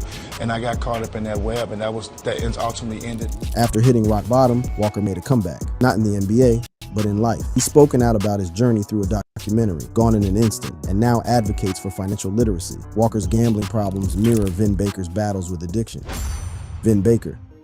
Growing up in Old Saybrook, Connecticut with a strong sense of discipline and faith, Vin Baker had an incredible start to his life. Drafted into the NBA in 1993 by the Milwaukee Bucks, he quickly made a name for himself. Over the next few years, Baker played for several teams and earned 4 NBA All-Star selections, showing off his impressive skills as a power forward and center. At his peak, he was making over $100 million, and life seemed to be a dream for him. But things started to go downhill. Despite the millions in his bank account, Baker's spending spiraled out of control. He indulged in a lavish lifestyle, buying expensive cars, homes, and living in excess. He also made some risky investments in real estate and business ventures that didn't pan out, leading to significant losses. His generosity toward family and friends didn't help either. He often gave them financial support, putting more strain on his bank account. But the real blow came from his personal life. As his career progressed, Baker struggled with alcohol and substance abuse. What started as casual drinking turned into a full-blown addiction. You're an alcoholic, like I was an alcoholic.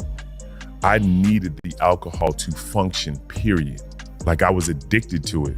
Like literally addicted. Oh, we gotta see what this fry shit about too. Have a drink in the morning, a drink in the afternoon. Oh, you just got an alcoholic. Have the shakes. His performance on the court suffered, and his personal life became a chaotic mess. By 2008, he was forced to file for bankruptcy with over $70 million in debt. Homes were repossessed, and his once promising career seemed to be over. Despite all this, Baker didn't give up. He went through rehab to fight his addiction and even got involved in coaching youth basketball, trying to help others avoid his mistakes. Like Baker, Shawn Kemp struggled with personal demons.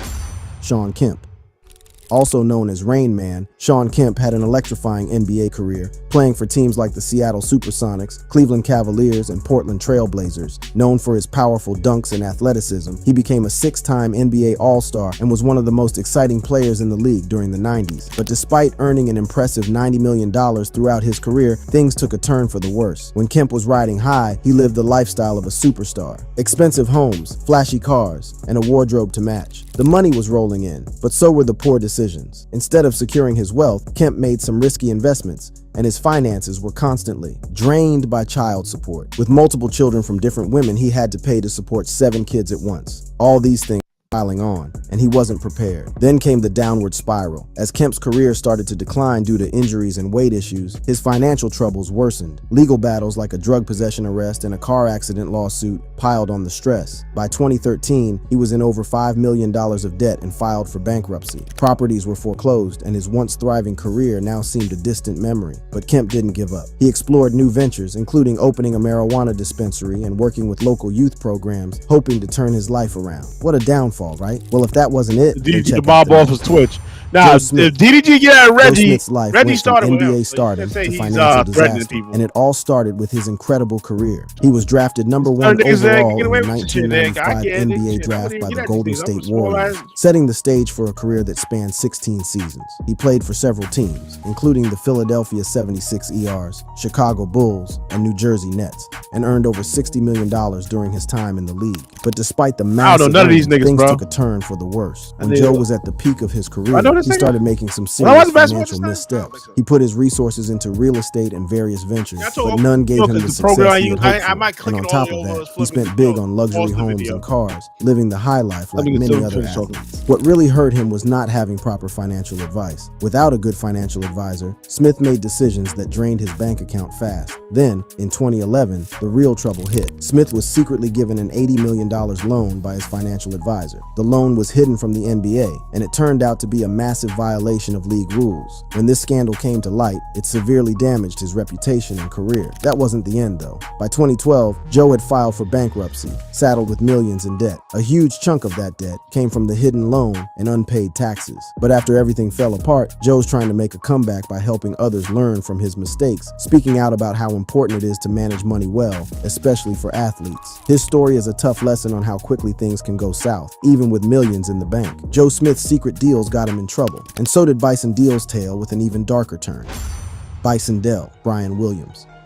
Bison Dell lived a life most people only dream about, one full of adventure and luxury. As an NBA player, he was a star, earning millions while playing for big teams like the Chicago Bulls and Detroit Pistons. He even won an NBA championship in 1997 with the Bulls. His talent and versatility on the court made him stand out, and at the height of his career, he signed a $45 million deal with the Pistons. But in 1999, at just 30 years old, Bison walked away from it all, leaving behind $36 million still owed to him. Why? He felt trapped by the expectations of professional sports and wanted to live life on his own terms. After retiring, Bison didn't settle into a quiet life. He embraced freedom and luxury. He traveled the world, explored exotic places, and even bought a catamaran to sail the seas. From running with bulls in Spain to visiting remote corners of the globe, he lived adventurously. Things took a dark turn in 2002 when Bison disappeared in the South Pacific while sailing with his girlfriend Serena Carlin, his brother Miles DeBoard, and a skipper. Investigations later pointed to a grim scenario.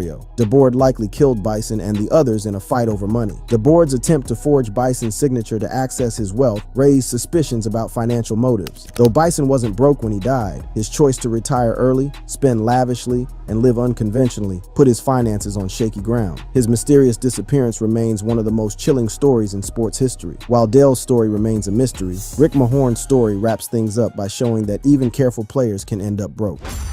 Rick Mahorn. Rick Mahorn's career as a tough, no-nonsense player in the NBA, especially with the Detroit Pistons, was filled with success. Known for his physical style of play, Mahorn helped the Pistons win 2 NBA championships in 1989 and 1990. Over 18 seasons, he earned around $27 million, which was a huge amount back in his day, but doesn't compare to what NBA players make now. He played for several teams, including the Pistons, Washington Bullets, Philadelphia 76ers, and New Jersey Nets. But when his playing days ended, his money troubles started. After retiring from basketball, Mahorn tried his hand at business ventures. Unfortunately, not all of them were successful. He got into real estate, but the market wasn't always kind. Some of his investments didn't work out as expected, and things started slipping downhill. Eventually, Mahorn found himself facing foreclosure on his home, a tough blow after the life he'd once lived, surrounded by luxury. Despite these setbacks, Mahorn didn't give up. He stayed involved in basketball, working as a coach, and even becoming a broadcaster for the Pistons. He kept a connection with the game he loved, but the financial struggles didn't go away. In 2010, Mahorn filed for bankruptcy after realizing his income couldn't cover his growing debts. It turned out that his spending was far outpacing what he was making, with monthly expenses higher than his income. Did you enjoy this video? Click on any of the cards on your screen right now for similar content. Thank you.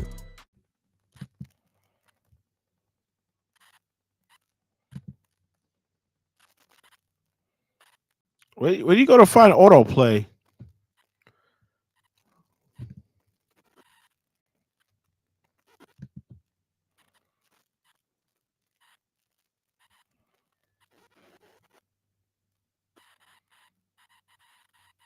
That's crazy. These niggas had all that money.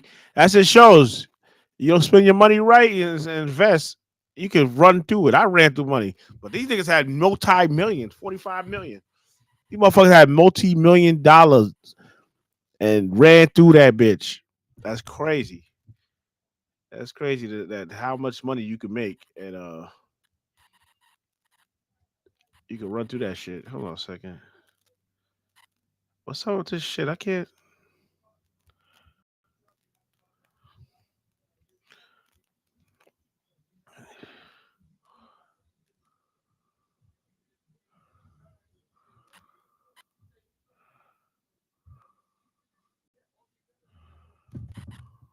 Shit crazy, B.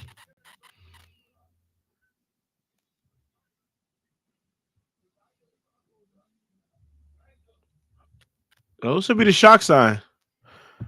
What's good, chat? EGL Network in the building. Episode 287. I'm running it. Yo, let me see something. Give me a second, guys.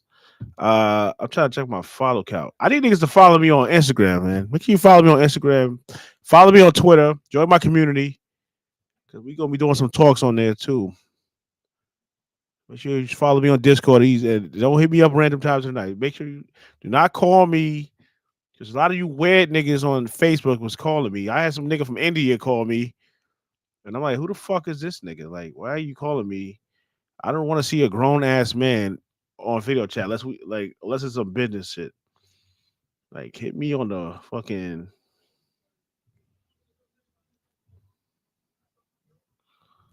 Little Beaver. I don't get it. That's stupid as fuck. These bitches think I want to pay. I don't want to pay. I don't got money for to be wasting on some vagina. I'm good on that. Sorry, lady. You can miss me with that dumb shit.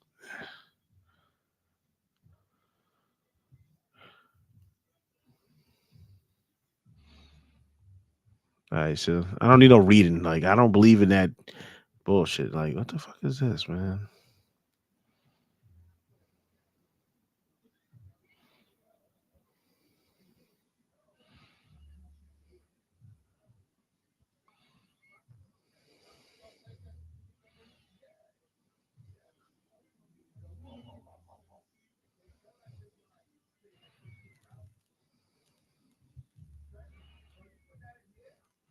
Wasn't Quick Capella on the Rockets before? I don't know, man. Shit's crazy. I thought he was on the Rockets already. I don't follow basketball like that. I'm a little bit in basketball. I'm about to get back to this shit. What's this nigga saying about everybody? DG always a topic of discussion, man. What's poppin', y'all? The overdose, the OD on clout. Like, people talk about, like, yo, you got to get on this snow. You got to get on this booger sugar. I'm not talking about the snow bunnies, not that. And they're like, yo, it makes you feel like you're on 10. Or they're talking about, yo, you got to get on the Addies. But DDG has proven that getting on the clout, that injection of clout, you got to heat up a spoon for that clout and inject it on some Demi Lovato. Yo, that's something else, because it's got DDG moving around like he the mob boss at Twitch. It's crazy. So this all starts. So there's this beef that went on with DDG and Lil Rodney's son, also known as Reggie, who a lot of people got acquainted with through Kai Cenat. I think he's in the Kai Cenat B house, the one with Ray and all these other guys. And this guy, a lot of people are like, yo, where'd this guy come from? Who is he? Now, I will say I do know who this guy is. Who he is, Girl He Funny. That's how I knew. I was like, oh, this is Girl He Funny. He from Baltimore. So how this all starts is this guy's ex-girlfriend, Lil Rodney's son, she's doing scams. She's doing promo scams on Cash App. So I can't go and say GG. The fact that this even works is just so... Anyway, Made it one little. so he reacted what to people something. will do is they'll buy promos and then they'll say, hey, cash app me, and they'll have the person they're buying the promo from say, cash app me $10 and I'll send you back 20, or like I'll send you back 100. And this is the dumbest thing ever, because it's like, oh, this person's got a money printer. What? But people do this, and it apparently works because they keep paying for it. So his ex did something like that. And then DDG and Lil Rodney's son was not happy about that. And he kind of calls it out. He says, like, not a good thing to do. DDG, he starts speaking on it. So he speaks on it, and this is man, this is what irks me about DDG. Because, and this just goes to show you, and this really goes back to what Soul Illuminati said and why he washed DDG in that beef, because he's like, yo, you don't got a soul. You're just money and clout incarnate, which at one point was Rice Gum, except DDG's got some sauce to him. I can't take that away from him. He's got some sauce. Rice Gum was just money and clout incarnate. There was no sauce there. The guy had... How do you sound terrible in music with a ghostwriter giving you crazy bars? That's crazy. This god was carrying him. But anyway, DDG's like, man, you know, it's just a promo, dog. What do you mean it's just a promo? Like, oh, he's just scamming people, but, you know, you just got paid to promote a scam. And then he's saying, like, yo, people should know better. And Ben Dadon was also somebody that said that. And this is the problem. If someone's dumb enough to fall for something like that, shouldn't we protect them from it? It's like the U.S. government, when there's all these IRS scams, like these phone scams where people are getting scammed, old people, they're not saying like, yo, if they're dumb enough to fall for that, that's their problem. Nah, they're constantly putting out notices, they're sending out emails, they're letting you know we would never email you, we would never call you, we would never ask you for this, and they're trying to protect these people. So the fact that you think it's okay to take money, knowing that this money that you took is resulting from a scam operation that's stealing from people, you're a scumbag. That's it. There's no ifs, ands, or buts about it. But then he goes on, so he gives that statement, and then DDG goes on to talk about Lil Rodney's son in this clip. I'm gonna play you guys. All that other shit. But I do want to say this, and I don't know if I'm overstepping or not, because I don't know his situation and what he got going on. But I noticed as a viewer, I mean, he responded. You didn't play the full clip. If you're gonna do the reaction, play the full clip. Ronnie started that one. I mean, come on. Other than him commenting on the girl, okay, but he did say his music's trash and all that other shit. So, and his girl said DDG in 5. So, viewer of Reggie. As a viewer of Reggie, I noticed that he slowed down a little bit. That's how it be, though. You feel me? That's how it be. So hopefully, you know what I'm saying, he replaced the time that he was spending with his girl into streaming more. These folks paying $5 a month, $7 a month. They need to see you. That's all I'm saying. So this is what kicked it all off. So I think DDG was kind of trying to be cordial here, because he's like defending the girl, but then talking about like, yo, this guy, he's kind of saying like, yo, he kind of fell back a little bit. And I think DDG understands that, because he's been in the game for such a while and he's fell back too. I mean, there were times where he struggled to stream or struggled to make content because of his issues with Halle Bailey. So there's that. And then Lil Rodney's son replies and calls DDG's music trash in this clip. So I'm going to play you guys that right now. Oh, okay. He played the whole thing. All right. She posted Cash App scams. She got paid for a promo. Mind your business, bro. Mind your business, gang. Focus on that trash music, man. You feel me? Focus on that trash is crazy. You feel what I'm saying? Mind your business. Say anything. You always go to Mind his your music. business. It's not even your beef. Mind your business, gang. You 40 years old, my nigga. Mind your business. 40 years old. Nigga for like I never 40 heard years they old. say cut on that new DDG. I never heard they say cut on that new DDG. I ain't hear that either. He ain't right about that. I ain't never heard nobody want to Mind play your DDG business, tomorrow. bro. Like, you're 30. Yo, I don't know if this guy is trolling, but this is hilarious, because now I had to look up DDG's age. DDG is 27 years old. This guy's saying you're 40. Like, dog, are we jumping 13 years now? And then at the end he says you're 30. Now, somebody roasting DDG's music, I can always get behind that. or not necessarily get behind that, because there's like 1 or 2 songs that are cool, and I don't think DDG's a bad rapper. He's not for me. I'm not gonna turn on that new DDG, with all due respect. Oh, that's my ball. I heard one Please, song get from that, DDG, 2 songs take I that like ball and throw it into the waste paper basket. It's a paper ball that we're playing hoops with in the middle of class. That's the only ball that's getting played. Get the hell out of here. But that's my ball. I mean, I respect it from a business perspective and from his audience, but it's not for me. With that being said, this guy went in on him. And he's saying like, yo, mind your business. This, and I kind of get where he's coming from, because this is a personal situation that he has, and they have mutual friends. So Kai Cenat, it put Lil Rodney's son on. Kai Cenat also really, really helped DDG. He helped put DDG on too. And Kai grew up on DDG. There's like a cordial relationship. So I think Lil Rodney's son is looking at it like, yo, you speaking on this situation and you trying to come for me. Like, yo, when's the last time somebody turned on your music? You're 30. And also I looked up how old this guy is. He's 21. There's 6 years between him and DDG. He acts like there's like 15.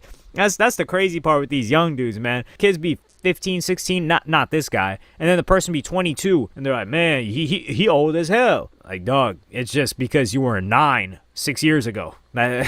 Just wait until you turn like 22. And then 22 and 28, you're like, oh, well, it's not that big of a difference anyway. But then this is what turns DDG up. And this is hilarious. I'm going to play you guys this clip right now. Playing with bro. Like, I don't give a what you be saying. Oh, he trolling, bro. He's trolling, bro. No, bro, he's not. Like, stop. Y'all gotta understand, when niggas instantly jump to shit like this, like, I done seen the clip before. You feel me? I done seen the clip of him saying some little slick shit before. But I'm like, I'm gonna just keep watching. Keep watching. You feel what I'm saying? Mind your business. Say anything. Mind your business. It's not even your beef. Mind your business, gang. You 40. I tell you this, I don't give a about anything that you got going on. The clip got sent. I react to it just like everybody else did. I don't give a damn if she scammed 1 million. I don't give a if. I don't give a what she did. I don't know your ex, nigga. I don't even know you for real. You feel me? Like, it's like, I really don't give a You feel me? I don't. All I said was, if you dumb enough to click on the damn link when they say you get money, like you get money, you send me this and that, then you get $1 million back. It is what it is. And then I was on your side afterwards. So I just say this, Reggie. I'm not the nigga you want to do this with.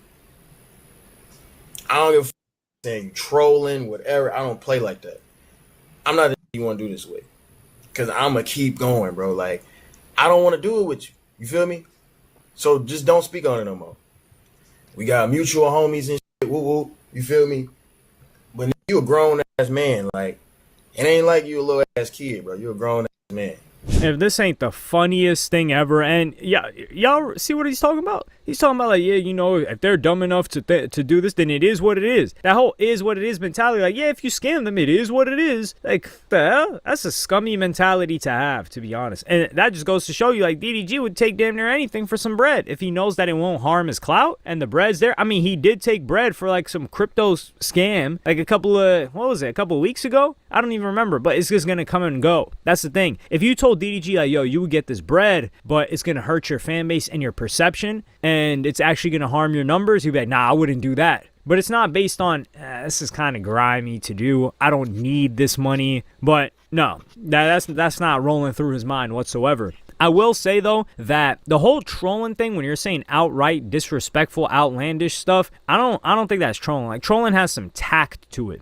But this is also the thing. He's talking about, like, yo, I'm not the one you want to do this with. DDG wasn't talking this when it was Bruce saying gun to your head, name 5 DDG songs and bullying him 2023. DDG was talking about some, man, that was the worst year of my life, and he had his head down because the clout wasn't there. His clout meter wasn't up. But now he's talking like this boss. He's like, yo, you don't want to do this with me. We got mutual friends. Well, I mean, you stepped into the situation. Now, to be fair, the whole like, yo, mind your business. You guys are streamers. You chose to be court jesters for us. And so actually it's our business. Like, you don't have business. It's our business because your whole life's on the internet. And there are people that draw a line and they're like, nah, this is off the internet, this is on the internet, and that's different. But the fans, all that stuff is on the internet, especially if it's like a relationship. Oh man, you're gonna be living life. You're gonna be living through hell. But DDG's bullying this guy. Or let me not say bullying, but the guy said DDG's music is trash. DDG's clearly offended by that, and yeah, that's really mostly what he said. He's like, yo, I've heard the slick comments before, but I agree with DDG that this stuff isn't trolling. This person actually feels that way. Just because they kind of use the humor to mask it, if it is humor at all. But then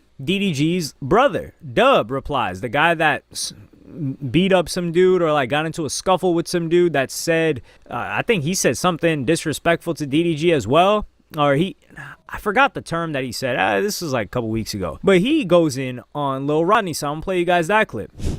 It's a couple niggas you don't want to beef with, and you know, is my brother's number one, bro. My brother is number one. That's definitely somebody you don't want to beef with. So if I was Reggie, bro, I fuck with Reggie too. But if I was Reggie, bro, I just tell him like, nigga, I was playing. That's just my, you know what I'm saying? We all got mutual homies, bro. You know what I'm saying? And it's clout is crazy, bro. Reg, don't start your career like this, bro. Don't start your career like this, please. I'm gonna keep it a buck. We might have to tap in with Halle Bailey and just make sure she get that kid. Because these guys are moving like they haven't learned a single thing. They're threatening people, saying you don't want no problems with us. They're basically outright saying like, we gonna blackball you. I was like, what the hell? Like, this type of energy, this is how you know, man. You gotta keep clout away from somebody like this if they start behaving like this. But Lil Rodney's son goes on and replies. So I'm gonna play you guys his reply, where he says, like, as a grown man. In all honesty, I feel like niggas gotta understand, bro. Some things just be like, gang, you a grown ass man, bro. Like, why are you even worried about another man relationship? This is principle of situation. If your girl cheated on you, I'm not getting on here saying, oh my God, do y'all know that DDG and his girl got into a... I'm not doing that. So it's really just principle. But I also didn't have to say your music was ass. But you know what I'm saying? I did have to add a little bit of seasoning on the top because, hey, as a grown man though, sometimes you do gotta mind your business. I'm not gonna lie. Sometimes you do gotta mind your business. Not gonna lie, gang. Me personally, I would've minded my business. That's me though. That's me though. You feel what I'm saying? If a nigga think that him disagreeing with me on any topic is gonna make me go back on what I initially stood on, then that make me less of a person. Like, why am I not standing on what I'm saying? You feel me? So it's just like, I feel like if you're doing that Cash App scam shit, bro, that is definitely beneath a person to do, bro. Like, I don't know no other way to word it. It's like, bro, if you're doing the Cash App scam, bro, it's like, bro, that's bottom of the barrel shit. Like, I don't know whatever way to explain it. And this nigga said, these were DDG exact words. Wait, where's the clip? Where the clip so I can play it? The nigga said, bro, it's just a promo. Gang. It's just another nigga's business that you're minding. You feel me? That's it, though. That's all I gotta say. I mean, if it's on the internet, they got the right to comment. I mean, I'm saying, it's like circling around. I was like, yo, this kid's tripping. Or no, I thought like, yo, DDG's just tripping. And then I thought this kid was tripping. But then I think this kid's got a point. Now, other than like the disrespect and sly remarks, which DDG probably picked up on, he's right where he's saying like, yo, that's bottom of the barrel-ish, doing these Cash App scams, and he's gonna stand on that. And it's crazy that that's something you even have to stand on, that it's bottom of the barrel stuff. And DDG's the one that's saying, that's supposed to be the older one, that's saying like, yo, it is what it is, you know? Like, yo, it was just a promo. Like, what's wrong with that? You know, just a little bit of a promo. Like, oh my God.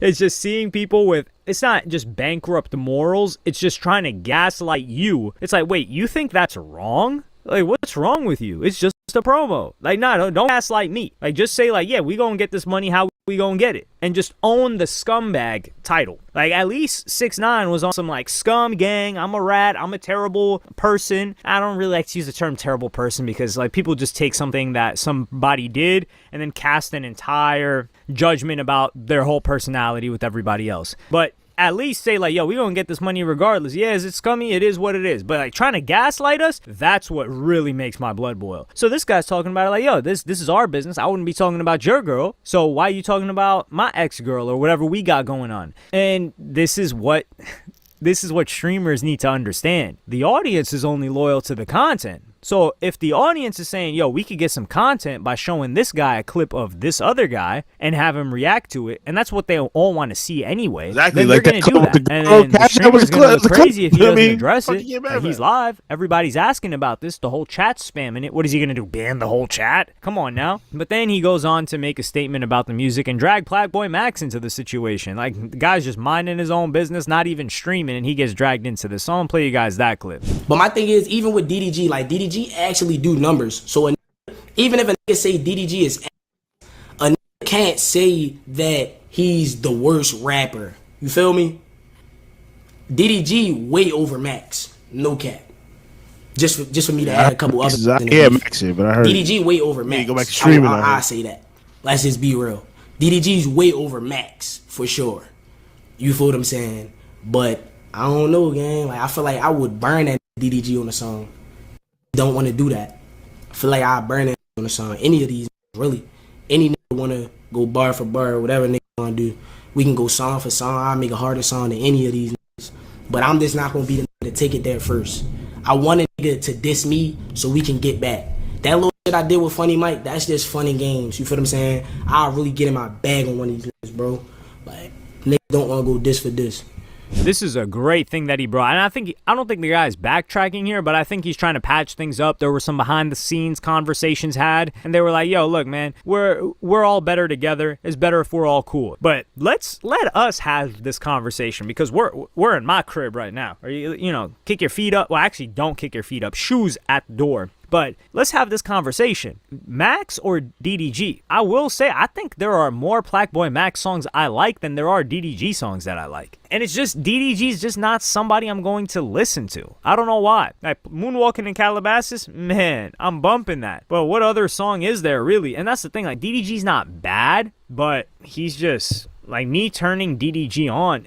They're right when they say, yo, who says cut on that new DDG? Who says that? I didn't even listen to I'm Geekin'. And I think his album is decent. Like, what was it? That song, Motion? Like, DDG has to have a feature for me to be like, okay. But Max, man, this is actually a close one. Because DDG's last project was not bad, to be fair. Like, he's spitting on there, but I'm talking about, like, how many times have I run that back compared to how many times I've run a couple of songs off of Plagueboy Max's recent project. Like, Plagueboy Max's recent project, Paid For, 7. That song's at 3 million streams. Hold up. 7 is a solo song. That's at 3 million streams. If we are to look at DDG's album, Blame the Chat, he doesn't have a single solo song that's above 1.5 million streams. So I don't know what Rodney's talking about because, hey, he's washing him in the numbers department when it comes to solo songs. DDG's solo songs, and this is released I know he's rapping longer than Max. Not way before, but this was released May 2nd by DDG. I haven't heard no music from Max. I don't like his style of music either. Like 400, 500K on DDG's Blame the Chat album. Not that much. They're under 800K. And one has over 1 million. That's what I prefer. That's 1.1 million. Actually, no, 1.8 million on Pump 4. Excuse me. But Plagueboy Max got 2.9 million. Significantly less time. So I'm putting Max over DDG for the music. Hey, that's what I'm saying. I mean, y'all can have that conversation amongst yourselves. Let me know in the comments, like, who do you think was tripping here? Was it Rodney? Was it DDG? You think DDG's ego is getting a bit too far? I think it is because, like, the whole, like, yo, you don't want to do this, especially saying it publicly. It's like, dog, what do you mean you don't want to do this? Like, who are you? Or, like, who made you the enforcer? Let me know in the comments. Like and subscribe and hit the notification bell if you enjoyed, and I'm going to see y'all on the next one.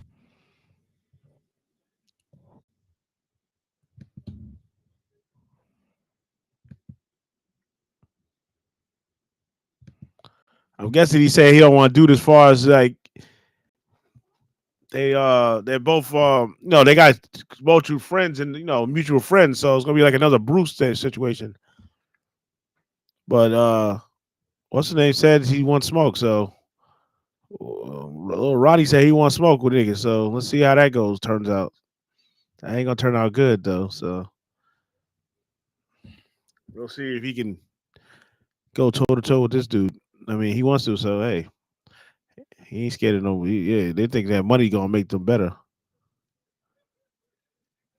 I don't think so. I got 2 on kick. I got 2 on. All right, that's good though. That's good though, man.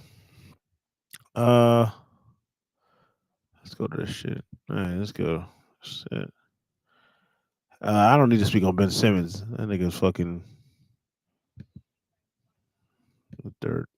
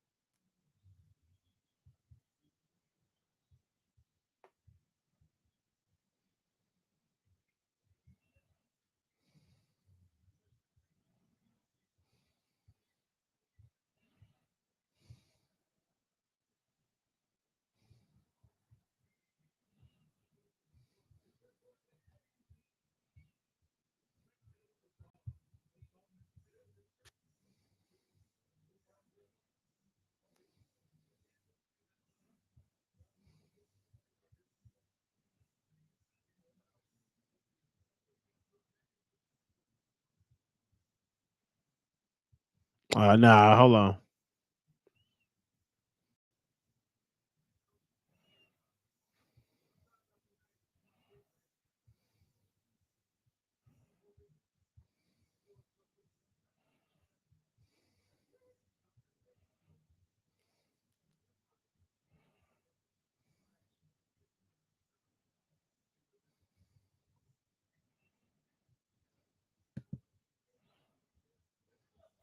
All right, this is probably gonna be the last video for the day. This shit actually happened, I think, yesterday or the day before yesterday, and I was gonna make a video on it. I just never got around to it. I've been doing a lot of other things. You feel me? Trying to put things into position. If I do say so myself, you feel me? Anyways, though, I hope y'all been progressing. Shout out to everybody who be showing love on this channel. Shout out to everybody who be in the Discord, everybody who be on Instagram, following me on Instagram, following me on Twitter. Shout out to them Twitter boys, man. Shout out to them Twitter boys, man. I've been on Twitter a little bit. I ain't been on Instagram. I don't even have Instagram on my phone right now, but I've been on Twitter. Shout out to them Twitter boys. Everybody who on Twitter, y'all really mess with me. Thank y'all. You feel me? I mess with Twitter.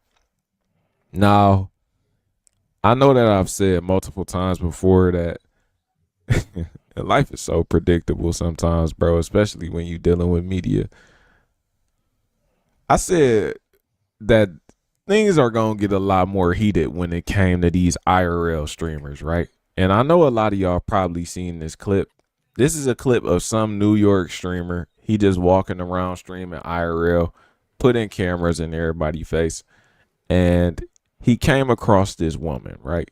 So this woman right here, as y'all can see, she already got the stank face on. Now, this very well could have been staged, I heard about this was Queen Flip, but I don't think it was, and I'm about to show y'all why in a little second.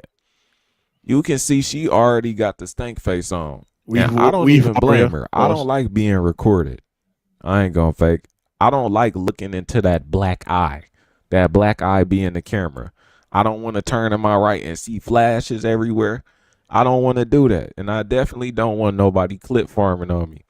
I be thinking about what I'm gonna do if if I'm in the grocery store, right? Like, say I went to Walmart, and I know people who do this. This is the craziest part, and I'm still standing on it. If I'm in Walmart or something with my girl, and somebody walk up to me talking about kiss or slap or some shit, I might just flash the nigga. And I ain't talking about lifting my shirt up and showing my nipples or nothing. Something is going, bro, and if somebody say something disrespectful to my mama or my girl or anybody who I'm with, bro, it might get very serious. I know a lot of them scenes be scripted and all of that, but when it comes to actually involving random people in your shenanigans, bro, and I'm not saying that this nigga is just on some straight bullshit. He might just be recording. But even to some people, that's a shenanigan. You're not even living in the real world. Anyways, man, girlie didn't like that, as you can see on her face. Let me show y'all this clip. I'm gonna have to have my Sharingan on because I can't show y'all the whole thing because it gets dangerous.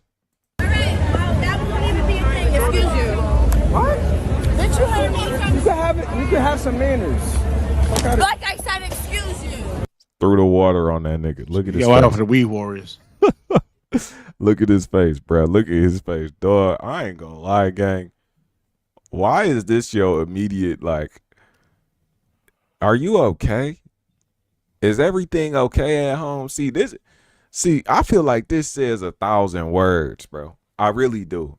I feel like this being his immediate reaction says 1,000 words. Is this nigga depressed, y'all? And he didn't do anything wrong. I don't think that he did anything wrong. He just streaming. However, streaming can be interpreted in thousands and thousands and thousands of ways, depending on who you around. But I'm looking at his face. This is the face that you make when it's like life is just beating your ass.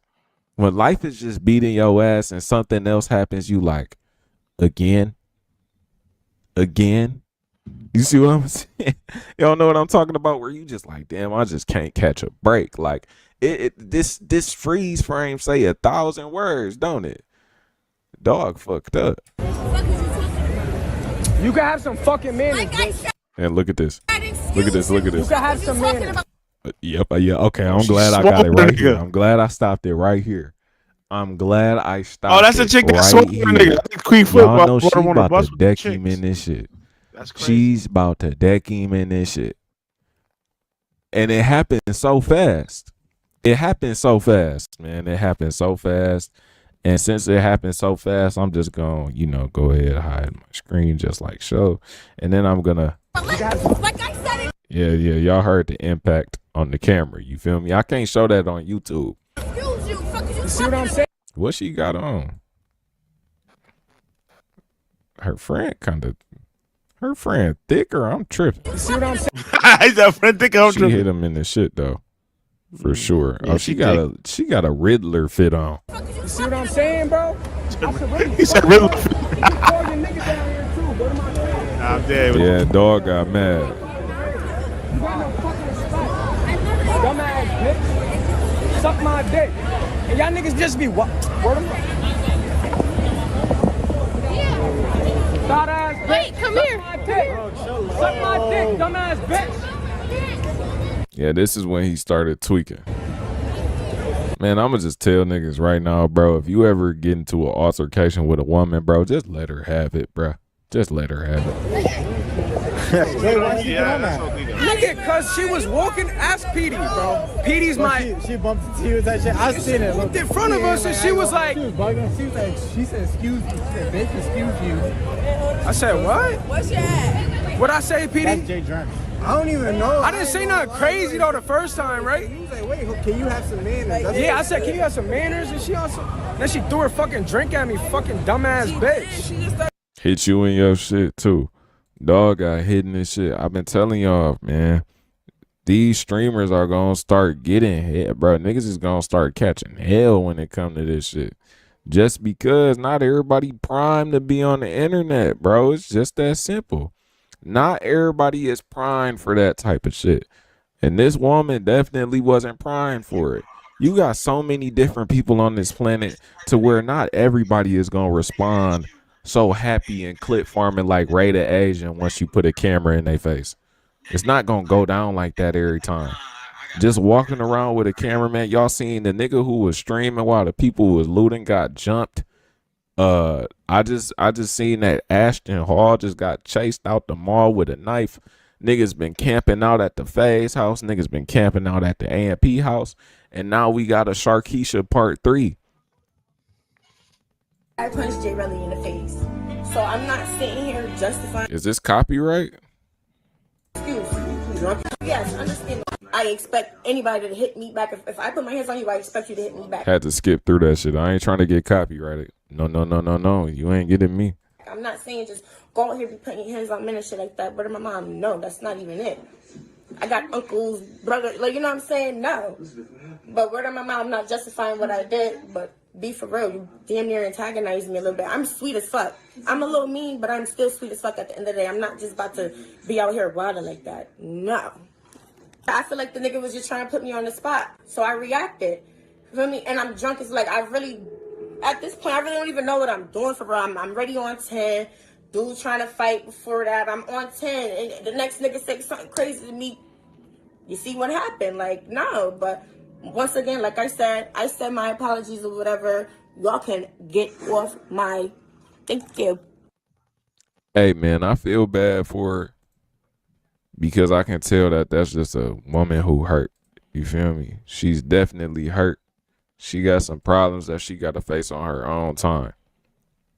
However, I just want y'all to be aware that this type of shit is going on and that it's only going to get worse. And I don't want to be the person to just be like wishing that on everybody or seem like I am wishing it on everybody. But it's just the reality of the situation.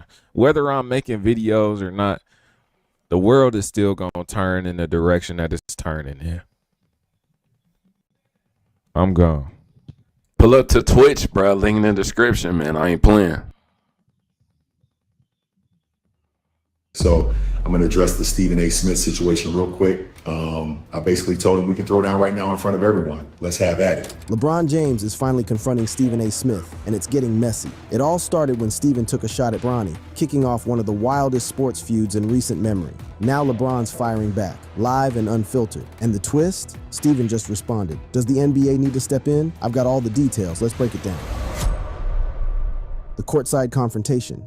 The NBA's seen its fair share of feuds, from Shaq versus Kobe to Draymond punching Jordan Poole to Jimmy Butler calling out Karl Anthony Towns, but nothing's quite exploded like this LeBron versus Stephen A. Smith saga, and this recent IG Live confrontation just took it to another level. Now, for anyone who doesn't know how it all started, here's the backstory. It all centers around Bronny James, LeBron's eldest son, who was drafted 55th overall by the Lakers in 2024, making history as the first father-son duo to ever play together in the NBA. But with that historic achievement came an avalanche of criticism, and at the center of it all was Stephen A. Smith, the ESPN analyst known for his fiery takes and never backing down from controversy. Smith had been relentless in his criticism of Bronny's NBA readiness, and let me tell you, he wasn't holding back. Check out what Stephen A. was saying about Bronny's situation. Because he's not ready. I'm not here to tell you that he won't be ready. I'm not here to tell you that he won't be an NBA player. I'm not here to tell you that he should give up his dreams and his aspirations. I think the kid's got potential. I think the kid will be in the NBA one day.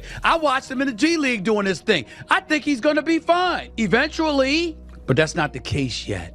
Night after night, Smith would dissect Bronny's performance, question his qualifications, and paint a picture of a young man who was only in the league because of his last name. But Stephen A. didn't stop there. He got even more specific about Bronny's statistics and what he saw as LeBron's role in the situation. Bronny James has played in 13 NBA games. Ladies and gentlemen, he's averaging 0.3 points, 0.3 assists, and 0.4 rebounds. Damn! He shot That 1 is for bad. 16 from the field in his NBA career and 0 for 7 from three-point range. And he's playing in the first quarter of an NBA game? Really? And everybody wants to look at it and LeBron has nothing to do with that. This wasn't just casual commentary. This was a systematic breakdown of why Stephen A. believed Bronny didn't belong on an NBA roster. And then came the part that really hit LeBron where it hurt, when Smith started questioning LeBron's parenting decisions. I'm not being cruel to Bronny. I'm looking out. Do you want it this way, LeBron? Do you want it this way, Rich Paul? Do you want it this way? He can't go into the G League and average 20, 25 and stay there until he's ready? Because he's LeBron's son, you know how they're gonna judge him. Now you can start to see why LeBron's patience was wearing thin. Stephen A. wasn't just criticizing a basketball player's performance. He was questioning LeBron's judgment as a father and suggesting that LeBron was setting his son up for failure. Now let's be real here. Criticism comes with the territory when you're an NBA player. LeBron knows this better than anyone. He's been dealing with critics since he was a teenager. From Skip Bayless to Colin Cowherd, from anonymous keyboard warriors to Hall of Fame players questioning his legacy. But there's a difference between criticizing a player's performance and what LeBron felt was a personal attack on his family. But Stephen A. took it even further, using boxing analogies to make his point about protecting young athletes from situations they might not be ready for. I used a boxing analogy on First Take earlier today, and I used Marvis Frazier, the son of Joe Frazier. Go back and look at the highlights. He went into the ring against heavyweight champion Larry Holmes, who had one of the best jabs and one of the best right hands in boxing history. And I remember Larry Holmes being interviewed and saying, ain't no kid with 10 damn fights beating me. That's what he said. And then went in there and beat him in the first round. This analogy was particularly cutting because Stephen A. was essentially comparing LeBron to Joe Frazier, a legendary fighter who put his son in a situation he wasn't ready for with devastating consequences. Smith continued this comparison, making it clear that he thought LeBron was making the same mistake. That's all I'm saying. With LeBron, the best of intentions. Where the fucking wonderful father by all accounts. I'm not casting any aspersions on him. I'm saying that's your son, bro. You know the game of basketball. He ain't ready yet. Why put him in that position? You had your moment being on the court with him. The tension had been building for weeks. Every game, every stat line, every missed shot from Bronny became ammunition for Smith's arguments. And while some criticism might have been fair, Bronny was averaging modest numbers in limited minutes. LeBron felt that Smith had crossed a line from professional sports commentary into something more personal and damaging. So there LeBron was, during what should have been a routine timeout, when he spotted Stephen A. Smith sitting courtside. Smith wasn't alone. He was positioned near the Lakers bench alongside some notable figures, including Endeavor CEO Ari Emanuel and comedian Larry David. But in that moment, LeBron's focus was laser sharp on one person. What happened next was captured on video by a fan and would go viral within hours. LeBron walked straight up to Smith and, according to lip readers and subsequent reports, told him, "Keep my son out of this shit, bro." The intensity was palpable. The moment was electric, and everyone in that arena knew they were witnessing son's in the something NBA. unprecedented. I mean, think about the courage. I don't think he or was some ready might say either. I think he's audacity trash. it takes to confront one of the Help most his ass back in powerful the G voices League. in sports media in front of thousands of fans and countless cameras. This wasn't LeBron, the basketball player, making this move. This was LeBron, the father, drawing a line in the sand and saying, enough is enough. The confrontation was described by witnesses son as in the tense NBA. but What do you think? controlled, You with can't- LeBron's you message can't being give no, clear and direct. commentary he of wasn't him? looking for a That's- fight. He nah. wasn't trying to create a scene for attention. He was a father defending his son against what he perceived as unfair and potentially damaging commentary. Stephen A. Smith, to his credit, maintained his composure during the confrontation, but you could see the surprise on his face, the realization that this wasn't just another day at the office covering the NBA. This was personal, this was real, and this was about to become one of the biggest stories in sports. Later, Stephen A. would describe the encounter in more detail. That was LeBron James coming up to me, unexpectedly I might add, to confront me about making sure that I mind what I say about his son. Can't repeat the words because they ain't suited for FCC airwaves. That's what he was doing. That wasn't a basketball player confronting me. That was a parent. That was a father. And I can't sit here and be angry or feel slighted by LeBron James in any way in that regard. This acknowledgement from Stephen A. was crucial because it showed that even in the heat of the moment, he understood this wasn't about basketball criticism. This was about a father protecting his child. The video of the confrontation spread What are you like talking wildfire about? across He in the social NBA, media nigga. platforms. The fuck outta Within here, hours, LeBron. The clip had garnered millions of views. the reason- with you know the fans, reason why he in the analysts, and NBA, nigga? celebrities weighing in on both sides of the argument. Some praised LeBron for defending his family, while others criticized him for confronting a member of the media doing his job. Truth is, the March 6th confrontation set the stage for what would become can't one tell of the you most the truth, fascinating like- media battles in recent sports I history. don't want to hear that. That's with my both son. sides Shit, your using son's in their that fucking platforms NBA. to advance their Fuck outta narratives here. and defend their He can positions. tell you what the fuck is up. The media war. Let's start with Stephen A. Smith's immediate response, because this is where things got really interesting. Rather than backing down or apologizing, Smith doubled down on his position the very next day on ESPN's First Take, and later on Hey, watch that shit in a minute. Gil's Arena podcast, describing LeBron's confrontation as weak and some bullshit. But here's the kicker. Smith also acknowledged that he understood LeBron's reaction as a father. LeBron ambushed me at the Lakers game last night. The guy came right up to me, courtside, and yelled in my face. He said, "F you, Stephen A. I take bigger than you. Plus, I heard you said Bronny sucks at basketball, and he's only in You saying that on because ESPN? I made the Lakers draft Bronny him." sucks. Wait, hold up. That clip right there is Come on, actually he from a can't score? fake video that was circulating online, which shows just how wild this story was getting with all the misinformation flying around. The real Stephen A. Smith was much more measured in his actual response, but the fact that fake videos were being created shows you just how much this story had captured the public imagination. Yes, In I'm his making them real fake-ass response, videos, nigga. Smith said, "I thought it was weak. I thought it was some bull. But in the moment, I knew that I was listening to a I gotta check father." my This PayPal, man. acknowledgement was I ain't get my crucial money yet. because it The showed fuck? that even in his criticism of LeBron's approach, Smith understood the emotional weight of the situation. But Smith didn't stop there. He explained his position more thoroughly, expressing frustration that LeBron chose a public setting rather than approaching him privately. Smith argued that his criticism wasn't aimed at Bronny personally, but at LeBron as a father for potentially setting unrealistic expectations. This distinction became a key part of Smith's defense throughout the entire controversy. Now here's where see LeBron's nothing wrong media with savvy Stephen really A. came Smith into play. giving a For weeks take on after it. He the does like any other confrontation, basketball player. LeBron remained silent, letting the story nigga ain't sit ready. and Let's keep build. it real. This Like, wasn't what the fuck he accidental. telling us? LeBron I has ain't- mastered the art of timing when Oh it my comes God, to I ain't media never get my narrative. bread. What He the knew that his silence was Oh, they creating robbed me? anticipation, and when he finally decided to respond, it would Wow, carry I got maximum robbed. I didn't get my impact. bread That yet. moment came on March Not even- 26, 2025, when LeBron appeared on The Pat McAfee Show, which was simulcast on ESPN. This wasn't just any interview. This was LeBron taking his response directly to one of ESPN's own platforms, essentially Yeah, I didn't get bringing that the money. I fight don't to know. Stephen Fuck A. happened, Smith's man. home turf. He's like on a Taylor Swift. it's not on cash tour now. What the hell right is you now. want to play? Another, he completely like missed the whole point.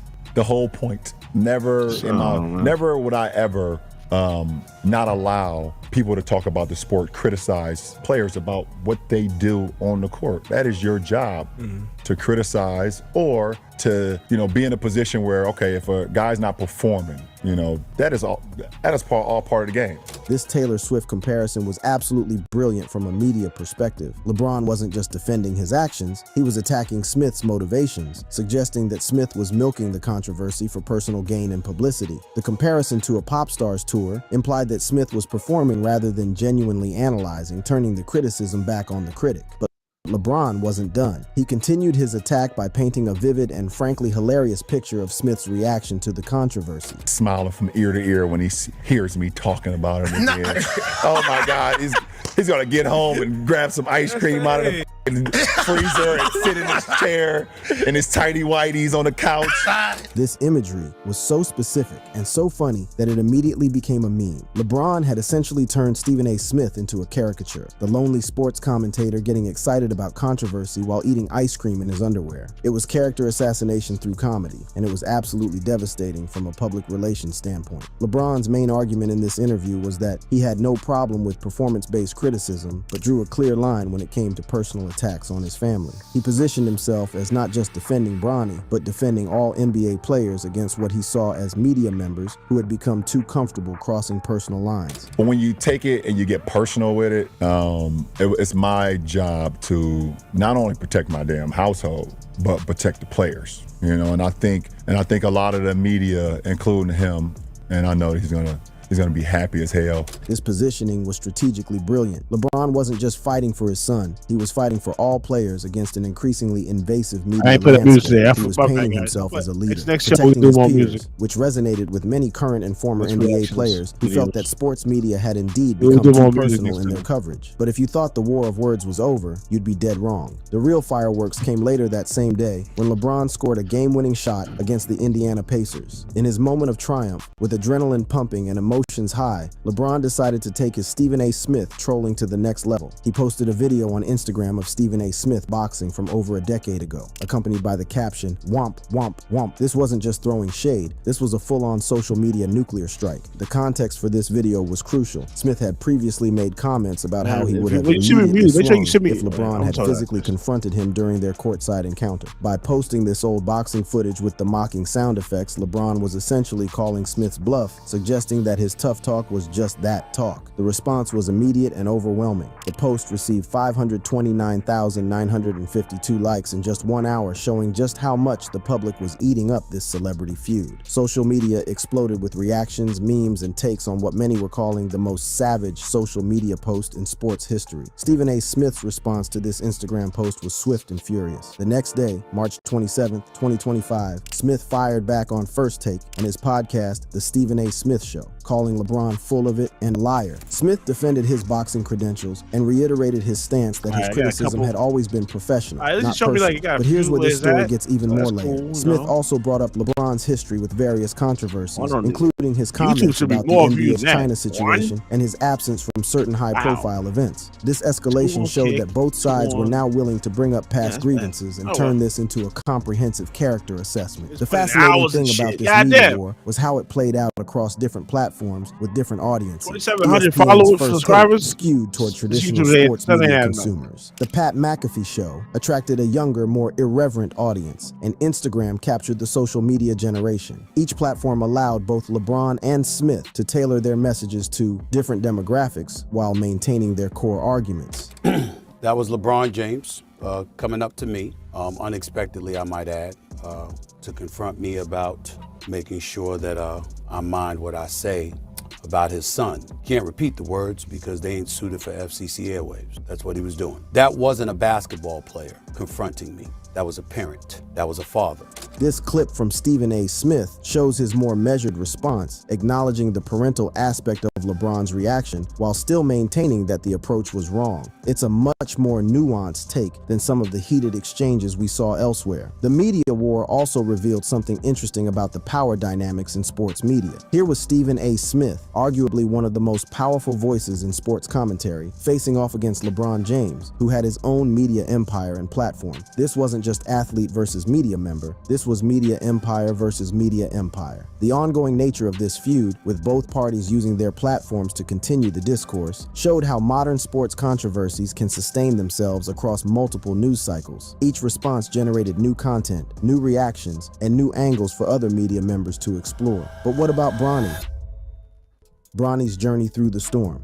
While the world was fixated on the verbal sparring between LeBron James and Stephen A. Smith, there was another story unfolding that deserves our attention: the remarkable journey of Bronny James himself and what this entire controversy revealed about modern sports, family dynamics, and the crushing weight of expectations in professional athletics. Let's start by understanding exactly who Bronny James is beyond just being LeBron's son. Born October 6, 2004 in Akron, Ohio, Bronny stands 6'2" and weighs 210 pounds. His basketball journey began at Sierra Canyon High School in California, where he wasn't just riding on his father's coattails. He was ranked as the 19th overall prospect in the 2023 class by ESPN, averaging 13.8 points, 5.5 rebounds, 2.7 assists, and 1.8 steals as a senior. But here's where Bronny's story becomes truly remarkable and heartbreaking at the same time. During his time at USC, Bronny suffered a cardiac arrest during a workout, a life-threatening incident that could have ended not just his basketball career, but his life. The fact that he not only survived, but returned to play basketball at the highest level makes his journey all the more extraordinary. The statistics tell an interesting story about Bronny's development and the challenges he faces. In the NBA during the 2024-25 season, he's averaged 2.3 points, 0.7 rebounds, and 0.8 assists over 27 games, playing an average of just 6.7 minutes per game. These numbers, admittedly modest, became ammunition for critics like Stephen A. Smith, who questioned his NBA readiness.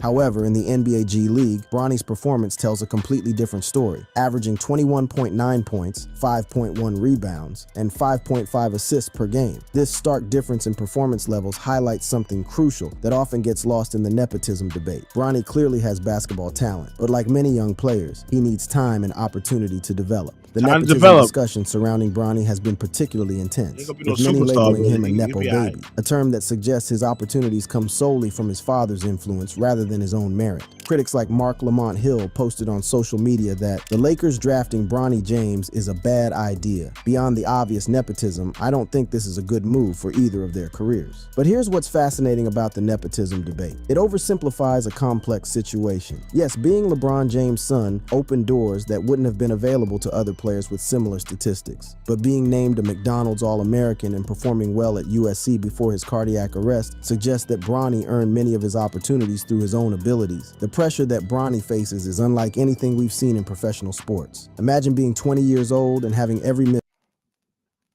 shot, every turnover, every moment of struggle scrutinized not just as a reflection of your own abilities, but as validation or rejection of your father's legacy. This unique pressure, as the son of one of the greatest players in NBA history, creates a burden that no other rookie has had to carry. What's remarkable about Bronny throughout this entire controversy is his silence and focus. Despite extensive searches for his reaction to the feud between his father and Stephen A. Smith, no public statements, interviews, or social media posts from Bronny addressing the situation have been found. This strategic silence suggests a maturity beyond his years, and a deliberate choice to let his play do the talking rather than getting drawn into media controversies. The timing of Bronny's best performances has been particularly noteworthy. After setting a career high with 17 points for the Lakers, Stephen A. Smith acknowledged on First Take that he might have been wrong, stating he was very impressed with Bronny's performance. This moment was significant because it showed that even critics could be swayed by on-court performance rather than off-court narratives. Following up that performance with 39 points in the G League demonstrated that Bronny's potential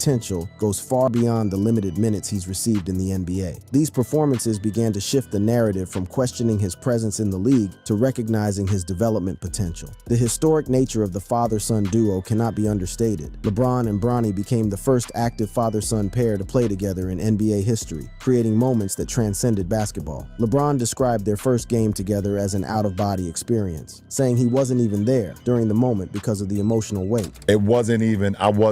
Physically, I wasn't even there. What the fuck?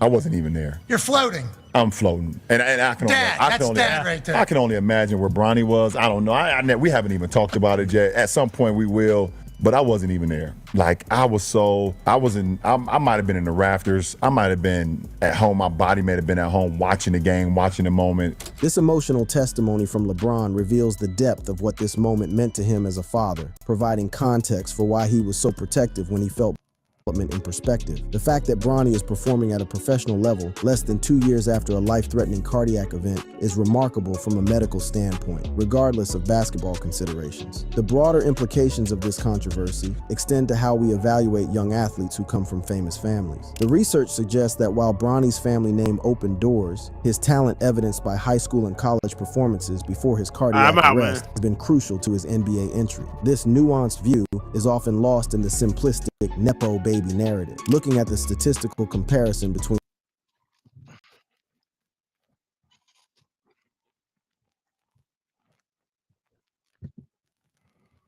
All right, man, I'm out of here, guys. Catch y'all next live, man. My take on Stephen A. Smith. Stephen A. Smith's job is to rate our players, and he's a reporter. He works for ESPN, so I don't know. It's not.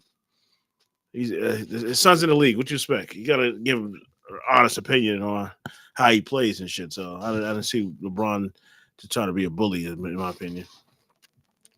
I don't think he was just trying to be a father. You want to run that? If your son's in the fucking NBA, the fuck is a father at?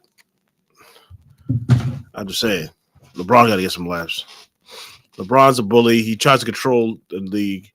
Clearly, he tries to run teams and shit, and brings players. And then when they flop, he wants the players to get the fuck out of there. Honestly, I think his time is up. He needs to just quit, retire. He got both billions of dollars. He'll be all right in the financial department. He'll never have to work a day in his life. He got multi-billions. Then he got multiple deals. He got sneaker deals and everything. So I don't know why he's trying to play another year in the league. I mean, I don't want to see that nigga, so I don't give a fuck. But if y'all want to watch that, that's cool. I'm not probably watching basketball next year anyway. I want to see what's going on with other teams. I'm gonna do more videos on that, see what teams are going where. I know LeBron's not winning no more rings. He got Luka and still can't win, so it doesn't matter. We'll see how that goes next season.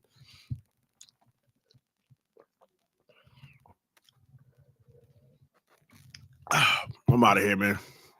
Catch y'all next live, man. Peace. If you ain't follow me on all my social media platforms, Global Mail. Click on the link on my YouTube. I got my social medias on there. I'm gonna put more social media. I'm gonna add all my social medias on my all my accounts. I got them on Kick. If you got me on, follow me on Kick. Click on my. You can follow me on Twitter. Join my community, and then I gotta put a Discord up on there. My Discord is Global Mail No Space. GLOBAMBALMEL. So last guy got my fucking Kick wrong. He called me Global. It's Global Mail, nigga. You see the name, nigga. You can read. You got God gave you a brain so you can look. I mean, he gave you eyes so you can see, and he gave you a brain to think. So it's Global Mail, man. It's not Global. I mean, I don't know if he's definitely not in the chat anymore. I'm out though. Catch y'all next stream, man. I'll be back tomorrow. We're gonna get more. I'm gonna get music on tomorrow. So all the unsigned talent will be playing tomorrow. I'll be doing less reactions, and I'm not gonna be doing 2 hours. By the time I get home, I'll probably an hour or two prep up. I'm out though. I'll catch y'all next stream. I'll be back tomorrow. I'm gonna start doing more. Keep streaming more and more episodes. So